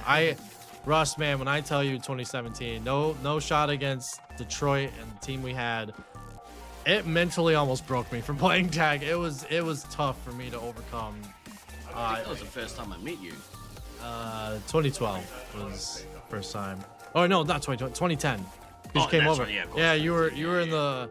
You had the Kiwi flu for like six I days. remember a lot of that year. I was like, who's G&D? I've never seen this dude before. Oh, you'll learn the name. Yeah. All right. Oh, I did. Yeah. You had to. Utah had to fight the gauntlet all morning to get here. Olympus would have been more fresh. Yeah. Maybe I would say that actually. I would have liked the more games, honestly. Yeah, you get your eye in. They had a harsh game in that last series, so that their adrenaline's pumping. Yeah. I did, and you know that break, that long Yeah, rain the break break. wouldn't have done Olympus any favors. I think. No. Yeah, it's I guess it's like it depends on the player. It depends on like the personnel. Me personally, I would have, if you knocked me out like earlier, we're in round 3 of losers, and then I'm like, oh, I got 3 games before we get to the final loser match. We're using that game to like sure up. You're playing usually in that like sense of that round 3, you're playing against a lower seed. You're shoring up some inconsistencies. Whatever got knocked you down, you're trying to make sure that doesn't happen again. But yeah, I don't know, like if the sitting more, the more rest would help, because then you're like, you get into like, oh, I gotta stretch again, I gotta get warm back up. And You there start is a little like bit slower. Yeah, there is definitely. I feel it, like especially in the finals, you get this weird like nervous energy, and that goes away if you're playing. Like if you're Yeah, playing, it does. that goes away. If you're sitting there, you just, I don't know, you feel a little bit of lethargy. Yep. I don't know, you get like the anxiety, I guess. So, Yeah. But you know, again, we'll see. They get another chance here. Yeah. It ain't over till it's over. That's true. And I know how hungry DK is to get this one, especially. So yeah. Let's see if he can rally his troops here. Not entirely sure if they've made a change. I mean, obviously, you can't roster 7. You can't have 7 in there. Yep. It doesn't work that way. It'd be interesting to see who sits this game. For one of these two teams, this is the last game we play at this tournament. Yes. So, gotta leave it all out there. Yeah. That's why I think like they'll come out swinging. I think like the mental fortitude is there from both teams, right? Like you saw Utah bounce back from a terrible game of getting elimed and having to play on the same side you just got elimed on. And then you elim a top team, and then Olympus. You got to think like coming up short against New York, but having success there. But at the same time, you then have to play a Utah team who's been playing matches, who had to play like the back-to-back match. Yeah. But yeah, it's again the flip of a coin, right? Yeah. Like if Cali takes it by elim, you got to think, okay, well we need 6K point differential. It's not impossible. We'll just say that. The way that Kadama's been playing, like, he could will his team here. He's gonna have to. I don't know. I think he's gonna have to like. But that's what writes your name in like the Laserforce lore, right? Oh, yeah. Like you're down and out, and then you have like a crazy game, like 16K, 14K. Yeah. Your team flips the table and you send it back the other way, 4-2, and then you head into the finals against Syracuse. Like that's the stuff that really defines like not only your legacy as a player, but where your power position is currently. Like we talk about who the top players are currently, how they're very close to the top of like, who's the best, who's right there. That sets you apart when you have a crazy game like that. Like, okay, I'm gonna prove I'm the best by having this crazy game, willing my team across the finish line. At the biggest stage. Like, on the biggest stage. Doesn't really get bigger than this. Ice team, Fire team has they taken swapped the lead. Dill to Commander. And yeah, they put Kodama as scout. They put Odin's Fist as heavy. They're going for a switch, folks. The Detroit special from 2011 rears its head every year. Just the switch. We'll see if it has the same success. Chaser is getting hit. Did get bopped there. I don't think they fully. They fully broke in. It looks like they were feigning a little bit on red side. Took Bumblebee, didn't fully push in. Missile away. We can see Ordun here after a solid start. How do you like that pronunciation there? It's gonna drive fan up a wall. Yeah, similar to the Battle of Fort Collins with Simply Okay. Like, why are you doing this to me? Has taken the lead. I mean, not a quick start for red team here. Maybe sort of stay back and got resupply. Yeah, the one thing that is always in the back of your mind when you have these games, you have that Elam bonus. Do not play to lose. Yeah. Like it usually goes so terribly for you because you're not playing your style of gameplay. You're used to being out there, you're used to be shooting, you're used to be like doing all these things. When you're playing not to lose, you're more prone to mistakes. The team's more prone to capitalize on mistakes because they have nothing to lose here. Just let them out like they've been unleashed. Yeah, but it could also, you know, they talked about the team being hurt. Maybe it could also be like an injury piece. Like maybe. I don't know, because they have 7. Yeah. Like. But if Kodama's the injured one and they have to play scout and you have to put someone else at commander. Yeah, sure, someone would have told us he got injured. Like, yeah, I mean, he was hurting. Yeah. Has taken the lead. He seemed pretty like in good spirits before, but. Yeah. The only reason I bring that up was like last year, obviously I was dying from food poisoning. It's like, dude, I can't play commander. I need someone else to do it. It's like you gotta slow them out first. Yeah. But it's like it's just that dynamic. You switch the team and you flip the switch and you're like, hey, we're gonna swap positions. Maybe it catches them off guard, but on this point, like on green side, it would have been a better switch on red, honestly. Yeah. Green side, DK's at 11. You've had Dill being a scout the whole time, but now with the Dill being the focus point and really the commander driving the eyes on him.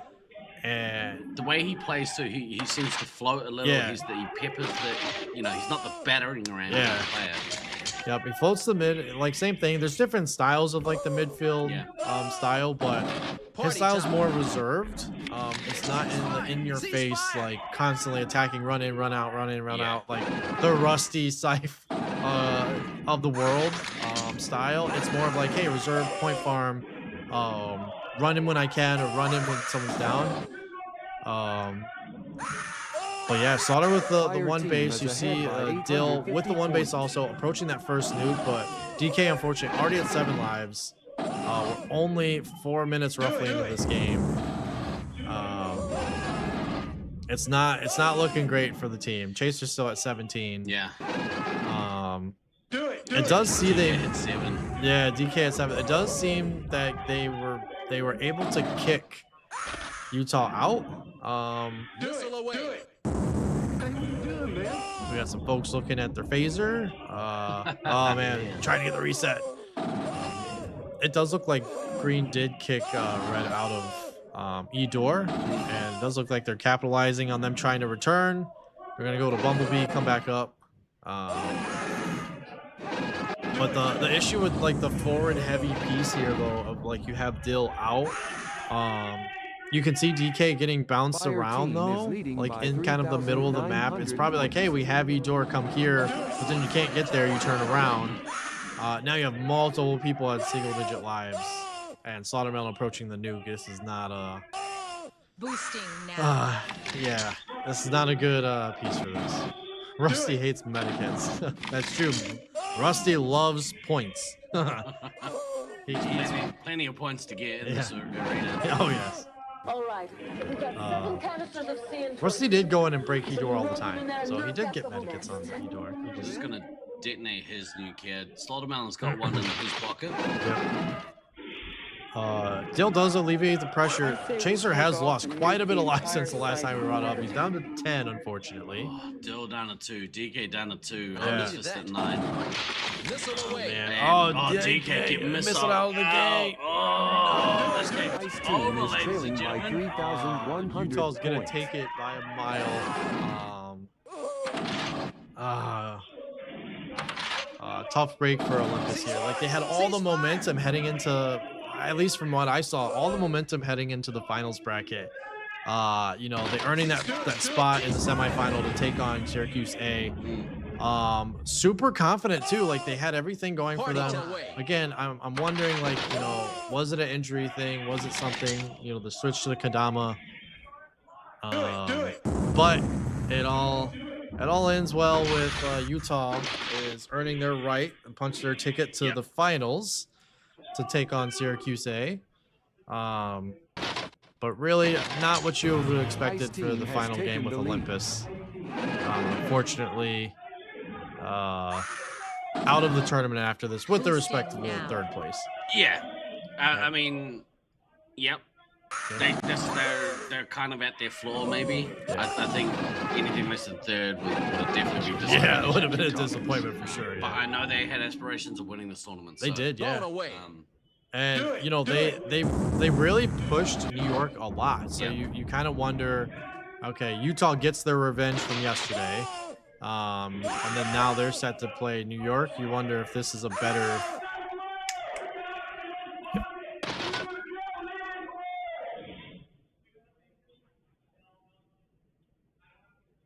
I'll give you the thumbs up if I don't win.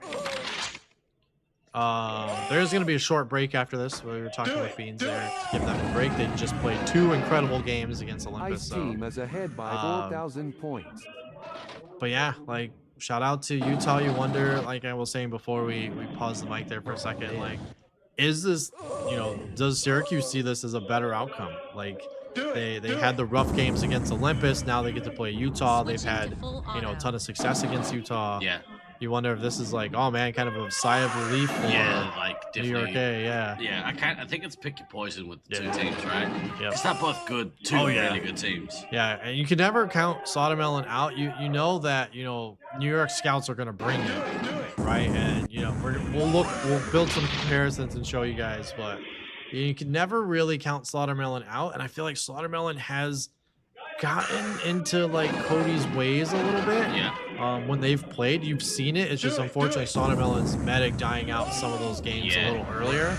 But holding like Cody early could be the key to winning and upsetting for Utah. So. And we hate to talk, you know, through this game. You know, unfortunately, this game was decided. Commander's about dead. 3 or 4 minutes ago. Yeah, Commander's dead. Medic died super early. The switch did not pan out the way I think they would have liked or hoped. Yeah. And we talked about that piece of like, you know, Jill is an amazing scout. Yeah. Right. But when you change that dynamic of now you're a commander and you have all eyes on you when you're attacking. Yeah. And maybe catches them off guard a little bit. Then someone calls out he's commander. Then it kind of changes the mindset of, you know, Utah having to deal with Dill as a 3-hit. Yeah. But you've played scout this whole time and now you're the forward attacker. And then as Dill, like, you also lose that pressure from that floating scout. It could be Kodama floating back and forth between. Yeah. But Kodama's very aggressive scout. So then it's like you don't have the midfield presence. How much does that work as a detriment to Dill's play style and what he's trying to do as commander? Yeah. I needed that. Right off the jump, I gotta be honest. I was, and again, Ice Team to is your ahead point, by no 816 disrespect to Dill, points. but I was pretty. My heart sank when I saw his name pop up in the commander spot. So, and that's all that is because Kadama has been arguably. I mean, he's been top 3 commander in this tournament. Yeah. But like when he's on, Yeah. he outplays anyone here. It's a different team when he's like on his game and doing his thing, having his will in the arena, and he plays very well off his team. Like it's very hard in a lot of spaces where like you have that commander relationship with your scouts. If you play so well off of them and how well you're shifting between knowing where they are, knowing where you are, knowing where the team is.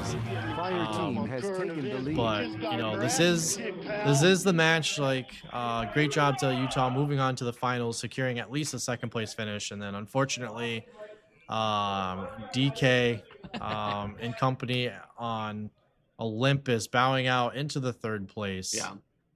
But a respectable 3rd place. Yeah.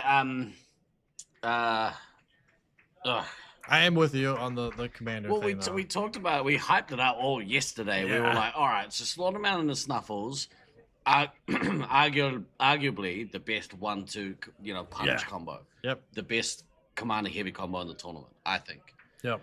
The difference is in the scouts and specifically Dill as that 3rd. So Kodama and Odin's Fist combination also very, very good. I would say Odin's Fist is probably a little bit at the moment below Snuffles, but not far off. Yeah. And Kodama is maybe on pace with Slaughtermelon. Yeah. But yeah, that when you add Dill into the mix there as the scout, that 1-2-3 I thought was stronger than any 1-2-3 combination that Utah had. Yeah. Yeah, we talked about it yesterday. Very much aligned. We go back to the Kodama dynamic at Commander. Like, you have such a great relationship with your scouts and where they are, their positioning, and playing off of them and what they're doing. And it builds to that, like even line of the Commander heavy scout versus like Utah's Commander heavy scout, where the scouts are playing a little bit more back, a little bit more just in the mid, not forward attacking a lot unless they can see a way in. Whereas Olympus scouts very aggressive, right? Dill moving in and out, controls like a whole section of the arena. Like pretty much E50 is his. And then he has, he'll either have Disco Monkey or DK.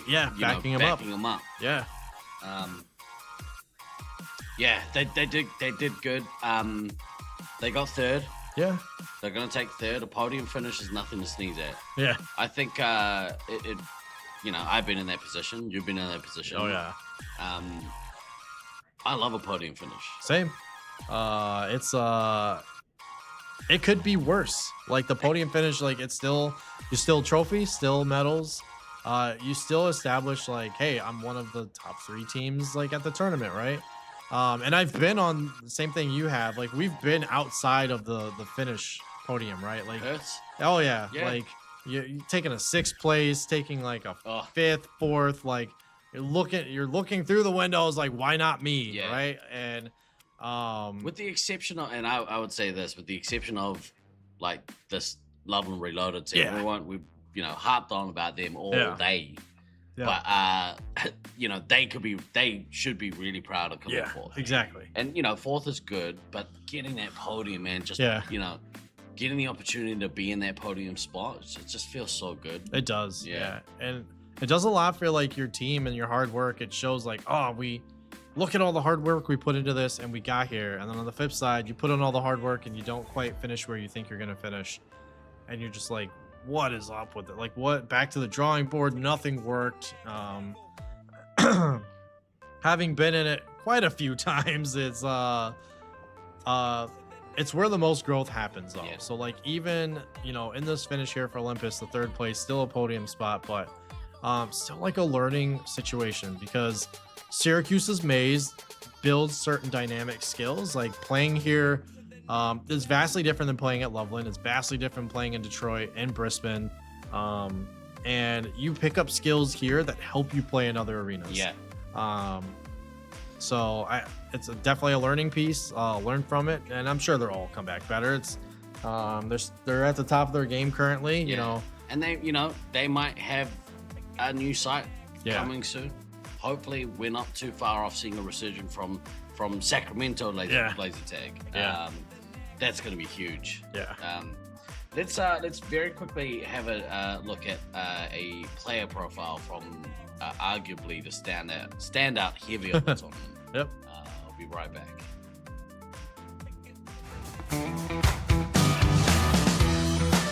Dallin Forsyth, codename Snuffles, playing for the Utah Heat Seekers. First place. 100%.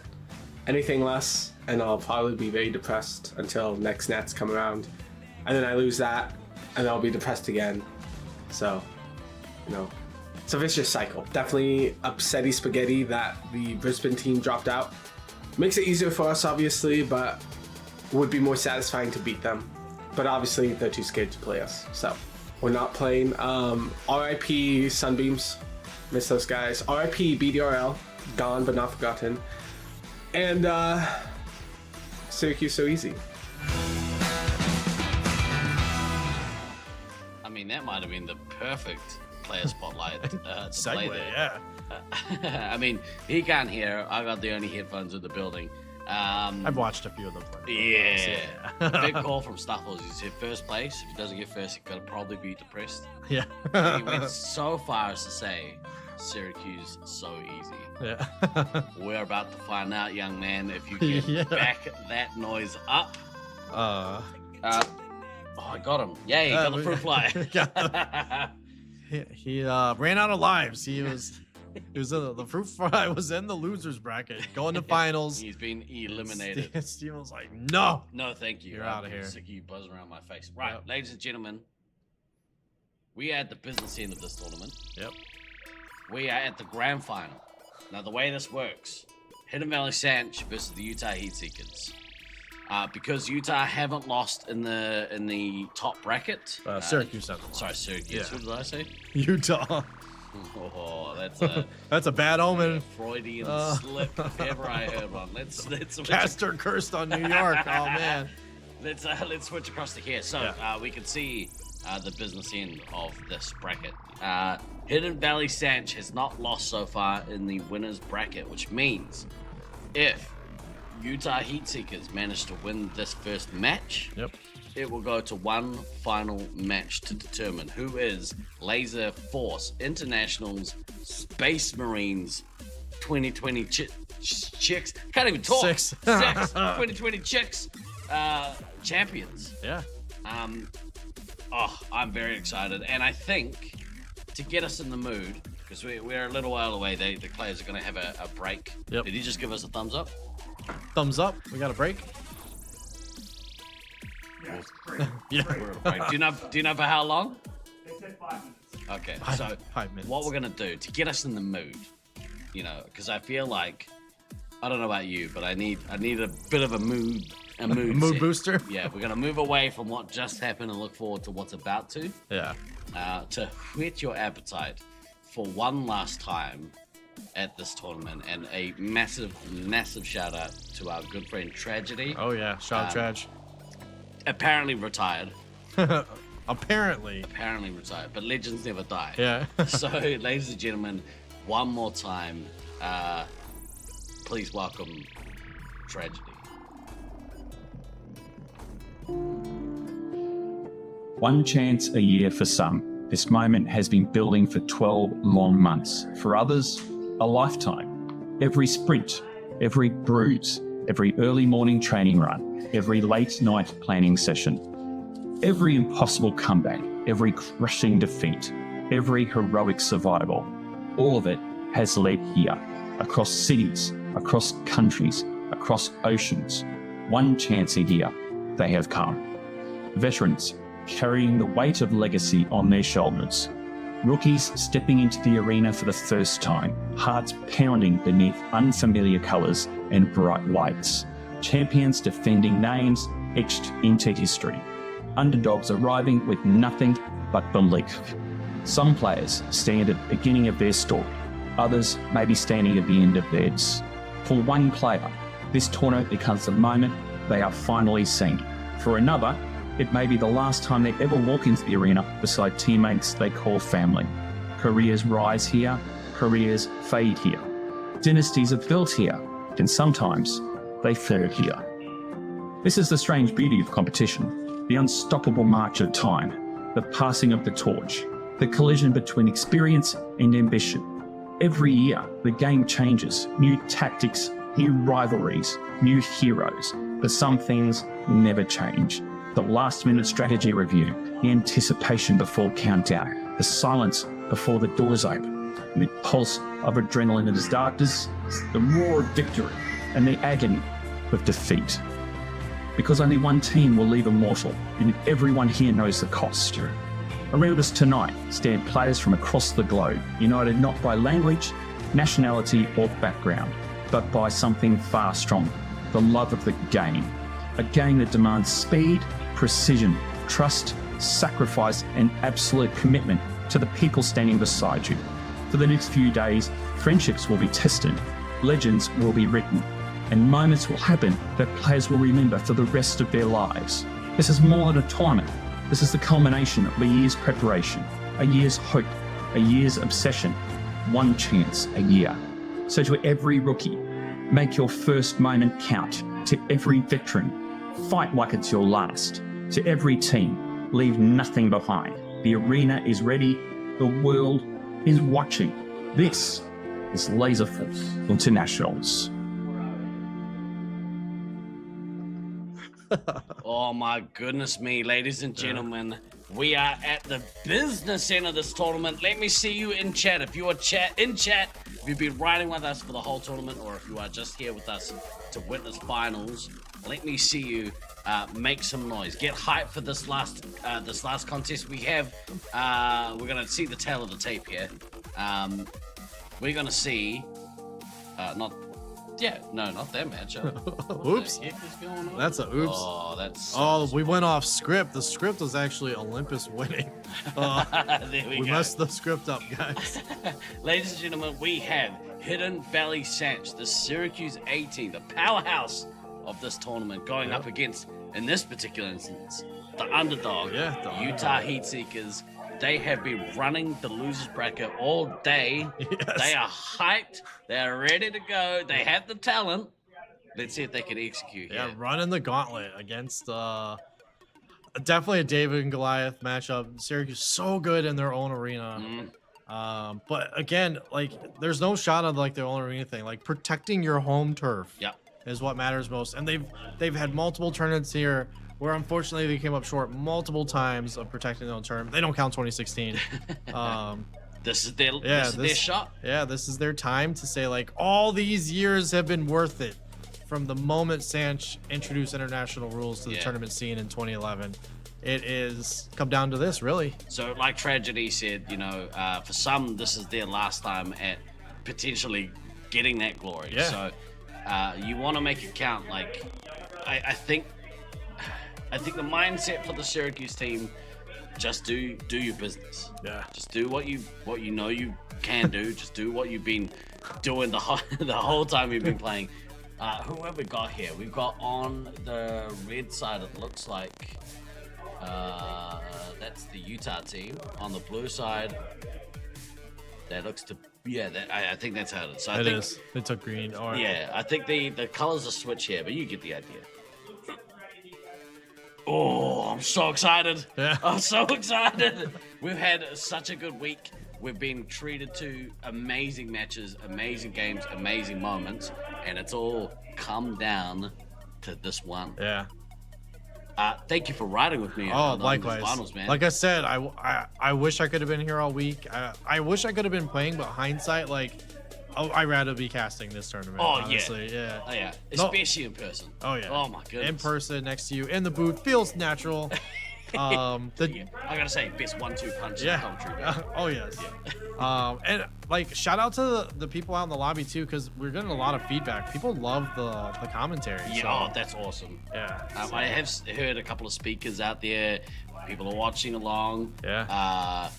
I mean, we are gonna switch across probably in the late game stages to the scoreboard that shows the cameras out in the foyer, because we want you guys at home to be a part of the celebration, the pain, just the general vibes. Dramatics. Yeah. I think it's important, right? Yeah. Like the position switching and then say that like no. Yeah. For those of you at home who are players, this is the kind of stuff that FOMOs you into coming to a tournament next year.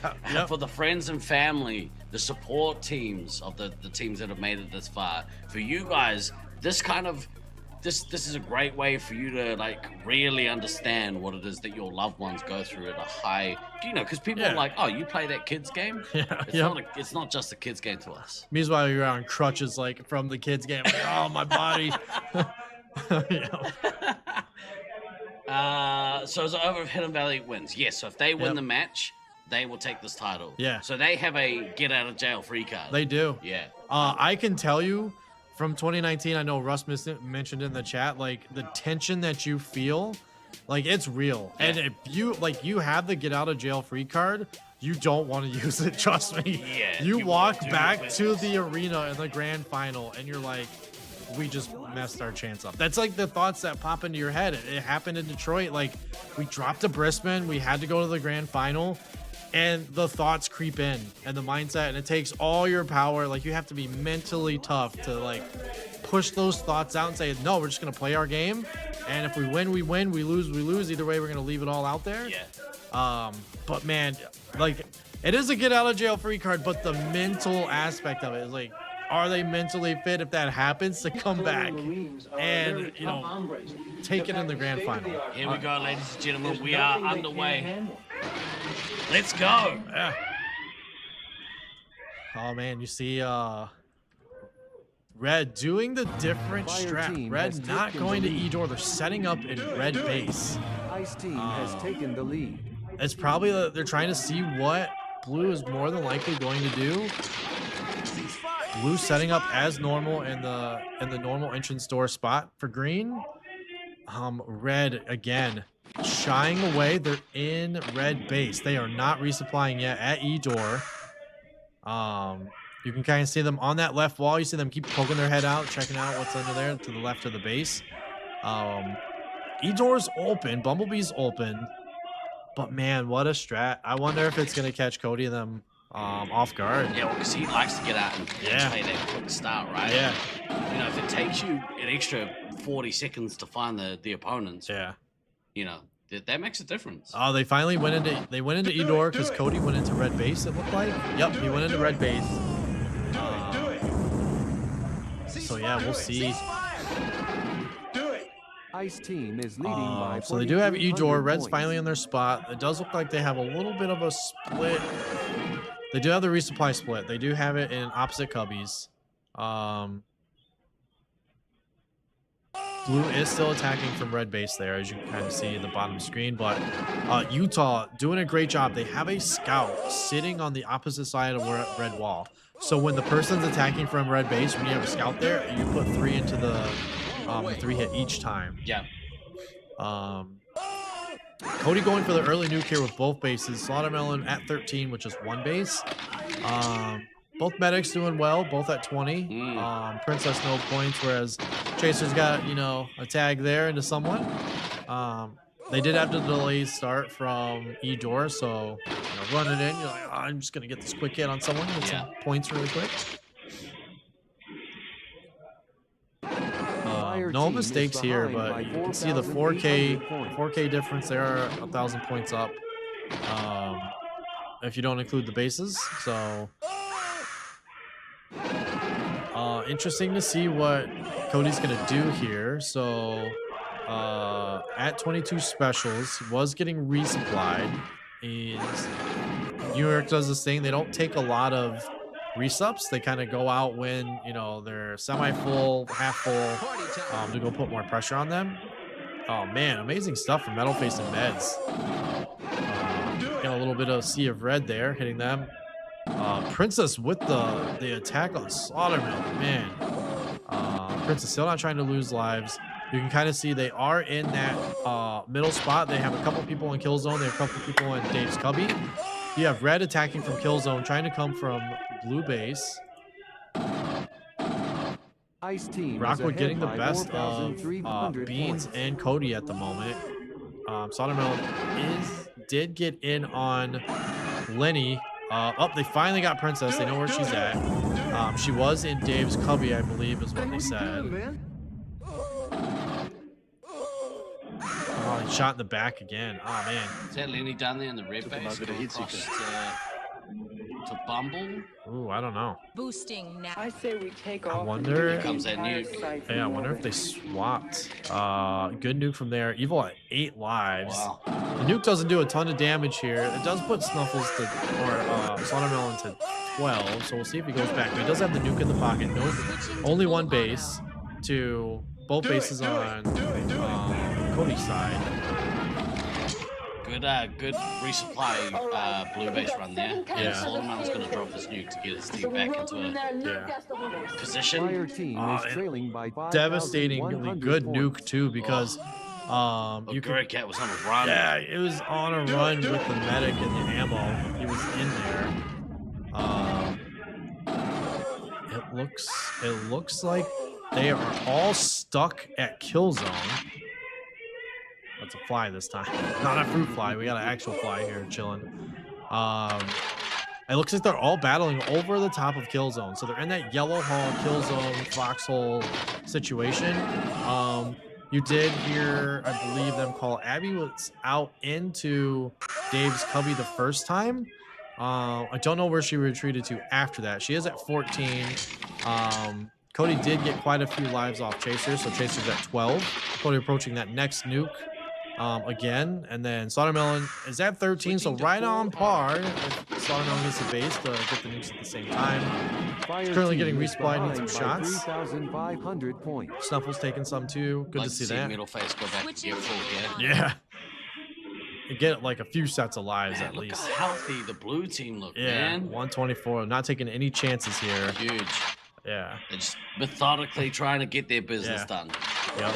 And you see how well that blue is holding green resup. Again, it's their home site. You're used to this, like, but Attack. Look at that flush in the evil. yeah, you got Cody going in, able to get him out. He kicked like everyone just yeah. then. That was awesome. Beans was with him, so Beans supporting him on the Oh, side. I think it's evil. Oh, it is. Yeah.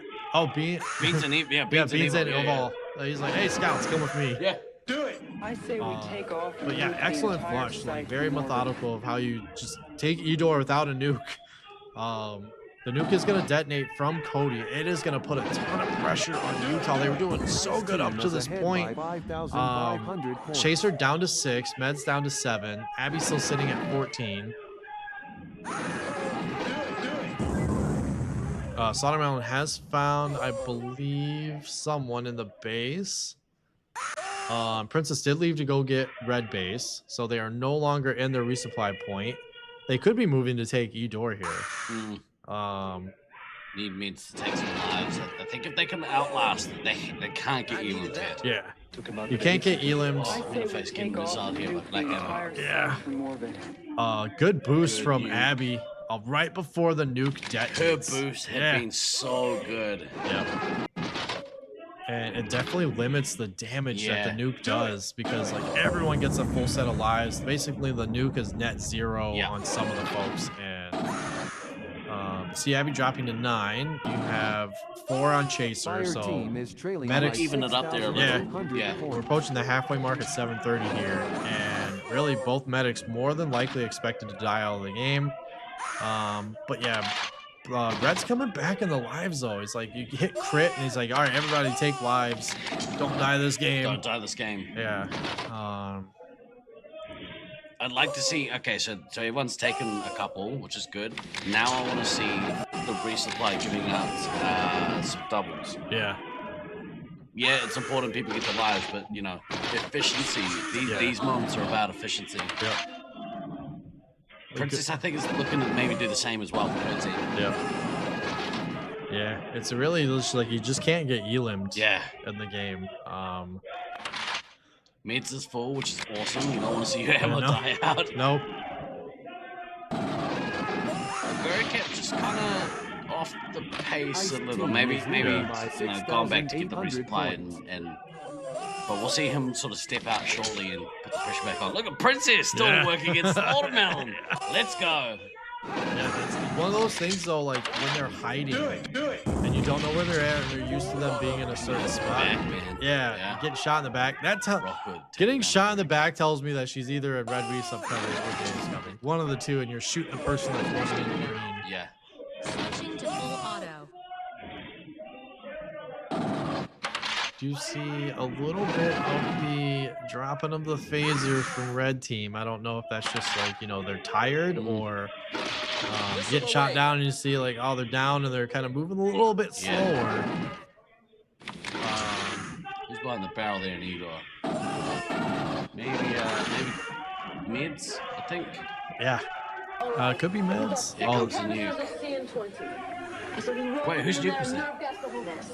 That was Slaughter. Awesome. It was a long saw nuke. Gurk go down by his own team. I was like, there's no way that just happened. Ball zaps him. Oh, that would be devastating. That would be brutal. Yeah. And that would keep the door ajar because you look at how many lives here. Yeah. Utah actually. Chaser's still at 4. Princess has lost 7. So I think it's flipped here a little. Chaser not using any. The game has definitely flipped on its head. You gotta hope like Cody, he's probably gonna live the game. We're at 5 minutes here. He's at 27. You want Do Not Pass Go to definitely take some lives. Big missile there from Black Hammer. Yeah. Caster Cursed, Lenny getting the lives there. Ceasefire! I don't think 11's safe though. I think like you take a couple more. No one knows where you are. He does take one extra. Does respy beans. They are filling back up here. You know, they drop down a little bit lower than you would like to see them. By 5,300 points. Evo putting some hits in the snuffles. Those are big points. Oh, look at him go. He's taking up both 3 hits. And here comes a Guruket's nuke. Yep. It's going to activate it. It's going to put Chaser down to 1. Nice detonate. Yep. Now let's see Chaser if he can just avoid getting reset here. Put a couple more on the snuffles. Yeah. And we'll see out the last third of this game. Oh, this is pretty close. Yeah. That's crazy. Sautermelon going on a tear again. Running into Lenny. Princess actually up the trading. Oh no. Oh man, the reset to take her out. Oh no. Okay, so they are ahead on lives at the moment. Yep. So they're in a good situation here, Syracuse. And I think now that Princess is out, can look to be a little more aggressive. Yeah. Fire team is trailing by Okay, so Chases out and Snuffles didn't get enough lives, I don't think. Oh man, so we're out here. The difference here, though, Slaughtermelon executing on red side, about to get his next nuke. Cody's struggling a little bit on the green side. We've talked about that a little bit before. Hammer having a great game. Yeah. At 6K respectively, 2 missiles remaining. But medics got their bases, so you don't gotta worry about that. You just gotta worry about Evo getting his. Now, at 2 minutes, we're gonna switch across to the fan cam. The scoreboard will shift slightly. Yep. Just be aware of that. Snuffles getting his base also. Great job there. Don't want to see him dying out either without the base, but I think with the medics going out, the team's kind of pulled back a little bit. They're You like, reckon? It looks like it. Yeah, I think they need to do the opposite. You know, like, okay, cool. We don't have to worry about, you know, maybe the heavy. The heavy doesn't have to worry about protecting anyone now. But I mean, both heavies were kind of sitting around their midpoint line. So red taking it to blue though. Here comes the nuke here from Slaughtermelon. So we roll them in that nerve gas the whole nest. Yep, and it's gonna detonate. Yep, so the game is neck and neck. Oh man. No missiles yet from Slaughtermelon. That's real surprising. Nope. So you're really looking here for Cody kind of carrying. You have a ton of shots. You got to get some points. Avoid the heavy. Like if you can get the sneak shots onto Snuffles, like take them. But you want to avoid the heavy. Keep your lives kind of topped up. Get as many points as possible. Middle face getting the base there. Yeah, middle face. Snuffles still needs the base. So 1 base remaining on their side. That base would put about a 1,200 point difference. Which is nothing. Yeah, it's nothing in this arena. do saw quite a few missiles left for Slaughtermelon and Snuffles to just 4 remaining for blue side, and you know that's kind of your point gap there. The missing base and the missing missiles. This game is neck and neck.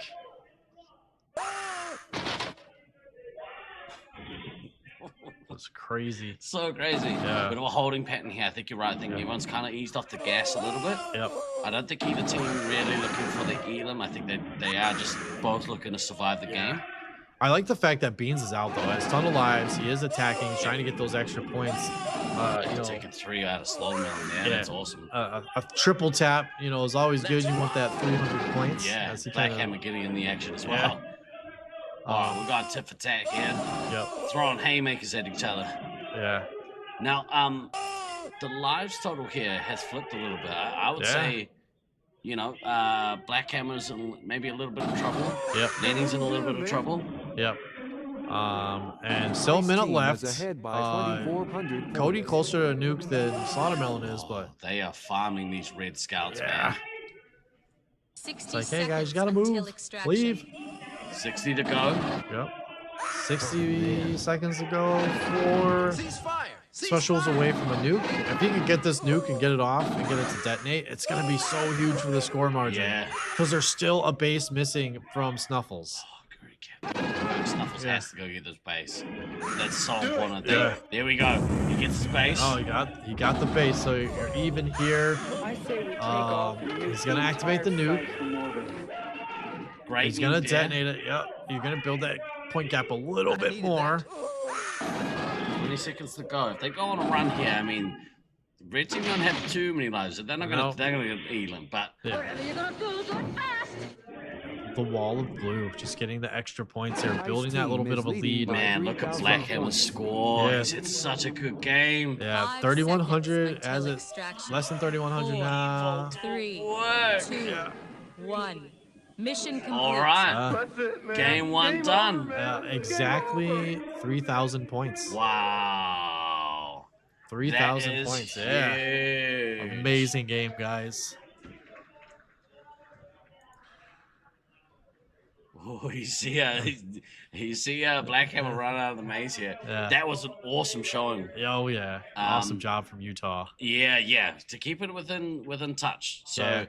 like we said, they do need to win this match. Yep. They're only 3,000 points off the pace. Yep. I mean, yeah, I think we'll look to see Slaughtermelon maybe try and do some magic here. Yeah, I think when you kind of look, okay, you take the weak side. Syracuse has done this like twice now. They took the weak side, get the weak side game out of the way. Even though they're great at executing on green side, don't get me wrong. Yeah. But I think like it's kind of a struggle for Cody. I think like breaking in sometimes on the red side without help. It's not easy for a lot of players, but you kind of saw him being behind Slaughtermelon the whole way. Slaughtermelon towards the end of the game kind of tapered off, but Cody was behind by like 2K most of the game behind Slaughtermelon. Slaughtermelon was having a hell of a game. And almost getting another nuke at that point when he was miles away from it in 60 seconds. Yeah. Tells you about the caliber of player he is, and then really Beans almost hitting that 7K scout score. So you can kind of see where the difference is there of the points. It's not that far off. Yeah.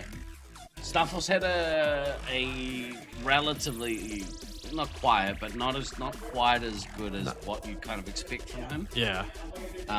Black Hammer, like, you know, we talked way at the start of the week. He was like, oh, I feel like maybe I'm not kind of pulling my weight or like not playing as good as I can. Yep. That's a statement game from him. Oh yeah. Yeah. Let's have a look here. Beans. I mean, scout of the tournament in my eyes. Yep. He's. We you know, I don't know if you know this. I've got a podcast. Called the Resupply Podcast. Yeah, I've never heard of it. If you could actually, I'm gonna do a shameless plug.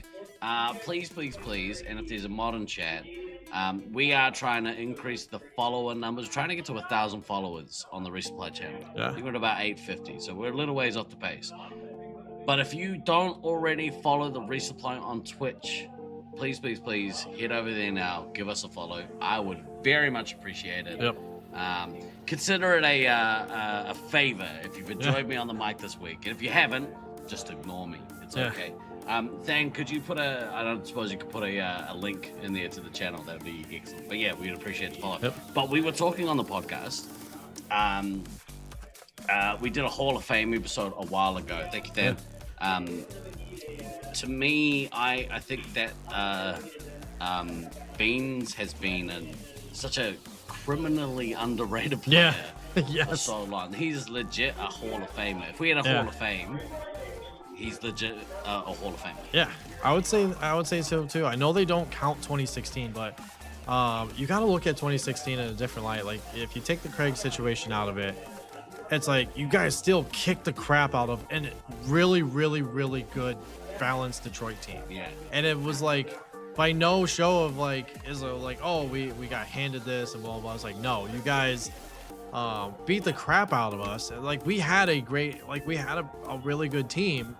And you take that away and you look at his accolades from East Coast and like traveling and you know, I know he hasn't always played on the best of teams when he travels, and you know, Loveland in 2015 was tough. You had a hybrid team that was Syracuse, but still showing up to the tournaments, still like putting up numbers. A lot of times he's forced to play outside of his element, play commander, like play on a team that he's not used to playing. But always still there, dropping the scores. And then again, we're back in New York, back in Syracuse. Not a Brisbane team here, so like protecting home turf still against you know, the homegrown U.S. players. Yeah. Who are vastly closing that gap with some of the old guard of Brisbane leaving. Yeah. Closing that skill gap between, you know, really the top echelon of the top tiers of Brisbane talent versus the U.S. talent. So he has my vote. I get a vote, he's in. Same. Me too. Craig said, if we had a Hall of Fame, Beans would probably be in charge of setting it up. You're probably not wrong. Yeah. And you know what he'd do? He'd make Sanch pay for it. Yes. Right. Samey, you crazy kids. You crazy B-Arrow kids. Right. Game 2 of this match. Yep. Hidden Valley Sanch, the Syracuse A team, one game away from glory. Yes. From glory. The glory they've been chasing really since 2011. Yeah. Right? Like, it was here in 2011. There was an ANSAC hybrid team. There was a Brisbane team. There was a very good Detroit team, right? And the moment was there for the taking for them in 2011. Defend home turf against Brisbane, shut down the Brisbane dominance. That really started with that tournament. Like, Brisbane came in, beat them, and then I feel like New York's always been trying to claw back, like get the tournament back, so they can prove that we're the best. You know, we're the best in this moment. In the East, at least. Yeah. Best in the East, best in the U.S. at the tournament. You're beating a very good Cali team. You're beating a very good Loveland team. False start. Oh no! False start. What happened there? Oh, they don't have an ammo. Oops. Oh, it happens at least once every tournament, and that's potentially the final game. That's so funny. Look, I say potentially because by no means are the Utah Heatseekers out of this. Yep. You know, they are going to be scratching and clawing and trying to will their way to the upset and to their own championship. Oh yeah. For Utah, like builds on the success they've had internationally, right? Yeah. You in 2023 we saw it happen. You saw them have excellent games in Loveland as well and Nats last year, right? 2 years ago. Yeah. And then you're like, okay, they're on the cusp of just like winning outside your arena. That's the mark of a true dynasty champion, is not only winning in your arena, winning outside of your arena, right? Yeah. And maybe not winning at all, but winning consistently against the other teams in neutral arenas. Yeah. So yeah, they're definitely looking to try to bring this game back. 3K is not insurmountable by any means of the imagination. Yeah. And then New York, it's like remembering the goal. We're home field, home turf. We're the favorites. Yep. Take care of business. Don't let it even get to a grand final, because the nerves in a grand final when you dropped the game, you dropped the ball. if you don't have the mental fortitude for it, it is devastatingly hard. Yeah. Having seen it firsthand, it's rough. 2019, I can't stress enough. It happened. Brisbane beat us, sent us to the grand final, and the morale, the quietness outside when we walked out of the arena, we're like, oh, we messed this up. All right. Here we go, ladies and gentlemen. Game 2 of this final series. Taken the lead. Who have you got? Yeah, Show your support in chat. Yeah, put in the chat who you guys got. Take the game. Oh man, some shenanigans happening at E-Door here. Do it. It looks like Slaughter was trying to pull the cheeky move. Does get Cody, does get Beans. Missile Good missile there. Snuffles got one on the Oguri cap. Yep. I wanna look to see that tandem punch. Yeah. 1-2 punch. Go ham here. Double ham. Yeah, double ham. Triple ham. Red is set up in the cubby. They did have a little bit of a delay to go into the cubby. And sure, Syracuse fashion got the backtracks happening. You also have the taking a couple go out. You can kind of see it with Hammer there, almost full, heads back out, full on lives. That's all that matters for the heavy. Going through shots, man. Base. Yeah. Slaughtermelon not getting the bases early this time. We'll see if he changes pace, given that he's kind of ran into a brick wall there. But Princess sitting pretty, 20 lives in the cubby, in E-Door, where you want to be. But Chaser also at 20, hasn't been hit yet. Playing green side, the weaker side really for Utah. Sorry, we saw that in the Loveland match. They struggled mightily on the blue side. So look at the point difference here from Slaughtermelon and Snuffle compared to Black Hammer and Oguri Cat. Yeah. They have got up like this. That combo is actually doing some work here. So Slaughtermelon on his way to his first nuke with no bases, 3 points away. Yep. Oguri Cap, he's still 7 off his first, and he's got his base. So bit of pressure here coming from this Utah team. Yeah. Ain't gonna go quietly into this long night. No, definitely not. The long night is set to begin after Nats here. Yeah, it's razor thin margin. You can kind of see Hidden Valley Sanch with the extra bases there. Beans full up on shots and lives. Yeah. He's gonna watch his name show up in the ticker here for a little while. Yep.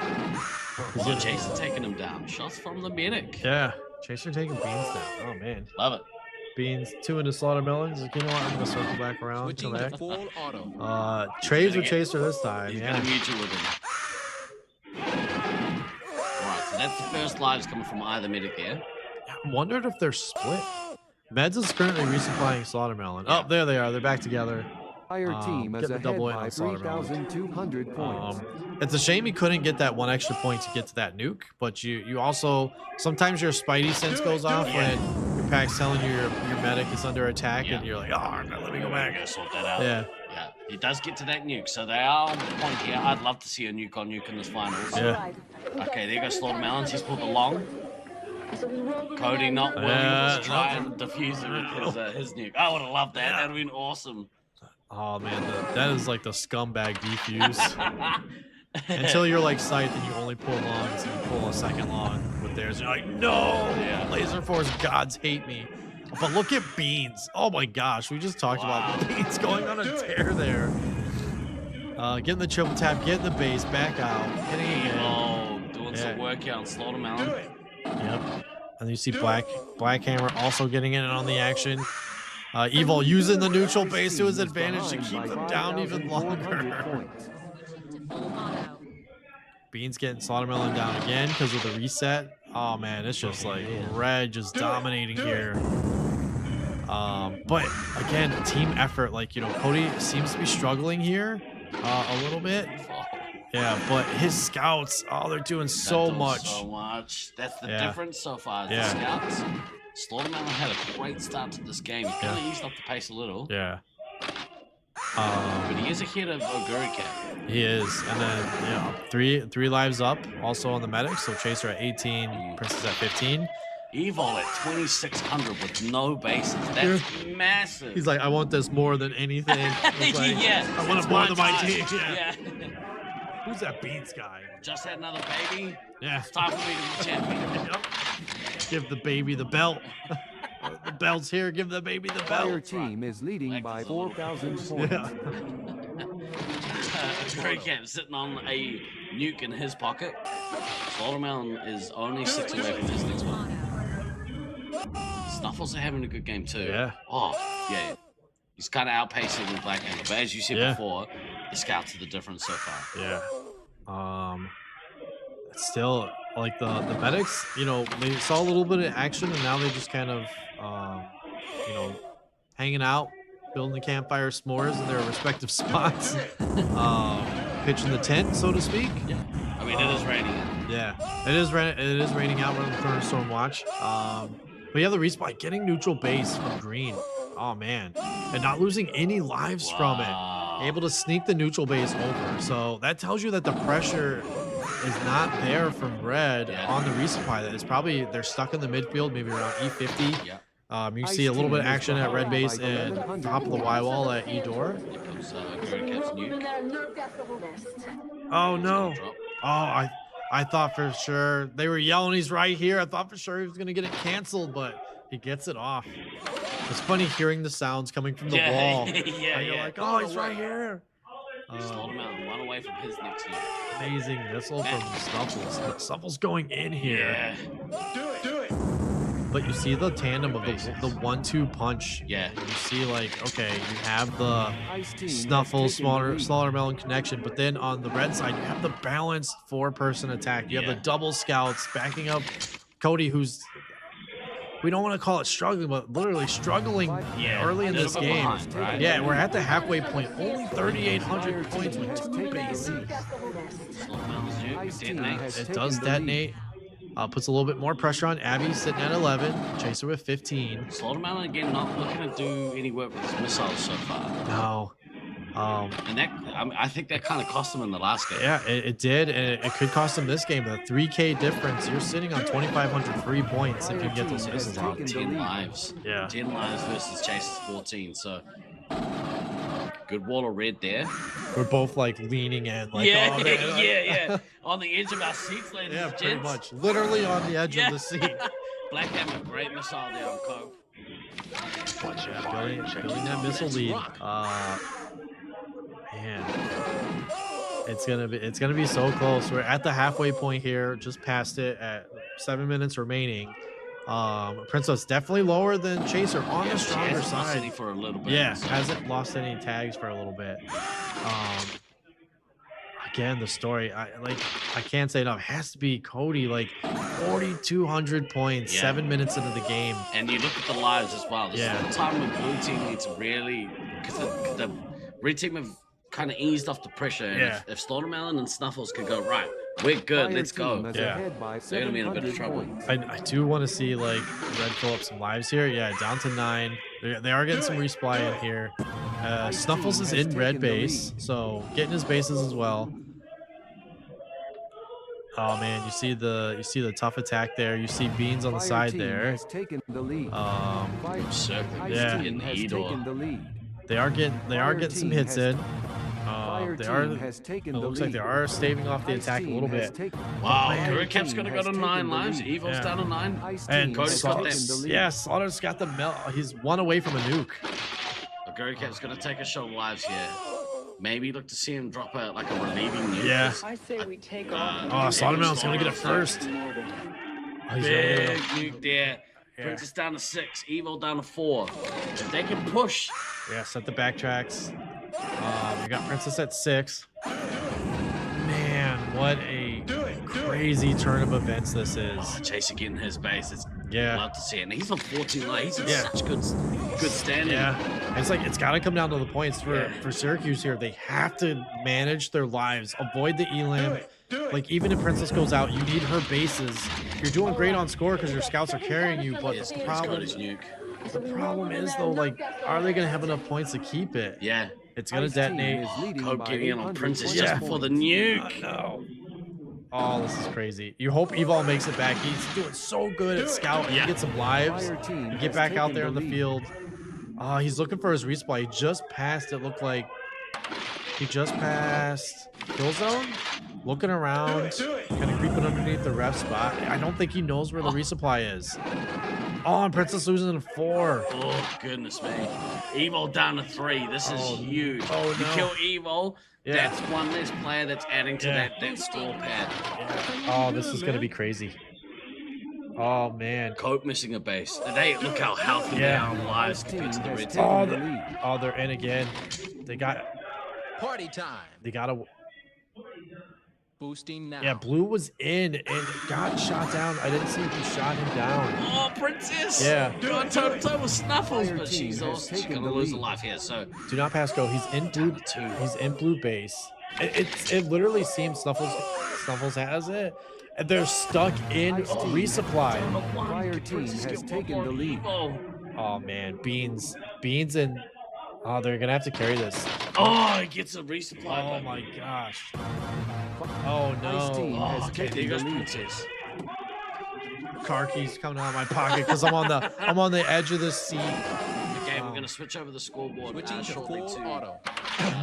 the camera on the foyer so we can Yeah. see the We're about 3 minutes left, so the Elam's gonna be difficult. Beans has a ton of lives. Cody has a bunch of lives. Yeah. Hammer's at almost full lives. Yeah.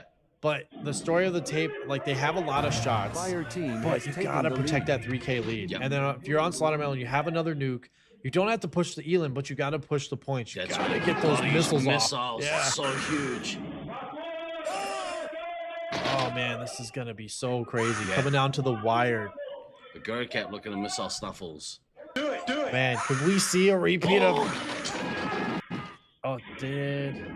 Someone just got a base tonight? I don't Yeah, know. base deny. It was a base deny. Yeah, when he was trying to get the base. Oh, he gets it this time. Gets it. Yeah, okay. Good denial though. It doesn't matter. Infinite shots. It's a formality, but I would love to see Lenny get these power boosts off. Oh, there goes one. So he's maybe gonna get a second one if he can get some hits in, but get some shots in, and then for New York, man. Fire You just team gotta, is ahead by you just gotta go. 1700 points. You just gotta get as many points as possible and protect Right. your lead. Snuffles has been sitting on Sonneman's been sitting on this nuke for a while. For a I would have while, he liked, needs to push. yeah, I would have loved to see him use it. Oh We are man, going to change the scoreboard. It's going to go over That's to the camera. so close here. See Abby watching intently out in the Yeah. foyer. Yeah, they got a 2K lead here, and it's like again they shut down Cody. Cody only at 6,000 points. Slaughtermelon at 9,000. He's had the nuke for so long. I really wish he just would have pulled it sooner. Maybe tried to get some missiles on those resets. Yeah. I don't understand why he's held it for so long.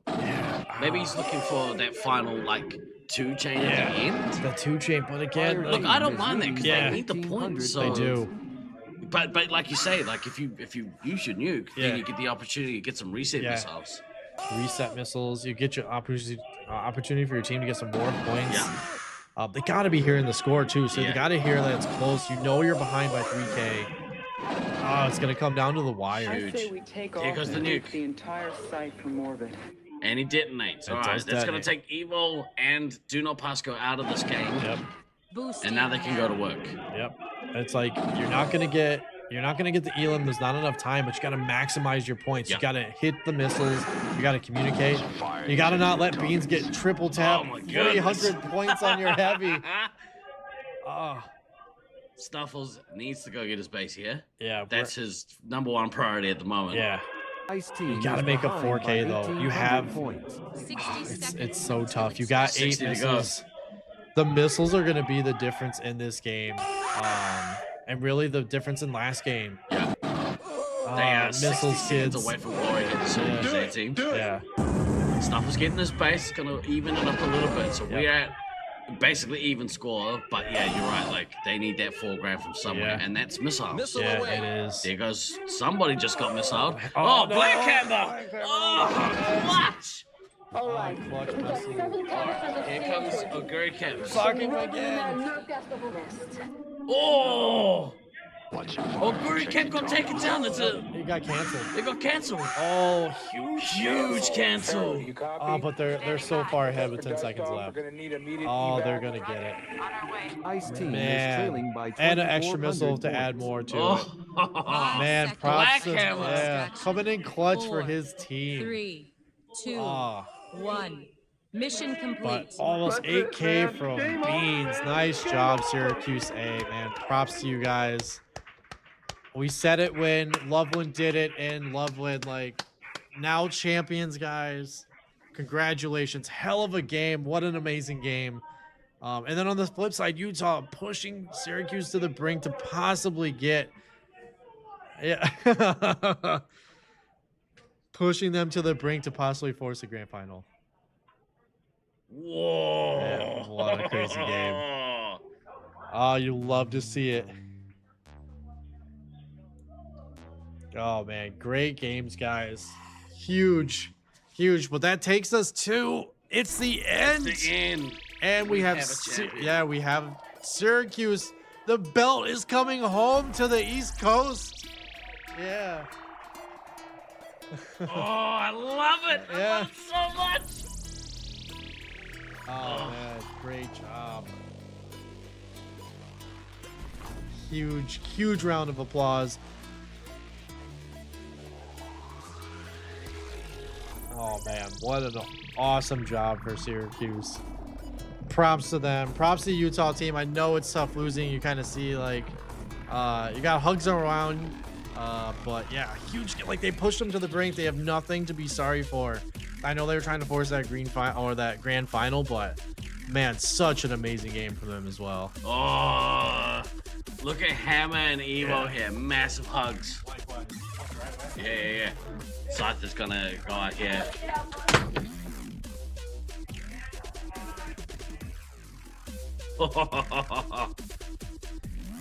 Ladies and gentlemen, take a breath. Oh my gosh.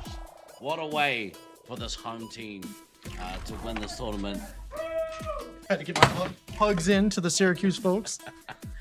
Wow, that was cool. What an amazing final.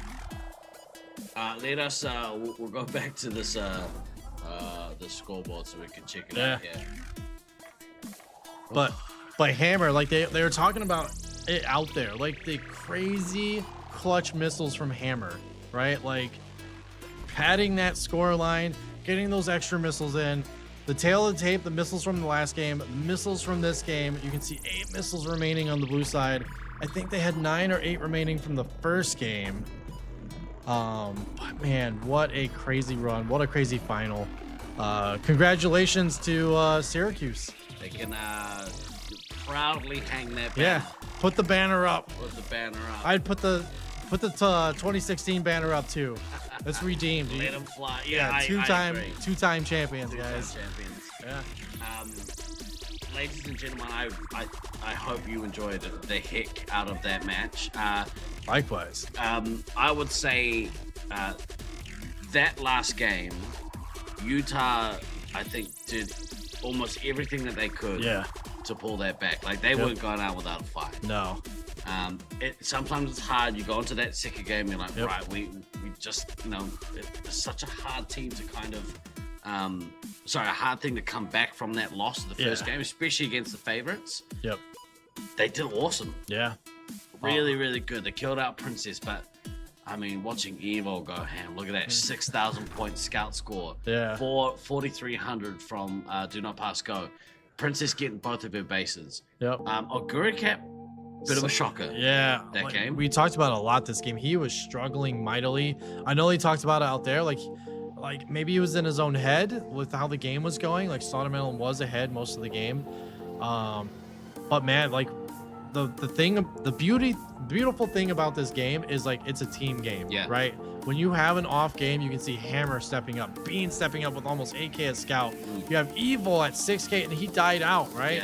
You have Do Not Pass Go at 4,300. You had multiple instances where Abby was low lives and still getting the 2 and 3 hits into the attacking players. So You know, heck of a job by them. It is a team game after all. Like we've said it many times, and this is coming from myself, who, you know, has been on the island many times where it feels like it's just you in the world, and unfortunately, like one player is not enough to sway like a championship team. Yeah. In this case, it took a team effort. You can see where the commander piece was not there for this game, and on the flip side, they were doing everything right. They just needed more points. Man, I've got goosebumps. Yeah. I love this part of Nats. Like, anytime you see, like, because, okay, we've both been in the position where we've been in the grand final. Yep.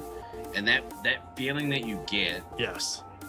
Man, there's nothing quite like it. Yeah, DK was next to me in 2019. I was in the bridge, and we didn't know who won. Like, there was no sound effects in the last 60 seconds. And you just hear your pack say, congratulations, your team came first. You just start screaming. Like, I yelled out. It was amazing. But that feeling, that elation of just like the weight is off your shoulders. You did it. You were the favorites. You protected home turf. But in this case, like this tournament, again, we can't talk about it enough. They so evenly matched in that middle part of the pack, and people taking games off everyone. Syracuse dropped multiple games, but still was able to recollect, regroup, come out on top, and that is the true mark of a champion. So, my goodness, I want to give another quick shout out because, you know, like I said at the top, Black Hammer earlier in the week was like, you know, I don't know if I'm contributing. Off the back of that last match. Yeah. Especially that last game. Yeah. That, my friend, is called contribution. Yeah, contribution. And the other word we'll use is another C word, clutch, with the missiles. Like adding 1,000 extra points to your pad there in such a short time. And like he was actively looking to use his missiles. And you know, it helps you win the game. Like it does. I got a message from Baden. He reckons fake Nats, Syracuse tampered with the arena. Time for a replay. They closed off a critical cubby in green base. Now, I can see the tournament director, he's celebrating his Nats win by hunching himself over a computer with a very angry look on his face, which to me, it seems more about relief than anything. Oh, yeah. Like, okay, so equal parts, Yep. I think, and maybe we'll get him for an interview shortly if we can. Sometimes it's equal parts, like elation. Yep. And relief. Oh yes. Like if you built it up, you know, they would have built this up for a year, Yeah. right?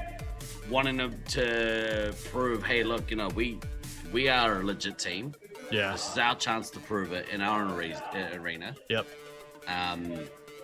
But that pressure you build up on yourself, like, yeah. I can tell you from personal experience the amount of pressure I put on myself. Yeah.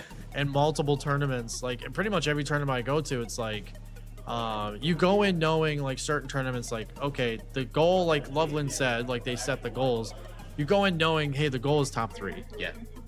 Some tournaments you go in, it's like, okay, just don't come in last. Like, as bad as that sounds, it does happen. But yeah, it can be a thing. Yeah, but when you go in with the mindset of like, okay, we are projected top 3, we feel we're top 3, and like myself having to play a premier position, you put all the weight on your shoulder. You put all the stress there, but you put the time in, you put the work in. I'm a very mentally strong person, but when you see some of the instances that happen in some of the games, it affects even the best of us that are mentally strong, right? Yeah.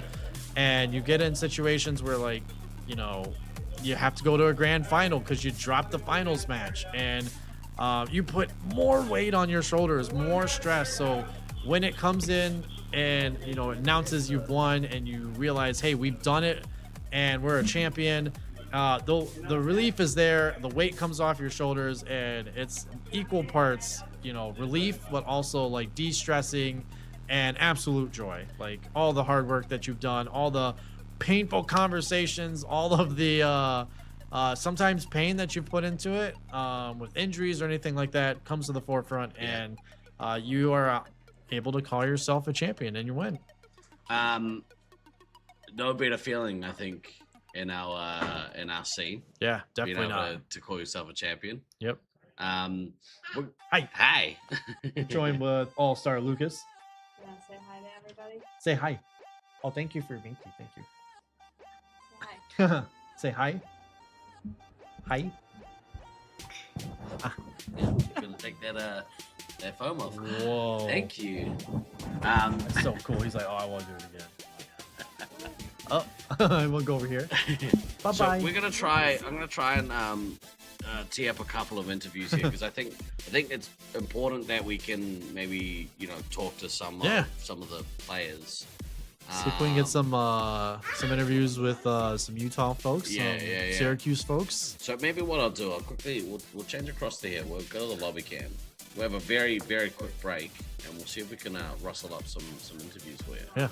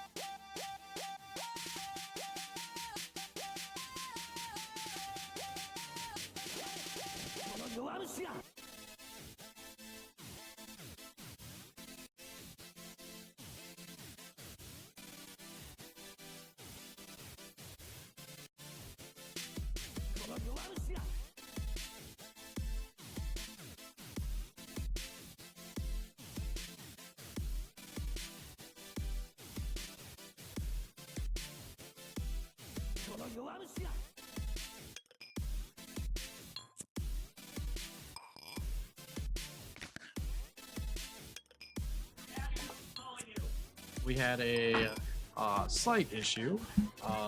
Our all-star commentator co-host, Lucas, accidentally got his fingers caught in the door.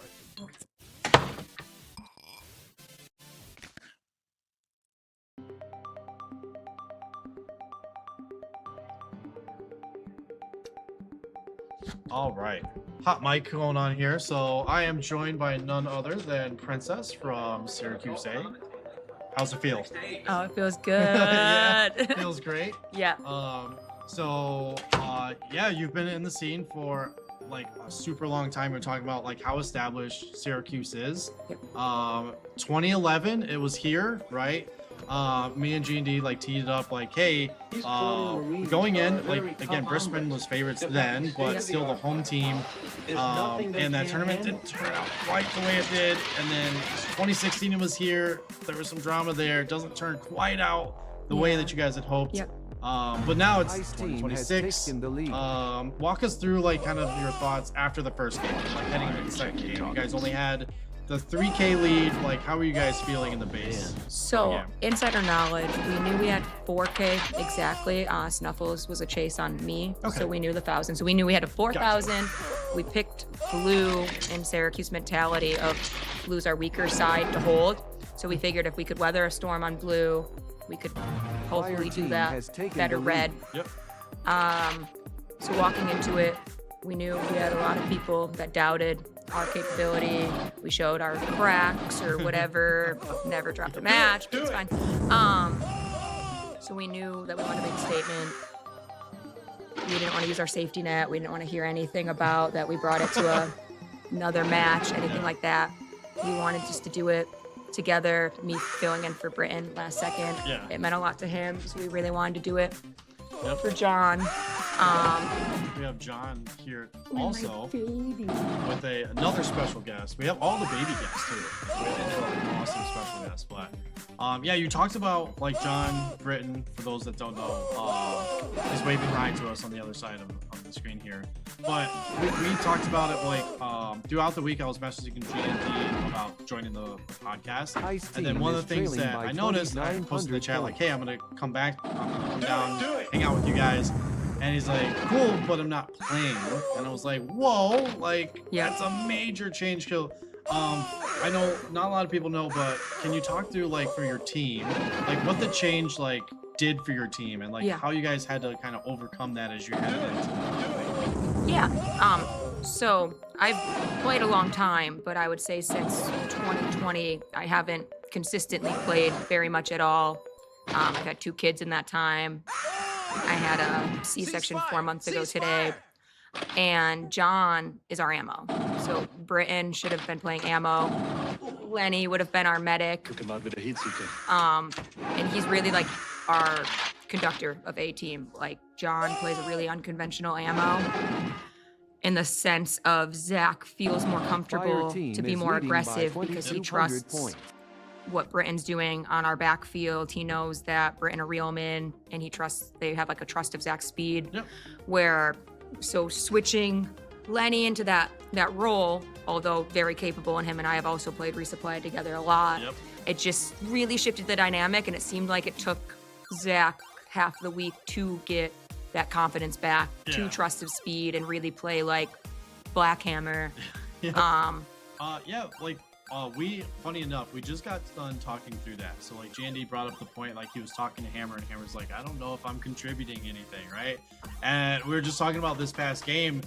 He had these 2 huge clutch missiles at the end of the game that pads another 1,000 points. We talked about the missiles really coming in to be the difference between the 2 games. Like 8 missiles left this past game. I think it was 8 or 9 left the first game. That's, potentially the score difference between the 2. Right. Yep. But yeah, huge props to you guys, because the one thing, you're changing a critical resupply player out. You're also changing your critical 3-hit player out right before the tournament happens. But you guys were able to overcome, able to adapt, able to come together, play as a team. But I do want to talk about like yesterday, some of the other games. So I only could catch some of the games during the week. Yep. And I know you brought up the point, like people were talking about the cracks and everything, and I was like, yeah, they're full of crap. Like that's not happening. Like every team drops games, right? Whether it's the home team or not.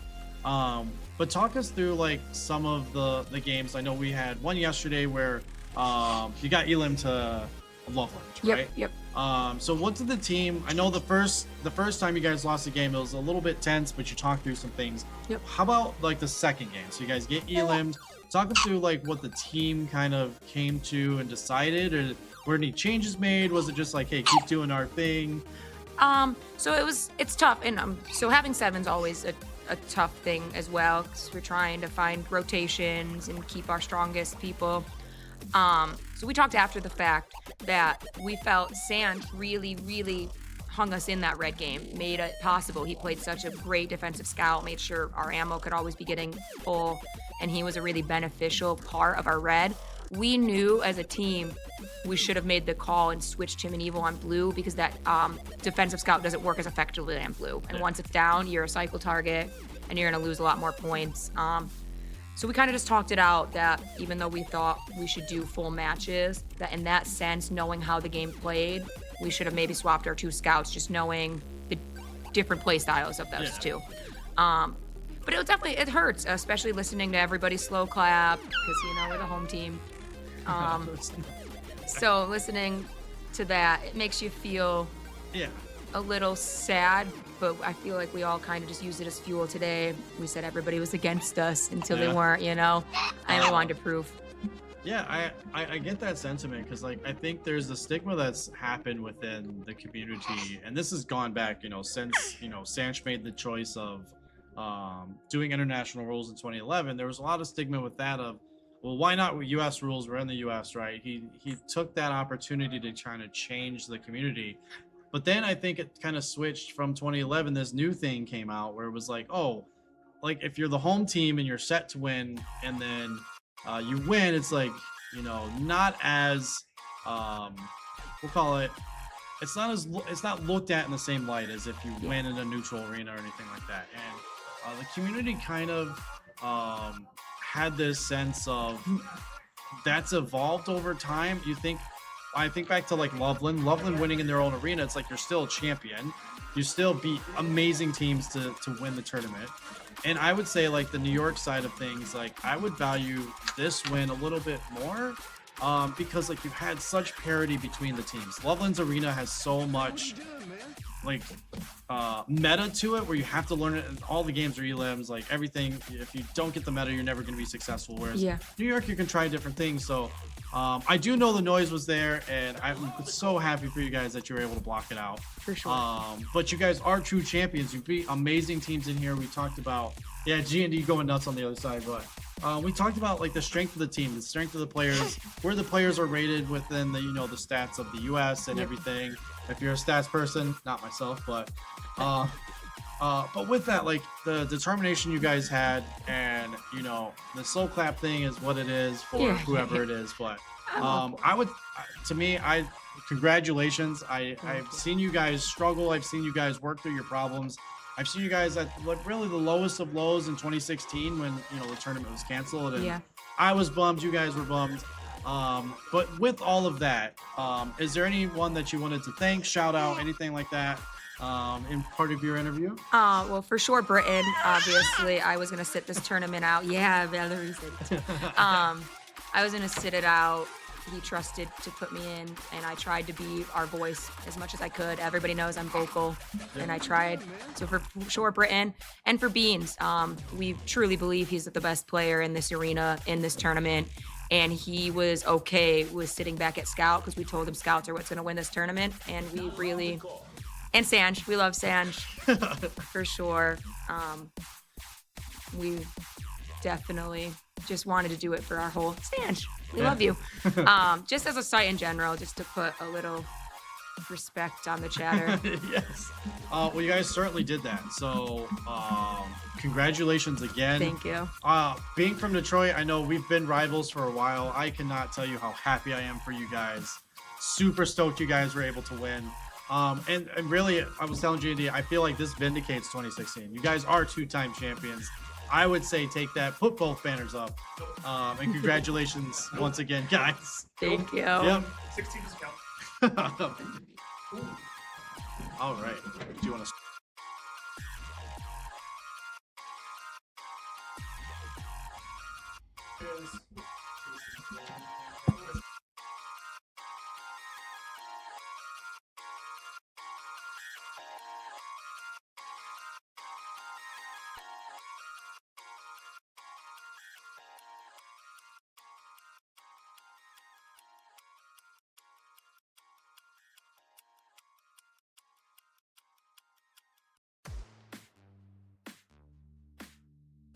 I have no problems. All right, ladies and gentlemen, we are. We'll keep that secret. Yeah. Okay, so we're sitting here in the armory. Who have we got here? Oh, it's only the 2026 Laserforce Space Marines International World Champions. We got Lenny. All right, let me switch across to here. Here we go. Here's the family. New York, let me hear you.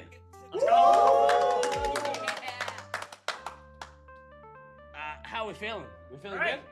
good? Right. My legs are exhausted. Another 6 days. Let's go. 6 fun days. Now, I would say Ruth needs to get in here as well. You should get up there. You're part of the squad. MVP, my MVP of the week. That last match, and please let me know at home if you can hear us okay, if everything looks alright. I think it's gone through alright. Seems to be okay. Cool.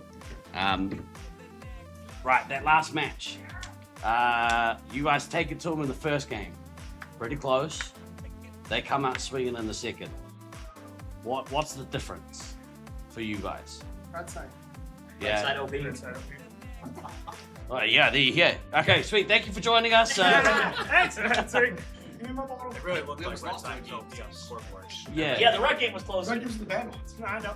They played so bad on red the whole tournament. It makes no sense. No. Who, you guys or? Yeah. So bad. Yeah, I think all of our games that were way closer than they should have been were on our better side. It's so much easier. Except Olympus. We elim them on red. Yes, true. That was the one. Red was at the 20K elims over. Or that. Type Yeah. one. Now, we'll ask a few of you a few questions. So first, I'm gonna start with Evo. That last game, dude. I don't have to score up anymore, but you were doing work. Like you came out real quick at the start of the game, and by the end of the game, there was a massive difference between you and the other scouts. Did you have a different game plan? Did things just kind of click for you? Like, tell me a bit about the game. shoot the 3 cups in the back. Yeah, that was my game. We saw plenty of that. Heaps of that. Actually, there was a section at the end where it just was a run of your name against the 3 hits. Yeah. That's what I was trying to do. Right. Well, it's good to execute. He's the only one last game that didn't beat Cody. Yeah. But I think if I had more lives, I probably could. Yeah. Technically, I think if you would have had more lives, you would be Cody. Yeah, I called him out for 4 lives. Instead, I thought it was Metal Face with 4 lives. And Blueberries, he immediately goes, Zach, where's Abby? I said, ooh, sorry, bud. Go that way. Oh, well, so Black Hammer. Yeah. Me and you had a chat at the end of day 1. Yep. You had a couple of rough moments throughout the week. Yep. And you said to me, look, like, you know, Cody's doing work. I feel like maybe I'm not contributing as much as I could. 100%. Bro, that last match, that's some scores. Daddy Hammer's back. Daddy Hammer's back. That's a new Like I said, t-shirt, by the just way. Just in time. Just in time for Cody to suck. So again, like it's but on the flip side, because what we said was, you know, there's only so many points in there, right? Of course. And so if your team are pulling their way and your score's average, that's Protect the okay. medic. Yeah, Protect the medic. exactly right. And so on the flip side of that, Cody, you had a quieter last game. Oh yeah. But your team pulled their weight. 100%. So I think that's a good thing, right? That you can't be mad at that. Oh, I'm not. I'm like, it hurts that that game is my worst game in the tournament. But like, It really didn't need to be. it did better. It Wait, did better Cody's than it was honest bad about that game. We something still for won once? anyway. Cody's honest for once. I always am. He said the Newcastle was his fault too. It's all right. Somebody get that man a brownie, and another milkshake. All right, we're gonna go to Brenton. All right, so I didn't know if we were gonna get to have a catch up this week. Obviously, going in, a bit of health issues, and I probably know better than most how terrible that feels when the health stuff kind of keeps you out of the tournament. How do you feel about this thing? Like as a unit, because I mean, you look like this is the family, right? The support that people kind of show. 4 of us, we've been playing together for 15 years now. 2011. 2011 was our first tournament, and I have my most tournaments played with that. Yeah. I've only been inside. And I live with Yeah, the other right. one, so like. But how are you feeling? Like bittersweet for you, or yeah? I'm sad. Wish I could. Yeah. They got it done regardless. Abby stepped up, having maybe 20 games played in the last year. She was impressive. Yeah, including Yeah, stepping in for me with the last tournament where I ended up getting RSP on the last day. Yeah. And could not finish out. 2 years. That's the go. The ability to adapt. Yeah. For us has always been the biggest thing. So I think you know, and you'll feel a certain way about this. The rest of your teammates probably feel the same way that I do. But to me, this win is as much your win as it is the rest of the win, right? Like, No pressure. yeah. You know, and that's when I think, and that's when it is one of those things that doesn't just happen at the week. Right. It's all the preparation that you know, a year. Like you guys are known for a year that you're gonna host it. Yep. It's all that preparation, that lead up time, all the work you do to bond as a unit, to give Cody shit. But yeah, so yeah, in my opinion, and I think most people would feel that this win, you're a part of the squad. I mean, I'm more proud of them. I mean, it was a huge change. Zach will tell you, when we play Resub, I call the shots. Yeah. I'm the main caller. When to go, when to come back, who's coming in from what side. That's normally all of my job. Buddy obviously stepped up. He had to switch. I've been playing medic for what, the last year and a half? Yeah. Year? No. As usual, until it changes, wait for the tournament. Hey, I promise. And then we had obviously our genius plan of swapping Jeans to Scout. Yeah, I mean, maybe one of the greatest scouts of all time. Yeah. Arguably. Statistically, the lineup makes sense.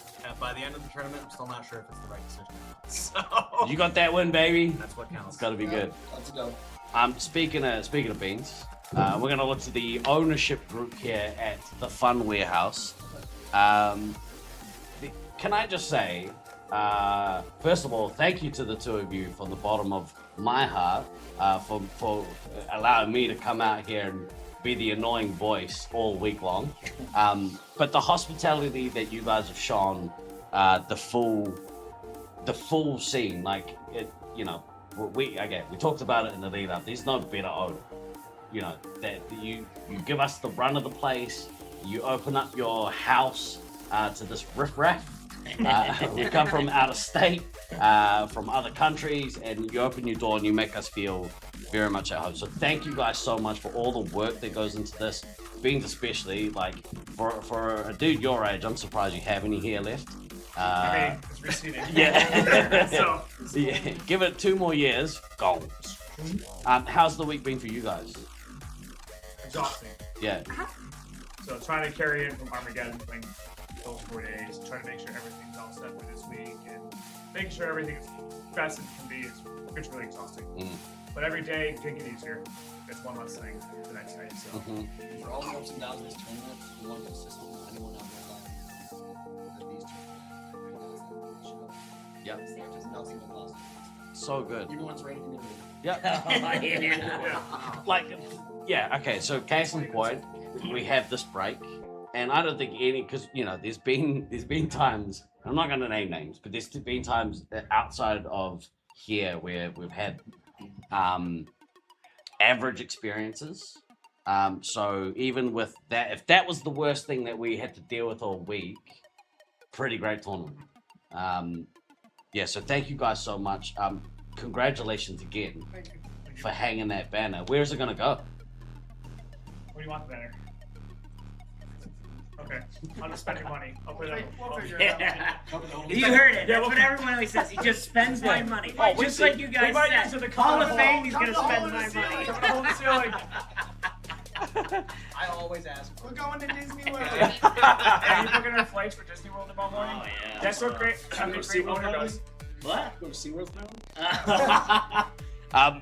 Once again, massive congratulations to Syracuse, whatever it is that your name is, because we had the first time I've seen a name change from a team halfway through a tournament. It's That's because ridiculous. Beans wasn't comfortable with it with the media stuff, or it would have been from the start. Understandable. It's pretty good looking shirts. Breaks the stat site, though, when you do that. Does it really? Yeah. Oh, yeah. It all Everyone's breaks. names. Sorry, Ross. Never not funny. All the names started changing. The icons disappeared. Yeah. Beans wasn't even able to upload penalties I or couldn't anything change for like 2 penalties hours. for a couple hours. Where's the refs? Yeah.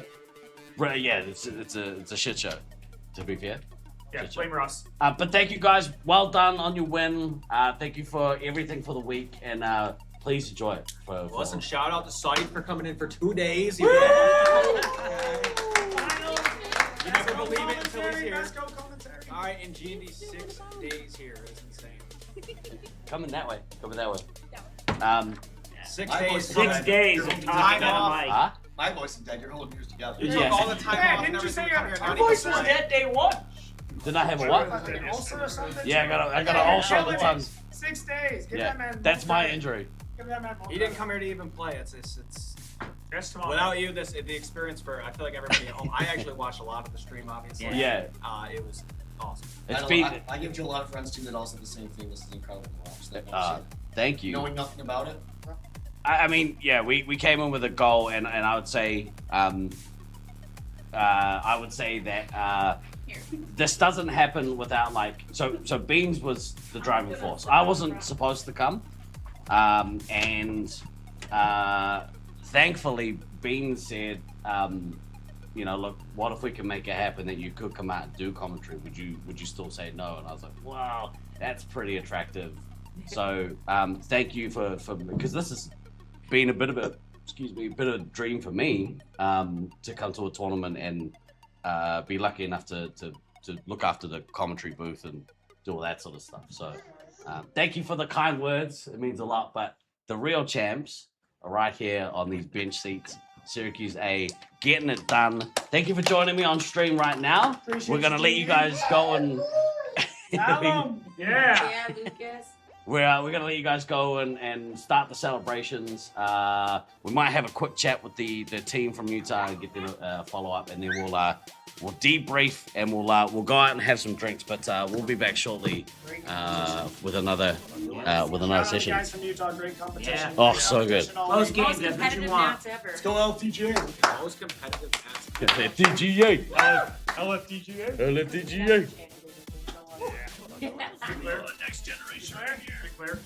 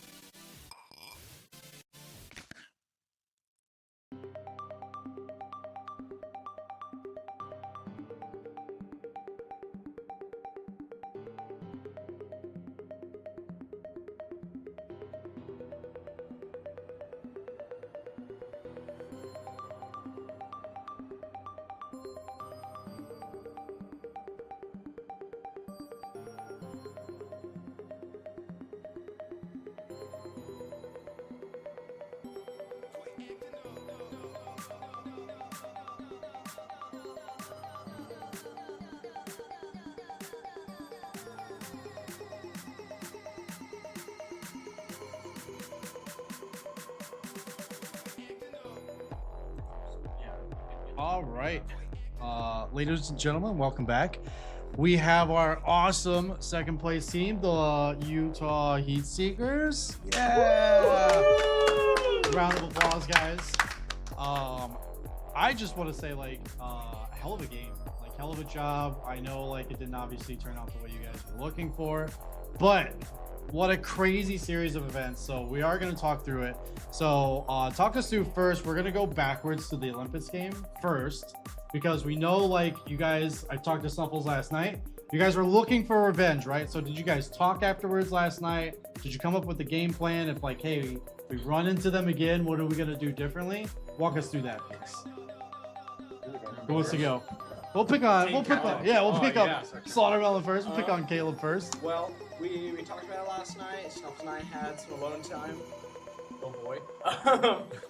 But we ended up just figuring out that the best thing to do was, instead of trying to play their game, was just to play ours to the best of our ability. They're very, very good, very defensive team. But we're a team that really gets in there, plays really aggressive, and gets those kills. So yeah, we played the game by our standards and our rules, and we ended up winning. Yeah, it was. Go ahead. I just want to say, like, we really, like, we went back and forth a lot on kind of, like, strategy. Like, we nearly did something completely different to what we ended up doing, but I think just kind of last minute we realized, like, hey, we're good enough, let's just play our game, and that's kind of what we did, so. Funny enough. We just quickly do another shout out. We have a very special guest in the chat, Gunshy.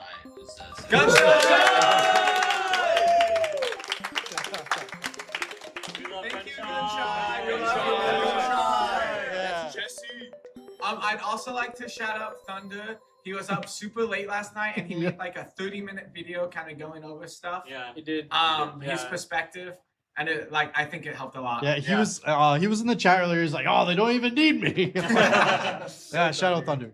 But yeah, I told you guys last night, like, you know, I still had faith. Like, hey, I know the game didn't go the way you wanted to in the upper bracket, but we foresaw. I told G&D is like, hey, I think these guys take it this time around. But yeah, like, so you guys, unfortunately, going to losers bracket, you have to have a couple games. Talk about the rematch a little bit with Sacramento, like Olympus. We know like the first game went how it went. Were you guys expecting like the dill switch in the second game, or were you just like, hey, we're flipping sides, we're on this side now, we're just gonna, you know, we're on the stronger side, red side? Was there a different mentality when you guys noticed in the game that dill switched, or was it, oh, this is better for us, this is worse for us? Walk us through that. I'll say Yeah. I was not expecting the dill switch, Okay. but it actually was something that I thought was better for us. As soon Yeah. as he got it the first time, we were able to take him down quite a bit, just as and I knew from there, I was like, oh, this is our game. We just gotta play our game. We should be able to crack him. Yeah. I was talking about this with G&D a little bit earlier. Meds, why the switch to ammo? You're meds. I'm meds. I even have a medic hat on. Yeah.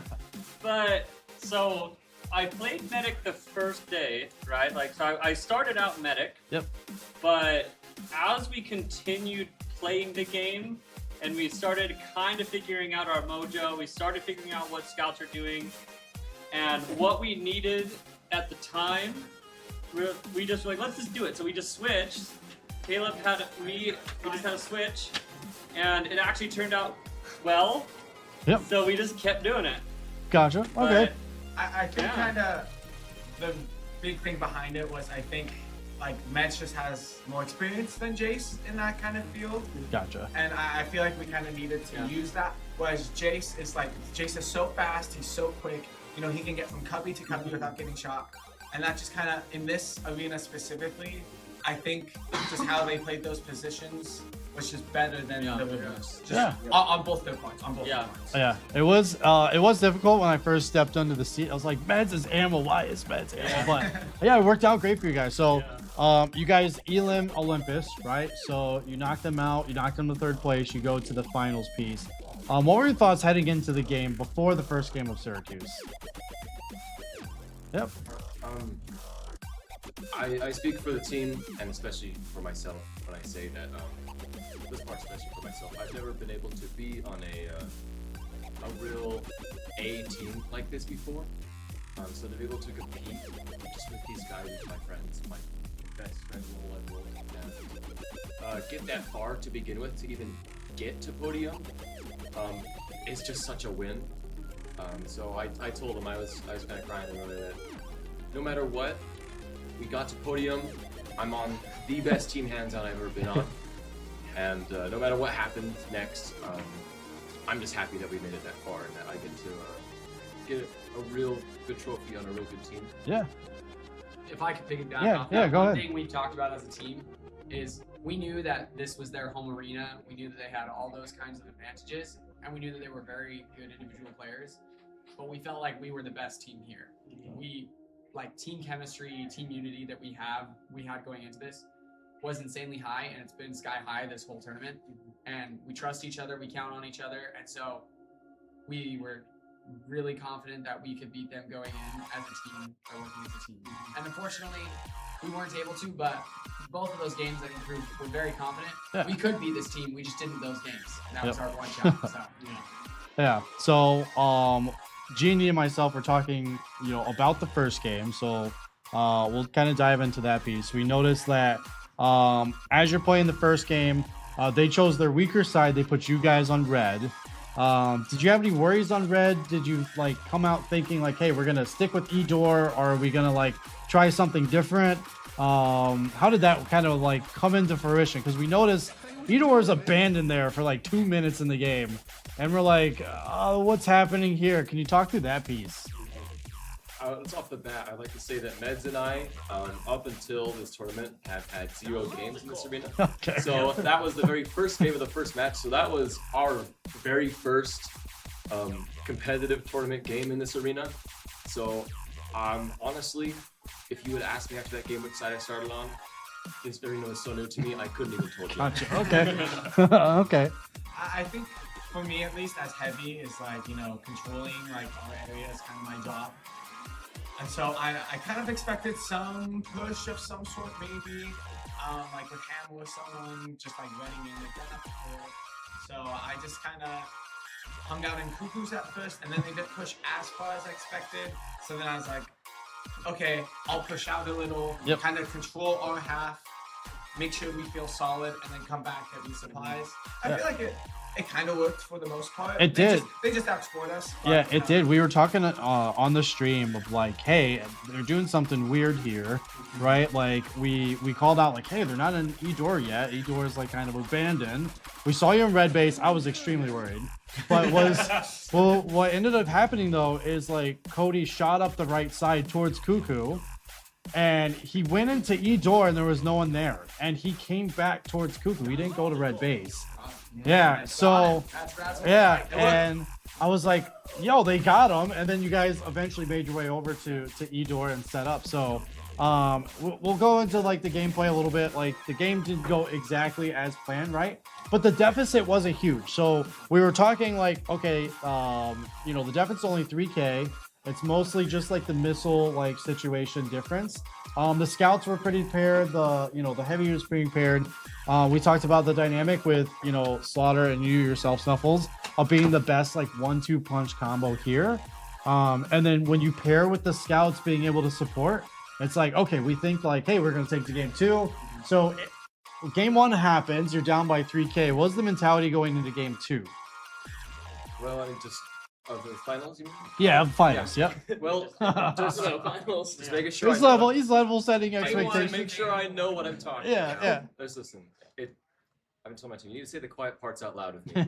But I think that, that second game we had to end it early because they didn't set their positions right. So at the start of that game, I was like, guys, they're worried. They're playing sloppy. They're not even getting their positions right. Like, let's just play tight and just, punch 3 more games in and take first. Gotcha. Anyone else? Something, right? Yeah. No. He's like, no, I don't want to say nothing. Oh, No. Okay. A lot. We just figured we were gonna play that one as hard as we could, and the worst thing that would happen is that was our last Yeah. game. Yeah. Yeah. And that's the nice part. Like when you have nothing left to lose, that means you get to put it all out in one go. Yeah. And I'm proud of how we did.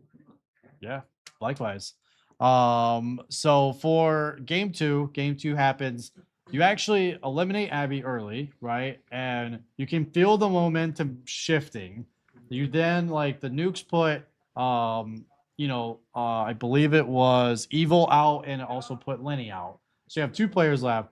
The crazy part about all of this is like you guys totally shut down Cody like in this game. So at one point, Slaughter, you're like miles above him. It's like almost 4K, 3K higher than him. He's just like non-existent. Was the game plan to try to shut him down, or was it like, hey, just our game plan? We're just gonna play with what we're doing, and what we're doing on the side is working. Can you go through that a little bit? Yeah, great question. Right off the rip from that game, you know that a player like Cody, or Cody in this example, has a lot to prove. Yep. It's his home arena. He's playing Commander. He's going for that MVP, like I'm the top dog status. And honestly, that works out really well to our advantage as a team, because we've seen in the past when players focus too much on themselves and their individual stats, they can really slip up in other areas. And it just so happened that whole game, I was just ready for him everywhere he was, from the rip to not, and it was well fought and well earned on their side, but we definitely had Cody's number. Yes, definitely. We were talking about the whole game, like the difference maker in the middle of the game. So like when the game shifted and Abby's out, the difference was like Evil was doing work. Like he was getting the 3 hits pretty well, right? But he was so low lives, he was at 4. So he was like, okay, he's gonna die out of the game. And then the flip side of it was Beans, like he was everywhere. Like he was running around. And we're like, okay, this is gonna come down to time, it's gonna come down to points. Utah, it's like they were right there. You're like a 1,000 up, and then during like rather 60 seconds difference is like 2K down. It wasn't the bases, it was just like the 1 missile and then a couple of the scout tags, right? We get to the end of the game. You guys are neck and neck, and then they eventually just overtake it with the 2 missiles at the end. And you finish second place, right? Where did you see guys at the start of the tournament? Do you feel like second place was well within the reach and you were shooting for first, or do you feel like second place is kind of like the disappointment and you were just only looking for first? First place was the goal. Okay. It's what we've been practicing for the last year, and we came in here wanting first. We didn't get it, but that puts us in second. We'll be back. Yeah. And then Snuffles. So we talked, a little bit last night again with the mentality of the team. You guys are feeling great. You're in great spirits. As we leave the tournament now, right, and we look forward, what do you think your guys' like, we'll call it goal is next, right? So Utah's already kind of solidified themselves as one of the top sites. We see kind of the California hybrid teams like coming in. We see the Loveland A team, and then you guys like taking the punch to them in Loveland when you're there.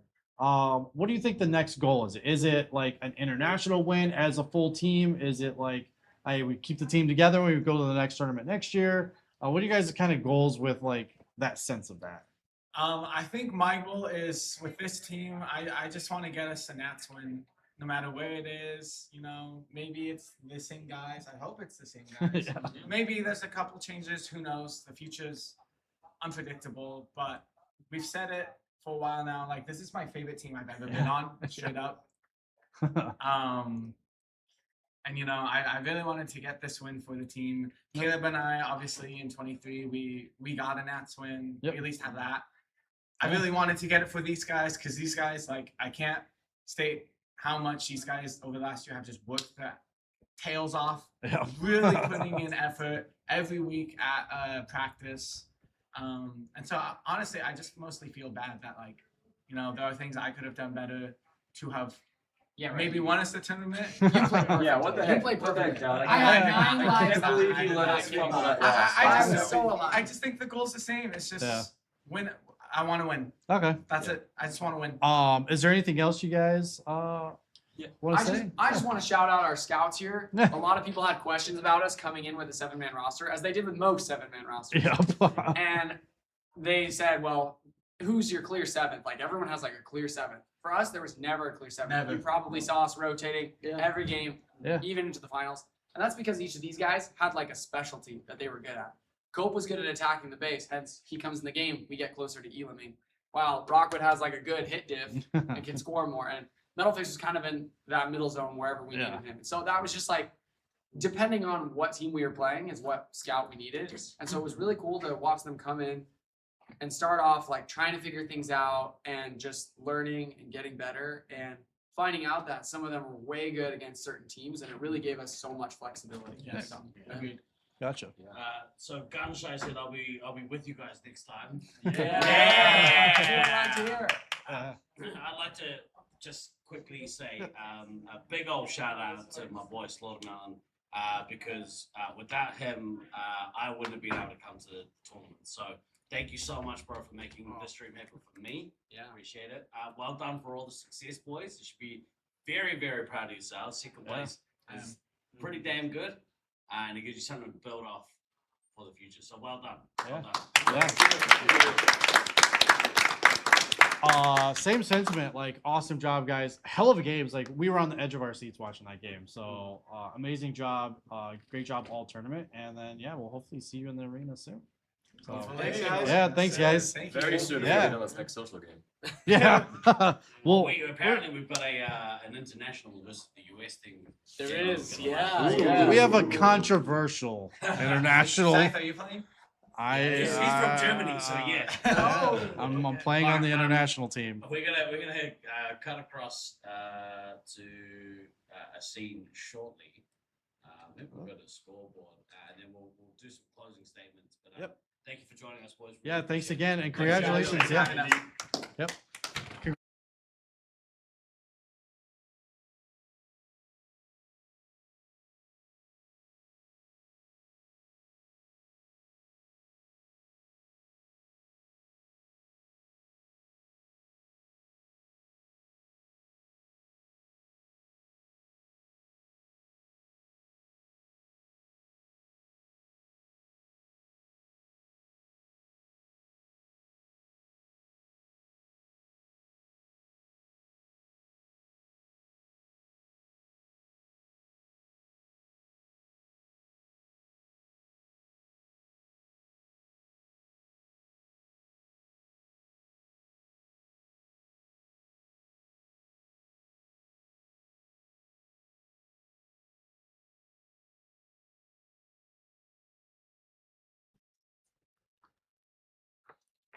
scoot over so the mic's just not like hanging out right here.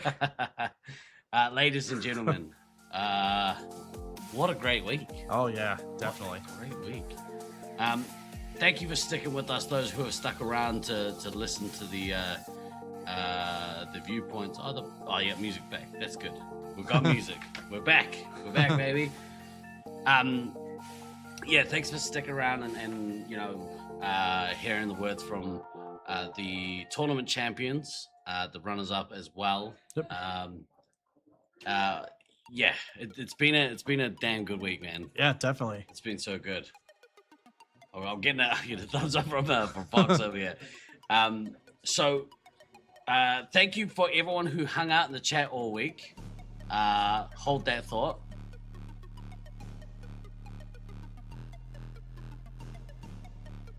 All right, we're gonna do one more, and I was gonna close off the stream. Yep.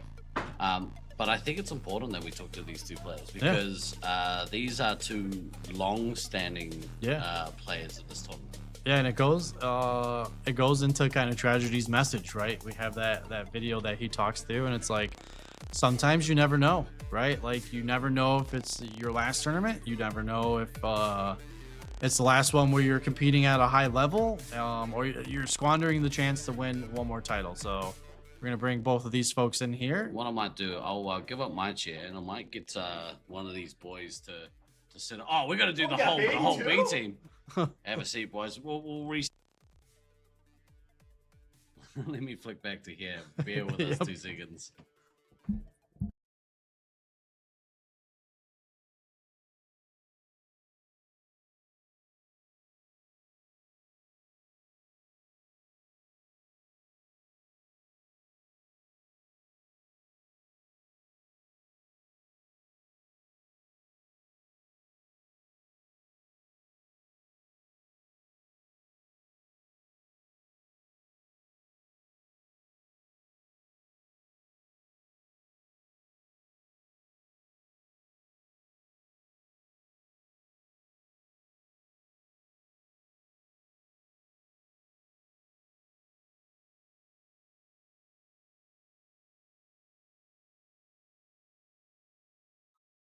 All right, ladies and gentlemen, we have a couple of standout players here.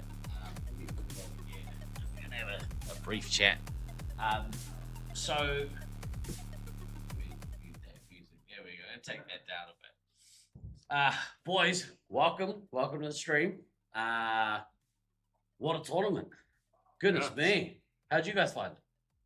It was great. Yeah. Fantastic tournament. Most fun I've ever had. Yeah, okay, well, we're going to start with Jackal. All right. We watch you all week, dude. Yeah. And so I've never had the privilege of watching you play in person. I thought you killed it, dude. I thought you were awesome all week. Real, like standout, bright spot for your team. Thank you. I think maybe the results were the standings didn't quite reflect, I think, just how well you guys were clicking towards the end of the week. What were your thoughts on this team? I had a lot of fun. Obviously, you saw that we did a couple of different lineup changes, trying to figure some things out, the Zug's work schedule and all that. And I think we eventually found a couple of different things that worked. Maybe we should have had different lineups versus different teams, but other than that, I think we eventually got to a really good point, especially beating, and especially just getting as far as we did in finals. So a little bit in chat here said, "Ooh, no surprise, no Zerg as usual." He's playing. He's in there playing. He's making socials. up lost time, yeah. Lost time. Now, Fox, you're kind of you're the outer statesman, I think, of this team, right? Like, this is your side. You've been here for 40 years. 40 years at this point. Well, in the theme of so we've been listening to Trage's videos all week. I don't know if you saw it. If you haven't seen it, it's very much worth a listen. But in the video, it kind of talks about, for some of the players here, this is kind of a last chance tournament. For others, younger players like you, Jack, of like trying to put a mark on the scene. Where do you kind of fit in that spectrum? Like, is this the last we see of you? Are you not done yet? Like, tell us a bit about maybe motivations for playing this year and where you think where you're gonna go from there. Well, for this year, I mean, I just really enjoyed the teammates that were selected that I got to play with. I always love playing with them, especially this man, Disco Stu here. He's always doing great. As far as future tournaments, Baden keeps telling. I want to retire personally, but Baden keeps telling me I need to play another one. We got to get Baden to play in a tournament though. It's funny that he pushes you to play and then he wasn't able to play. I mean, I think it was more that he couldn't play it. Yeah. He didn't want to. In fact, he just came in here after a social game. Was like, "Yeah, I still got it." Yeah. Oh, we know he still got it. I've played against him enough. Yeah, scumbag, absolute scumbag. But yeah. So how does this kind of compare to other tournaments you've played? Well, just because it's my home site, so it feels great. Especially for my team personally. I don't think we didn't finish as well as I thought we could have, but we were kind of dampered because of Zerg work schedule. This is actually the first time I've actually played any meaningful games with Zerg as a 3-hit, so it's just adapting to him. Because usually when we played, it'd be like just randomized generated. He'd be like medic, or I'd be like scout, and it's just like so. Just getting our team to have to collectively getting together and the same mindset, kind of complicated, but we worked through it. We played well in a lot of games. Now, so the other stalwart of your team is obviously this man in the middle here. This goes through. Oh yeah. You're another long-time Syracuse native. That's or right. at least nowadays you are. How early on did you know you were going to play on this team? October. Well, okay, so basically, months and months and months ago. Yeah. And obviously you were back and forth from, so you live in Michigan. Yep. What's that drive time like? 7.5 if I drive straight through with just the one stop, but usually I have to make multiple stops because of the issues that I continue to contend with. Aging, but, yeah, getting old, getting hurt. So that definitely tamps down the amount of times I can come out here, but still trying to get out here as much as I could. What are the kind of highlights for you? You've been, obviously in the competitive scene for a long time. You are a former world champ yourself. That's great. How did you enjoy playing with this squad? Oh, it's so much fun. I mean, we needed more time to practice and gel because we really could have pushed far. But I mean, this was thrown together off of maybe 15 practice, 20 practice games, and most of them were just getting slopped on by Syracuse.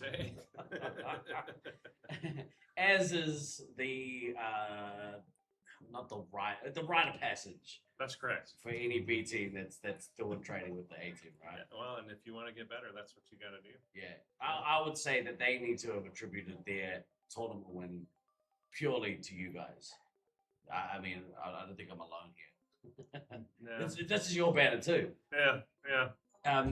How does that kind of make you guys feel? Like you Syracuse so proud. natives? I mean, so proud that to see them come together and be able to take it in their home site in such a dominant fashion. Like that's exactly what you kind of want to see from the home site A team if they can pull it together, because that's their arena. They play all the time. They should be smashing. Yeah. And so I'm super proud that they were able to pull that off. And they had a last minute hiccup. I'm sure you went over all that stuff with their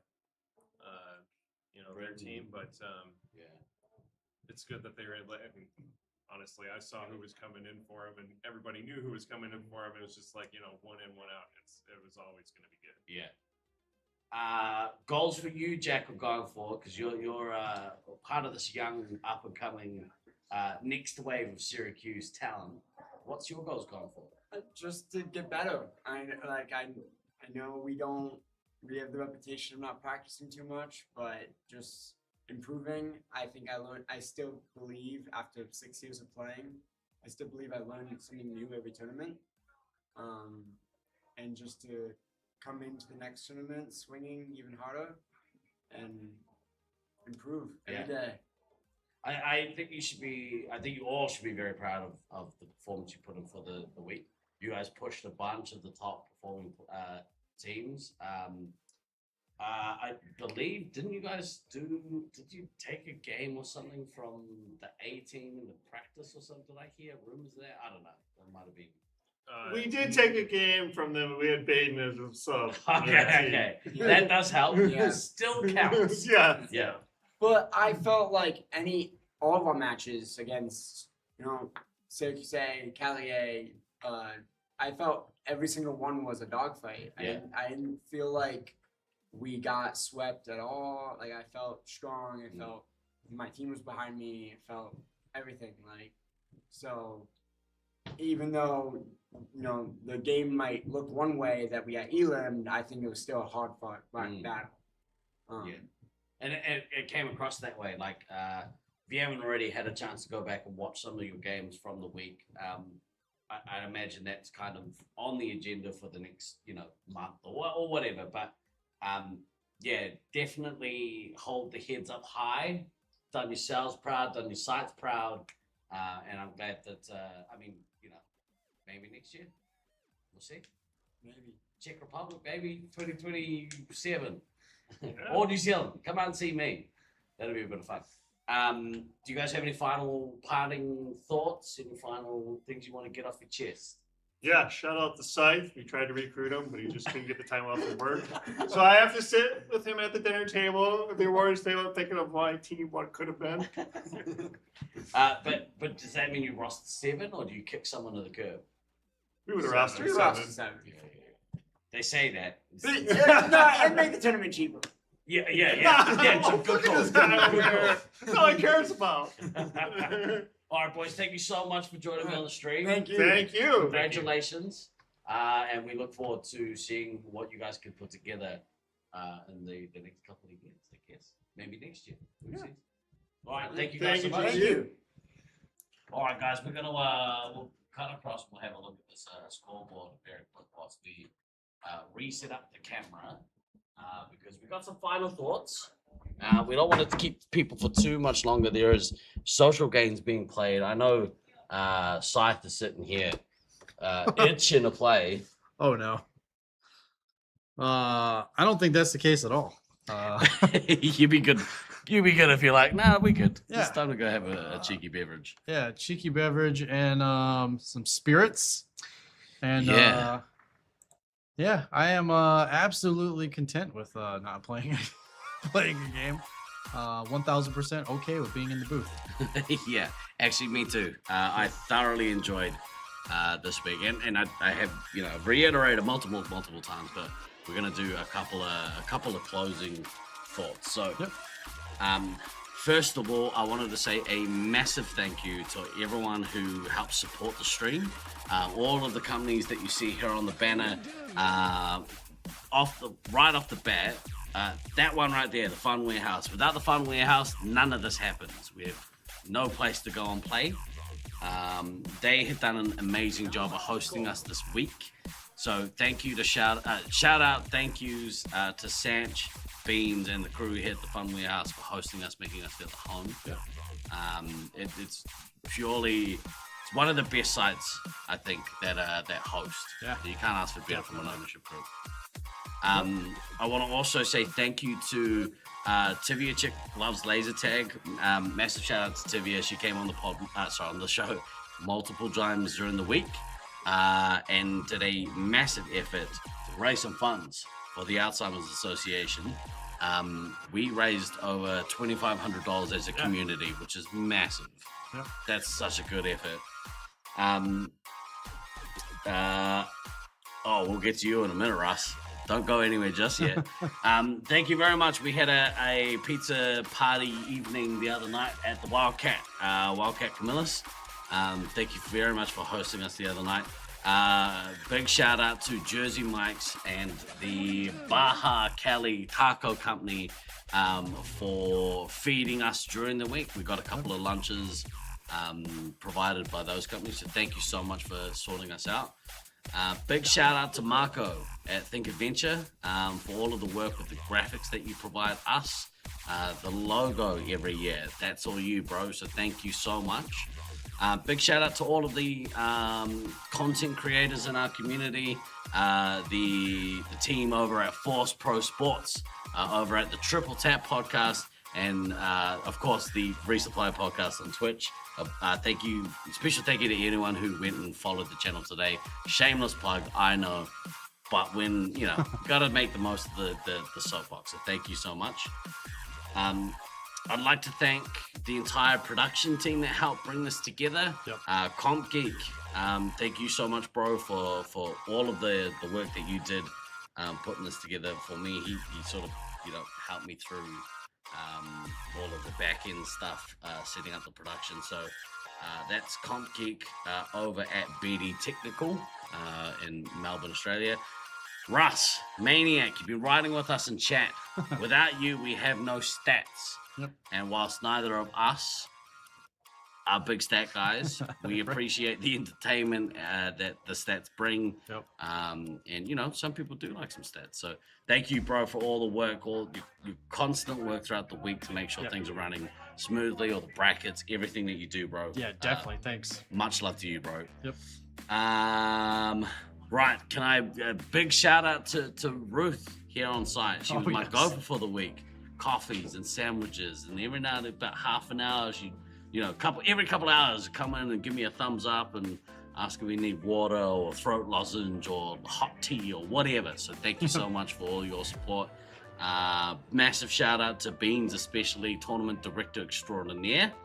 Without him, the tournament doesn't run properly.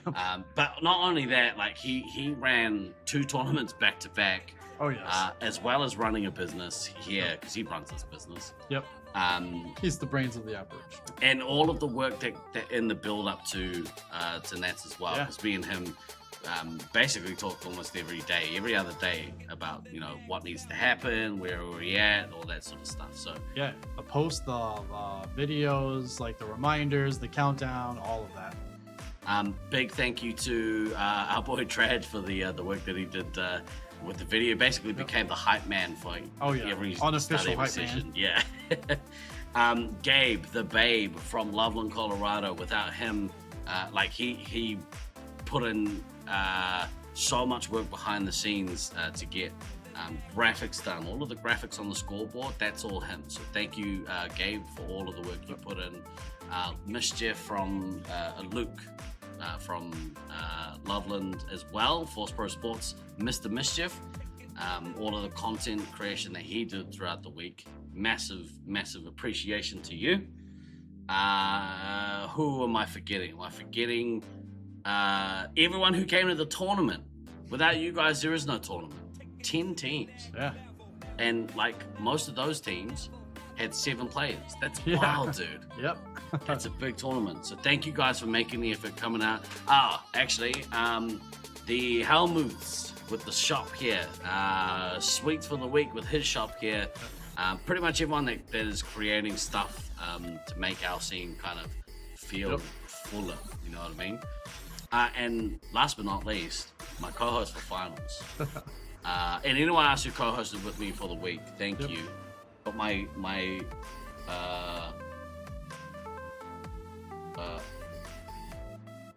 sorry, got distracted by chat.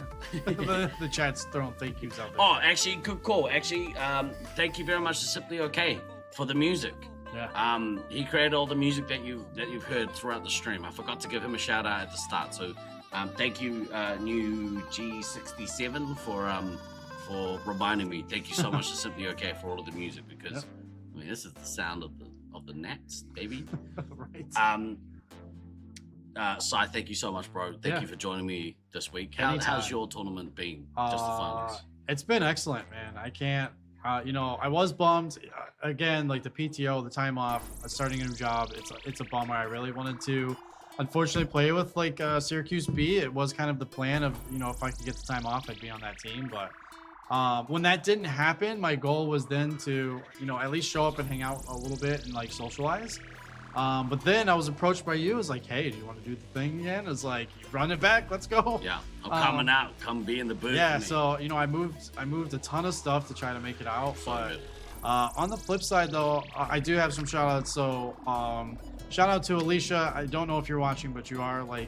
I love you so much. Thank you for everything that you do, and that made this possible for me to come out here, taking Sammy. I know he's had a rough couple days. He's in the middle of potty training.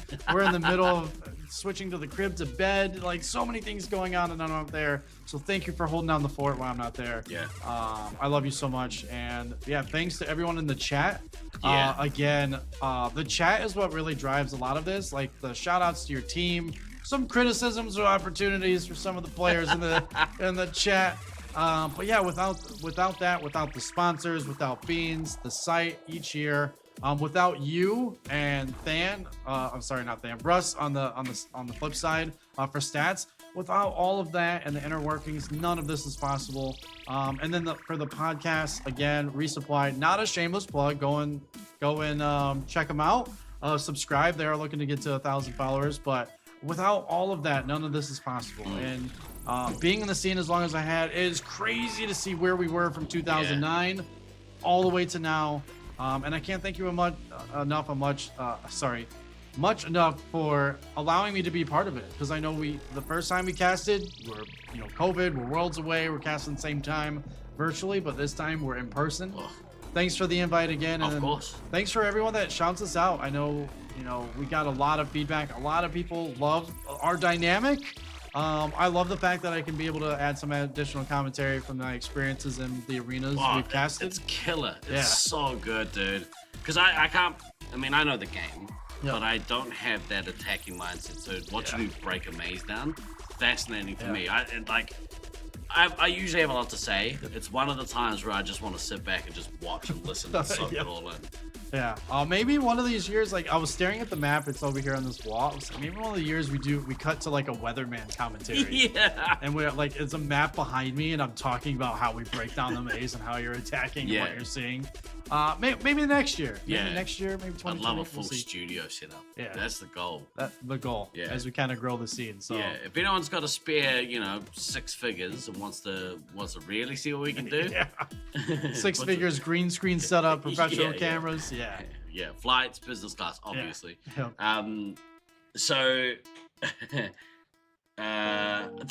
so just to reiterate what you said, thank you, chat, for hanging out with, without you guys, we're just kind of shouting into the void, and it makes it easier for me, at least, to have you sitting next to me, because then we can obviously talk to each other. But it's really cool to be able to be the ride or die alongside with chat. Yeah. Because we feel it. Like, we see all the stuff you put in there. We see you guys cheering on your squads. We feel it when there's agony for the losses. We feel it when there's joy for the wins. So thank you guys for hanging out with us and all the kind words. I've got ego trip problems, so when you guys put nice things in there, I can't help but get all tingly. I can't say that I have that problem, but I definitely appreciate all the kind words from everyone, because the first time we did it, we had so many oh, this is great, you guys are awesome, we love the dynamic between you guys, and I was like, let's do it again sometime. And, yeah, we got the opportunity to do so, which is cool. Yep. Now to answer the chat, Mama Bear, shout out. I hope you had a good week. I'm for real too. Who's hosting 2027? That's currently undecided. Yeah. We will have a discussion. Not me, because I'm not part of the shady organization that is the tournament committee. The FIFA tournament committee. It's probably going to be Qatar. Probably Qatar. Probably Qatar. Or Saudi Arabia. They have money. They're willing to throw money at our setup. Yeah. I mean, if they want to pay to get us out of the production, that's where it'll be. But we'll have a discussion. There is a strong claim that the tournament for the first time is going to go to Europe next year. So it'll be interesting to see if that happens, and if it does get announced, who will be keen to go. I know they have a massive player base over there that aren't necessarily exposed to Space Marines, and that's kind of the problem. So whether or not people are willing to play a new game outside of Laserforce, or they play a lot of triples, I think. And the other big key is going to be the rule set. We've both had that experience of playing tournaments. with the what we call quote unquote US rule set versus the international rule set. It's rough. I wouldn't do it again. I couldn't go back. Yeah, I couldn't go back either. Even in Geddon, I find myself like Geddon doesn't have our rule set. I find myself still popping out, showing a shoulder. And it's such a disadvantage. Yeah. If not everyone's doing it. So, what experience going straight from Armageddon to Force Nats? You're the good kind of tired? Heck yeah, Mama Bear. Doing work. Yep. All right, kids. We are going to love and leave you. Yep. Thank you so much for joining us all week. It's been an absolute pleasure to be your host for the Laserforce Space Marines Internationals 2026. 26. For the end of day 6. Yep. First time in history, day 6. Day 6. I've been Guy Next Door. I've been Scythe. We will see you next year. Yeah. Always remember to backtrack, kids. We will see you next year for Laserforce Internationals 2027. Yep. Thanks everyone. Peace.